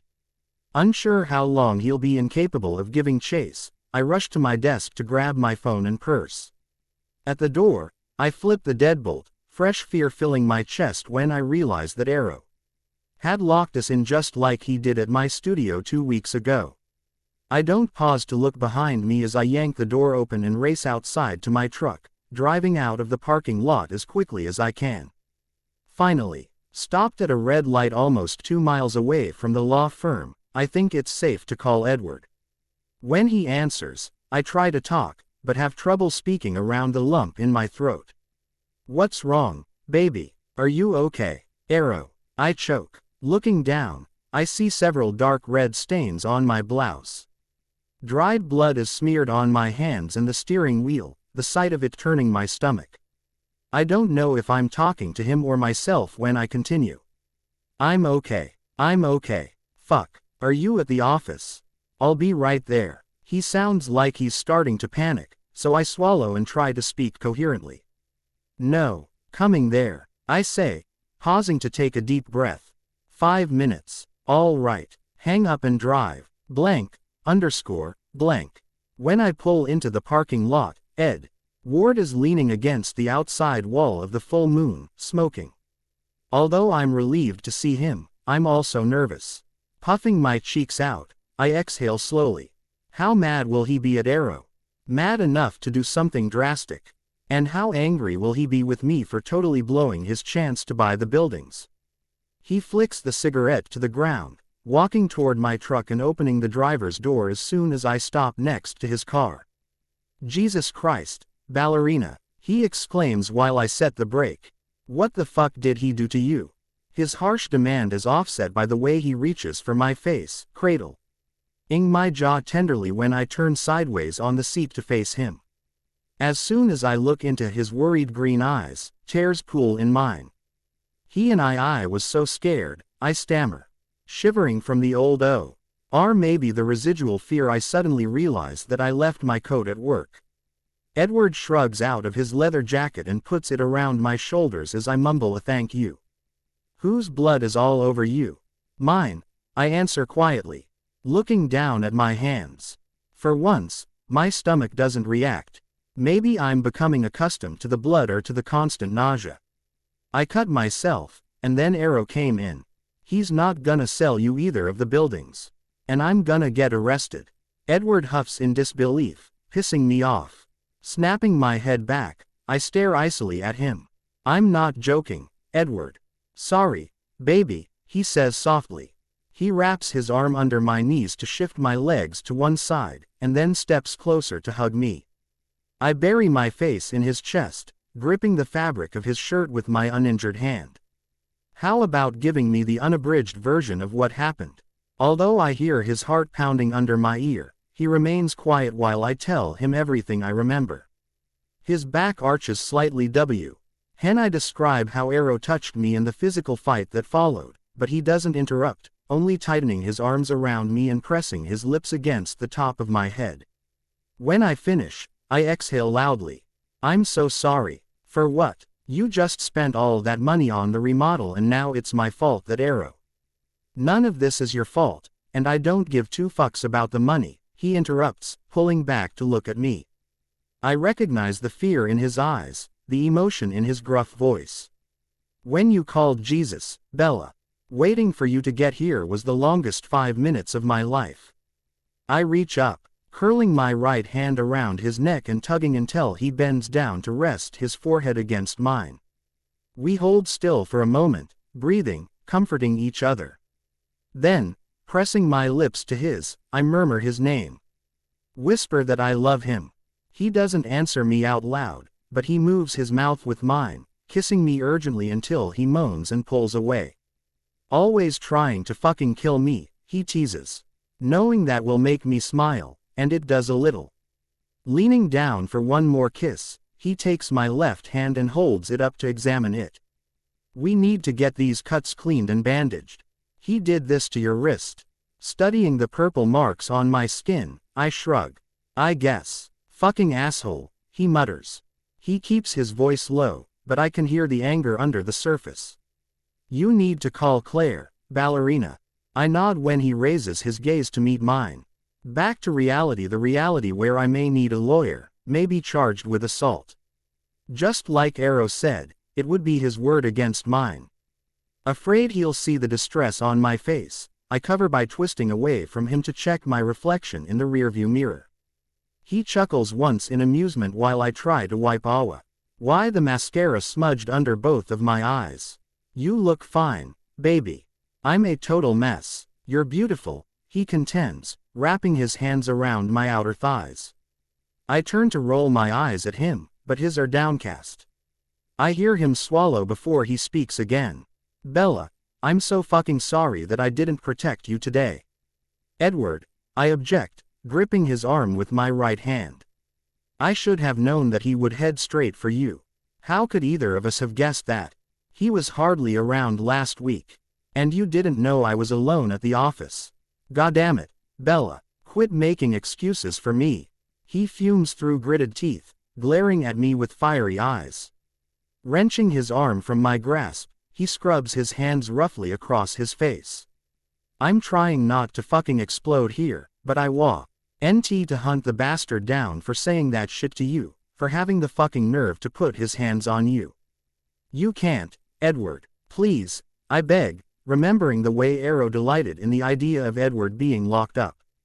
It'll just make things worse if you go after him. A gust of cold wind ruffles his hair and causes goosebumps to erupt on my bare legs. He drops his hands, resting them on my knees. The sides of his jaw twitch several times before he opens his eyes and looks at me. I don't want to fight. Let's go inside. It's fucking freezing out here. Nodding mutely, I pick up my purse and get out of the truck. Walking beside him toward the side door of the bar. He holds it open for me, placing his hand on my lower back as I pass. Inside, several televisions are turned on to sports ch. Annels and classic rock music is playing over the sound system, but the bar is empty. After suggesting I go wash my hands, Edward takes his coat and my purse while I go into the bathroom. When I come back out, Emmett is walking down the steps from the second floor. Hey, Tiny, he greets, waiting for me at the bottom of the stairs. What are you doing here so early? Punched my boss. Quit my job. You hit Volturi, he asks, eyebrows raised. He holds his fist toward me when I nod, and I bump it lightly with mine. Sweet. He's a douche. You all right? He points to the blood stains on my clothes, looking concerned. Yeah, it's just a cut, I answer, turning to walk toward where Edward is sitting at the bar. I'll go to the studio and change in a minute. The fuck you will, Edward declares. He doesn't look our way as he continues rummaging through the first aid box. You're not going over there alone. I wasn't planning to, I retort, irritated by his assumption that I haven't learned. D anything from what happened this morning and by his bossiness. I'll take Emmett with me. Bella. Edward. I mimic his heavy sigh and exasperated tone, making Emmett snicker quietly. Cut him some slack, Tiny. Leaning down, he whispers his advice as I veer away to sit down on the barstool next to Edward's. I pick up the bottle of ibuprofen Edward pushes my way and pour 2 pills into my hand. Behind the bar, Emmett fills a glass with ice water and sets it in front of me. Can I go get your stuff from next door while he patches you up? After I swallow the pills, I nod sheepishly, embarrassed by my immature outburst. He holds his hand across the bar for my keys, but I'm not sure where Edward put my things when we came inside. Here, there's a key to her place on my keychain, Edward mutters. Pulling them from his front pocket, he glances at Emmett as he tosses the keys across the bar. I'll be right back. The cooks are in the kitchen, so you two keep it clean, Emmett teases, whistling as he walks toward the side door. You have a key to the studio on your keychain? I ask, placing my left hand on the towel Edward laid out on the bar top. His fingers are gentle as he spreads antibiotic cream on the cuts. Yep, when Arrow locked himself in with you, I had to use the key you gave Rosalie to get inside. I kept it. He pauses to look up at me. I told you that. Oh, right, quiet as he puts small butterfly bandages across the cuts to pull the broken skin back together. Watching him, I recall how he comforted me on that day so long ago when Arrow first propositioned me. Warmth blooms in my chest at the memory of wearing his hoodie for the first time, being kissed by him for the second time and knowing that I was falling hard and fast. I spin my stool toward him. Air sitting in the same spot we did last fall when I came here after Arrow kissed me. Remember. I remember, he answers quietly, still bent over my injured fingers. We were sitting one stool farther to the left that day, though. Smiling slightly, I lift my right hand to his shoulder and slide it toward his neck. With the lightest touch, I trace my fingers over the 3 moles just above the neck of his shirt. It's one of my favorite places to kiss.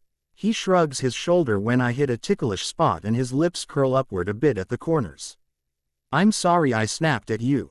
Turning his head, he looks at me, and then raises up to peck my lips. We're both a little rattled right now, baby. I'm sorry for snapping at you, too. He finishes bandaging my fingers, and then closes the lid of the first aid kit. Swiveling his stool to face me, he traps my knees between his. What do you want to do now? Standing up from my stool, I wind my arms around his shoulders, shutting my eyes when he pulls me close. Completely wrapped in him, I feel my tension melt away a little more with each silent breath. After a moment, I open my eyes and see Emmett through the window. He's walking back across the parking lot with the duffel bag I asked him to get, his cell phone pressed against his ear. When I tell Edward, he groans, holding me more tightly. Shit, I bet he's calling Rosalie. And Rosalie will call Mom, he grumbles. Neither one of them can keep their fucking mouths shut about anything. They would have found out anyway, I reason. Yeah, but now my mom's gonna fucking show up here in 20 minutes to check on you. He replies. Although he sounds grumpy, I know he likes it when his mom stops by and he knows how much it means to me that she cares about me, too.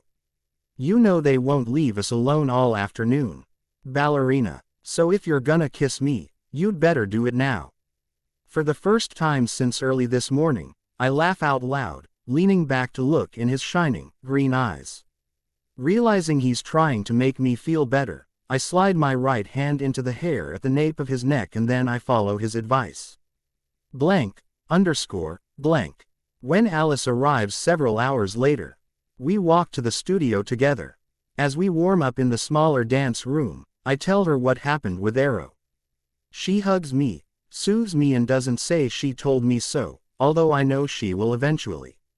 While I'm running through a turn sequence, we hear someone knock at the door, but it's too early for students to arrive. It's probably Rosalie, I call as Alice walks out to answer it. She said she was coming over. Switching to my weaker leg, I prep, pirouette, and then begin turning à la seconde. I've made 4 revolutions when I spot Alice and 2 men in the doorway behind me. Falling out of my turn, I stumble as I look at their sober faces in the mirror.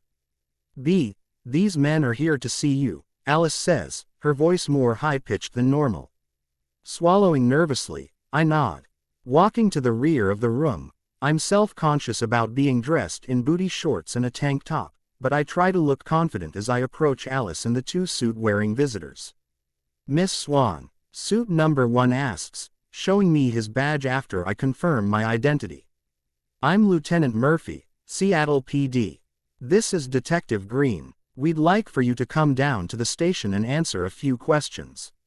Fear grips my chest, making it hard for me to breathe. Inhaling rapidly, I instantly regret not leaving Claire a detailed message on her cell phone or sending her an email. When I couldn't get in touch with her earlier this afternoon. Fucking Arrow. This is just like him, having me hauled in when he's harassed me for months.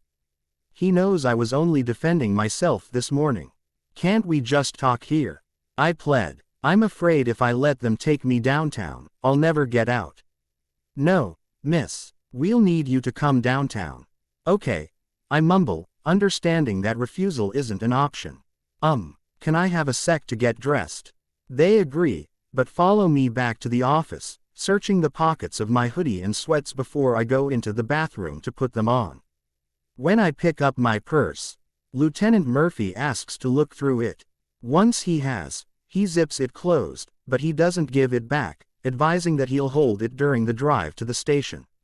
My classes, I say, turning toward Alice while Detective Green holds the front door open for me. I'll handle it, and I'll go tell Edward. I nod as our eyes meet, both filled with tears. Ask him to call Claire. Blank. Anxious and cold, I sit alone at the table in the interview room. My legs bounce uncontrollably. My arms are crossed over my stomach, hands pushed inside the opposite sleeves of my hoodie, trying to get warm. I haven't taken even a sip from the cup of tap water Lieutenant Murphy brought me after I declined to answer any questions without my lawyer. Since I'm not wearing a watch, I don't know how long I've been in here. Realistically, it's probably only been about an hour since I got into the backseat of the unmarked sedan, but it seems like much longer. Looking around the room again, I study the bare, beige walls. In one corner, a video camera is mounted near the ceiling, pointed directly at me. I stare at the red light over the lens, counting the number of times it blinks until I reach 300. Then I lower my eyes, deciding that if the police are watching me, I undoubtedly look either defiant or crazy. Although I'm reluctant to relive the events of this morning, I go over them in my head several times, memorizing every detail I think may be important. And I worry about what will happen in here, what's happening at the studio, where Edward is. Lost in thought, I jump when the door opens and Claire walks in, followed by the men who drove me here. Claire winks as she sits down beside me, but it doesn't calm my jitters much. Gentlemen, resume. You have a good reason for hauling my client down here this evening, she begins as they settle in across the table from us.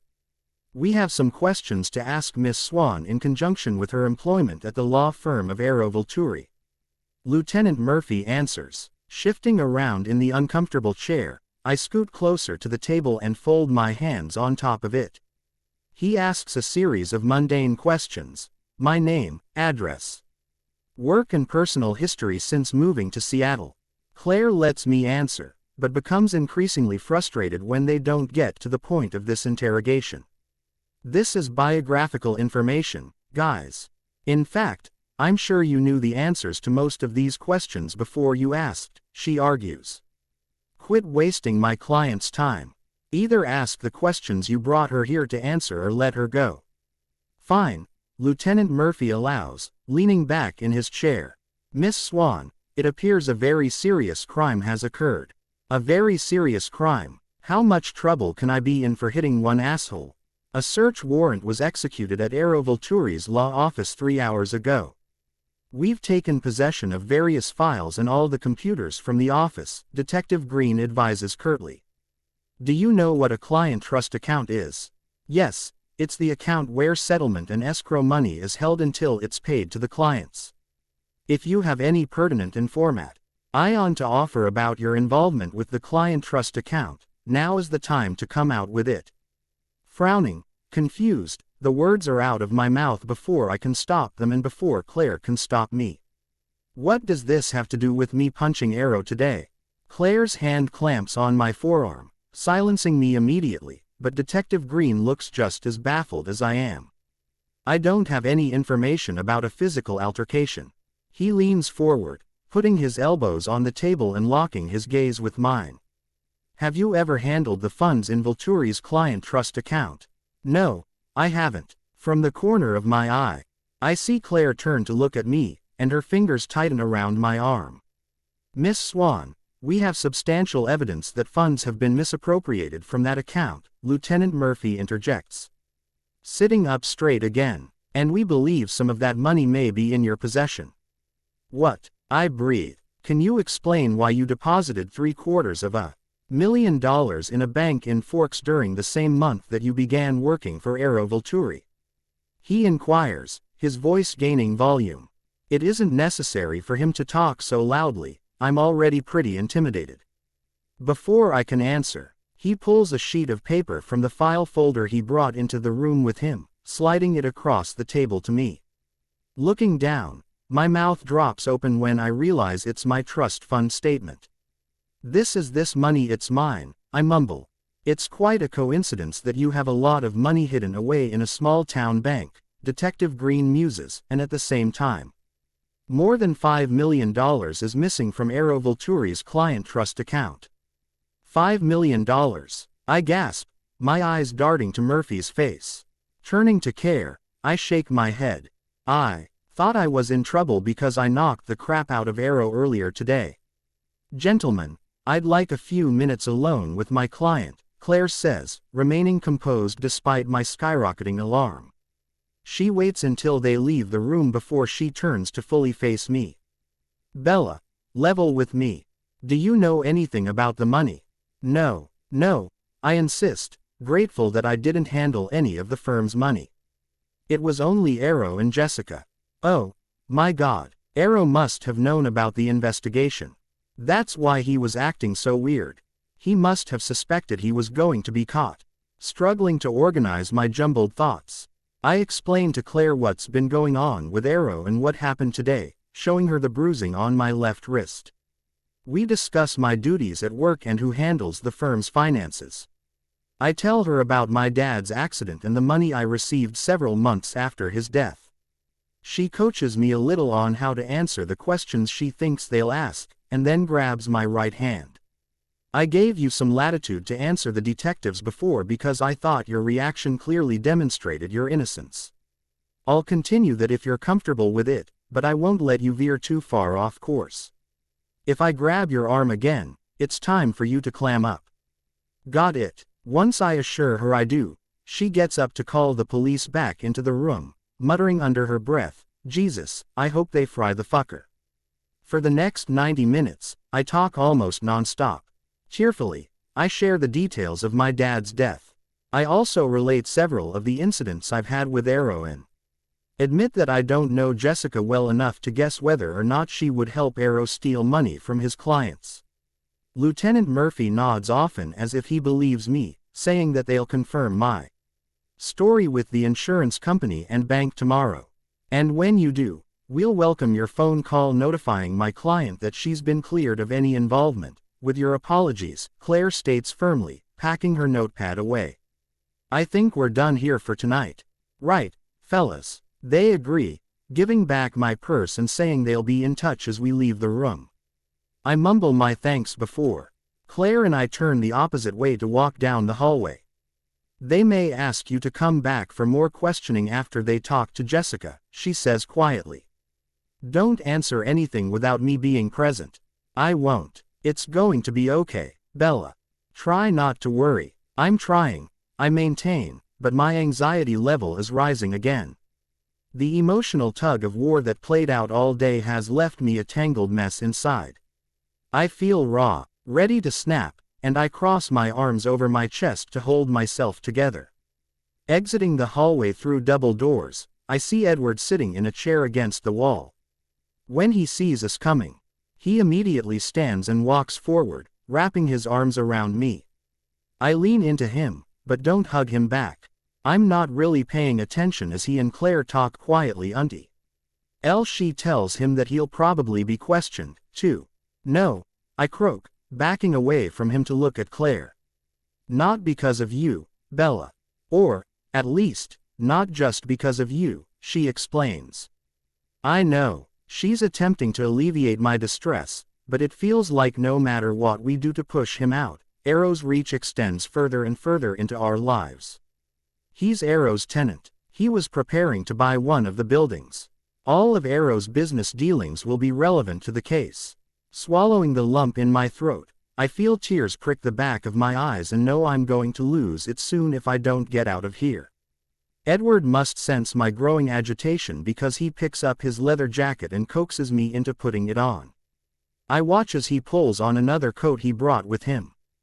During the drive to the condo, I stare out the passenger window, not speaking except for an occasional MMHMM, when Edward asks if I'm all right.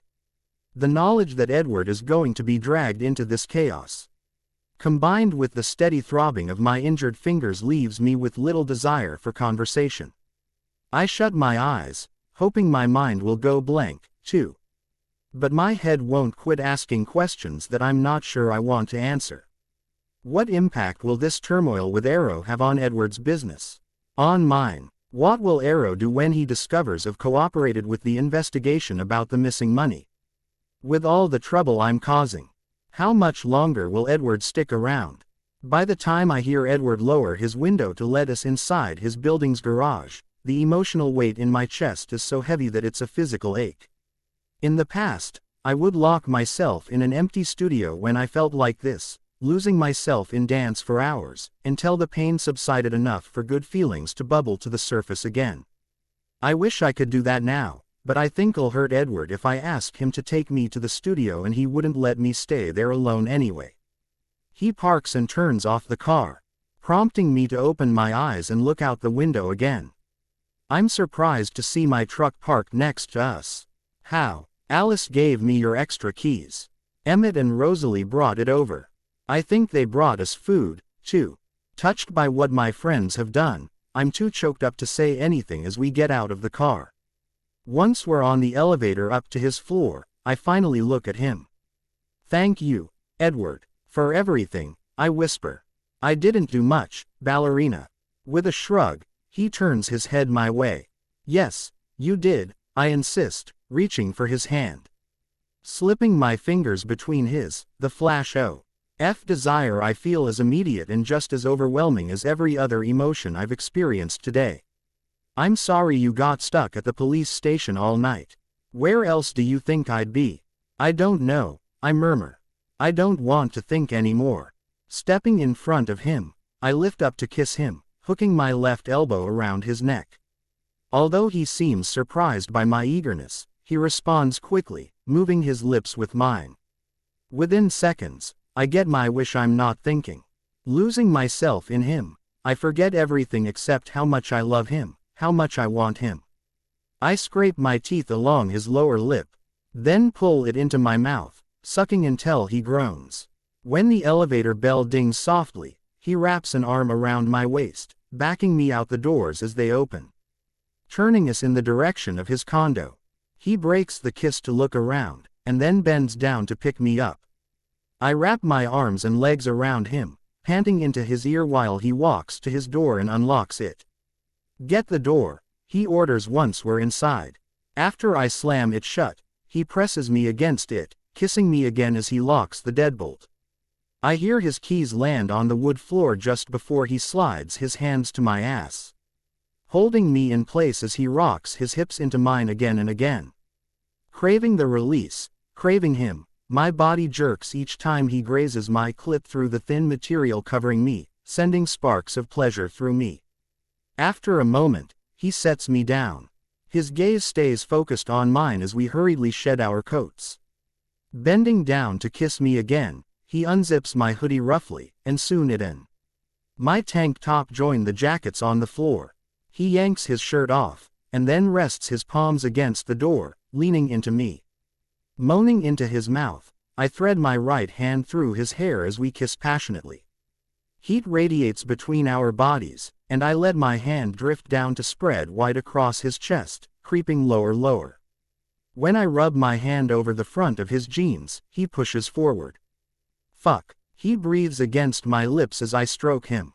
He moves one hand, ghosting it lightly across my collarbone, nudging the straps of my bra off my shoulders. His fingers trace the skin just above my bra, and then he lowers his head to kiss along the same path. When I arch into his touch, he gives me what I want, closing his hand around one breast and his mouth around the other. I look down, watching him. More aroused with each flick of his tongue across the lace covering my nipple, each gentle squeeze of his fingers. Gasping, I enjoy the heightening passion, but I'm too impatient to wait much longer for him. I leave my aching left hand hanging at my side and reach for his belt with my right, loosening it from the buckle, and then unfastening the button of his jeans. But Edward shifts away before I get my hand inside. He looks up at me for the briefest second before dropping to his knees. Kissing across my belly, he tugs my pants, shorts and underwear down all at once, lifting my right leg to pull off my shoe and clothes. Skimming his hand up my thigh, he slides it between my legs, groaning quietly as he pushes 2 fingers inside me. His hot breath beats against my skin, my legs tremble. And just when I think I can't take much more, I feel his tongue scrape over my clit. Oh, God. Oh, my God. Sucking air in through my teeth, I reach for his hair, digging my fingers in as he continues his sensual torment. When I get too close, I pull his hair hard enough to get his attention, unsure he'll understand my breathy wishes. Not this way, up here. Standing again at once, he licks my bottom lip, tasting of me. I hear the metal zipper of his jeans just before he lifts me, plunging inside with one deep thrust. Relief speeds through my veins once we're joined, but it doesn't last. I want more. Jesus, ballerina. His husky voice rumbles through my chest when he pulls out and slams back in forcefully. You feel so fucking good. Unable to answer, I whimper, letting my mouth fall open as we move together. The steady pace quickly turning frantic. Each time he drives into me, the door rattles in the jam. With each thrust, I hear his belt buckle clang rhythmically against the wood and feel his fingers digging into my skin. Clutching him, I race closer and closer to the edge. Finally, I cry out as pleasure rips through me, spreading wildly in wave after wave. Edward follows right after, holding still as he pulses inside me. After whispering my name, he rests his forehead against the door. Slowly, as the daze of my orgasm recedes, I'm aware that my pants and underwear are hanging from my left ankle. The button of Edward's jeans is digging into my thigh and I think one of my fingers is bleeding after I gripped his shoulder tightly as I came. Still, I sigh contentedly. I love you, too. Bella. His lips brush against my shoulder before returning to mine, kissing me slowly, sweetly. Something smells good, I state, twisting my head away to speak. He lowers me to the ground, and then smiles at me. I think it's our dinner. Are you hungry? Yeah, but I want to take a shower. No, a bath. Lifting my left leg, I pull off my shoe and let my clothes slide to the ground. Will you come with me? I never really liked baths, he hedges, pulling up his pants. I'll be wet and naked. Until today, he amends, chuckling. Start the water and I'll be right there. I'm not as comfortable walking around without clothing as he is, but I head down the hallway in only my bra, knowing he's watching. While the water is running into the deep whirlpool tub, I look at myself in the mirror and cringe. Even though I reapplied my makeup this afternoon, I cried most of it off at the police station. My eyes are red and swollen. Most of my hair has fallen from the bun I put it in to teach. I look awful, but I feel great. Crap, I mumble, examining my splotchy face and neck while I fix my hair. I need dimmer lighting. remembering that there are candles in Edward's closet. I go get several and set them on the vanity, hoping I'll look better this way. Just after I've lit them and climbed into the tub, Edward comes in, carrying a plate, a bottle of water and 2 beers. I swallow the 2 ibuprofen pills he gives me with a few sips of the water, and then he hands me half a cheeseburger and a beer. Fresh out of champagne and strawberries, he remarks apologetically, taking off his pants and climbing in with me with his own half a burger and beer. This is so good, I moan, chewing my first bite. And way more romantic than fruit, if you ask me. Thank you. While we eat, we talk a little, but he doesn't ask me about what happened this afternoon and evening, although I'm sure he wants to know. I finish my burger and most of my beer, and set the bottle on the wide rim around the tub. Closing my eyes, I sink farther down into the hot, swirling water. This is nice, ballerina. I mean, considering that we're sitting in a pool of our own filth. He quips several minutes later, nudging my thigh with his foot. Reaching underwater, I grab his toes, and then skim my fingers along his arch, laughing as he squirms. I'm ready to tell you about today, I announce, sliding my hand to wrap around his ankle. Hanging on to him, I keep my eyes shut as I relay the story, beginning with the moment I saw the detectives in the mirror. He asks a few questions, but for the most part, he lets me talk uninterrupted. I finish by telling him that I still don't know if Arrow will file a police report for what I did to him this morning. You've had a rough fucking day, baby, he says quietly. Not my best day, not my worst either, I muse, slitting my eyes open a little to find him smirking at me. I raise one curious eyebrow at him. What? Who would have thought you'd be the first one in this relationship detained by the cops? He jokes, holding his hands up defensively when I splash him. He copies my gesture, except he's more effective. He douses me with water so that I'm sputtering through my laughter. What a relaxing bath, I say sarcastically, pushing the wet hair out of my face. The best way to relax is to have fun, he asserts. Or have sex, but we already did that. Ballerina, what we did wasn't sex, he declares lowly, holding my gaze.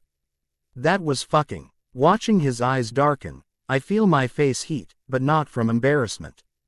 I liked it. I did, too, he nods, reaching over to turn off the whirlpool motor. He stands and gets out, wrapping a towel around his waist before holding a hand toward me. But it was over too fast. Come on, let's try it slow. My hair's wet, I protest half-heartedly. I don't fucking care. He kisses me as I climb out, and then helps me dry off. After pausing to blow out the candles, he leads me to his bed. The sense of urgency we felt earlier has lessened. We don't rush as we explore each other's bodies, letting the pressure build slowly with gentle caresses and whispered words. The pleasure, when it comes at last, is all-consuming. It's much later, when we're lying face to face under the covers, that he frowns and I reach over to trace the vertical line between his eyebrows. What's the matter? I fucking hate everything you've gone through with Arrow, he replies. I hate what he's done, what he's tried to do. But if you'd never gone to work for him, we probably wouldn't have met, I finish as he nods. I've thought the same thing, Edward. But I wouldn't trade what we have for anything. Me neither. And that makes me a selfish asshole. No, it doesn't. I'm fine, I insist. I actually think I did pretty well with him today. Jesus, ballerina, you were fucking fantastic. I'm so proud of you how you handled Arrow, how you handled everything. I'd really lick to have 5 fucking minutes alone with him, though. No way. One of us being charged with assault is enough. He won't do it. He's got no grounds, he responds. I scoot toward him, resting my fat against his chest and tangling my legs with his. I'm scared. I know you are. And I don't know what we'll have to go through before it's all over, he says, stroking his hand along my spine. But when it's over, you and I will still be here together. Promise. Yeah, I promise, ballerina. We're getting pretty good at this relationship shit, I observe, knowing it will amuse him that I sound like him. It does. He laughs. And when I look up at him, my heart is so full that I think it might burst. I agree, baby, he murmurs when I stretch up to kiss him. I agree. Blank, underscore, blank. The next day, Edward is called in for questioning as expected. After making me promise to stay at the full moon with Emmett, he gets to drive himself to the police station, not BC. Arted away in the backseat of an unmarked car like I was. He hasn't returned by the time classes start, so I leave the blinds open in the dance room. Toward the end of my first class, I breathe easier when I see him pull in and park. Since it's dusk, I know he can see into the bright studio when he gets out of the car and looks my way. He holds his phone up before turning to walk inside the full moon. The last 10 minutes of class tick by slowly, and as soon as the students leave the room, I grab my phone from the stereo shelf to read the text from him. It went fine. Quit worrying. See you at 9. With a laugh, I set my phone down again and twist the blinds closed. When classes are over for the evening, I'm not surprised to hear a key in the lock at the side door. It opens as I'm walking toward it and he comes inside, striding purposefully toward me. Hey, he smiles, sliding one arm around my waist. Before I can answer, he kisses me. Alice is still here, I mumble against his lips when his hand wanders to the top of my ass. She's in favor of groping. She fucking talks about it all the time. He laughs, but he pulls away and hands me the styrofoam cup he brought. Thanks. You're in a good mood. I'm in a great mood. I heard some very interesting information at the police station today, he says, watching my mouth as I close my lips around the straw and suck. Realizing he's paying attention, I lick the drops of Diet Coke from the top of the straw, then take another long, slow pull, sucking my cheeks in. His jaw goes slack, his eyes lift up to meet mine, and I can't help the smirk that tugs at my lips. Quit fucking teasing me, ballerina. Who's teasing, baby? Smiling, he leans down to me again, talking between kisses. I'm trying to tell you something and you're distracting me. Putting my hands against his chest, I press him away gently. Okay, spill it. What's going on? Arrow doesn't own these fucking buildings, yours or mine, he says, nodding when my mouth drops open in shock. What the? How did? I stammer, struggling to understand. Then who does? His very, very angry wife. The end. Thanks for watching.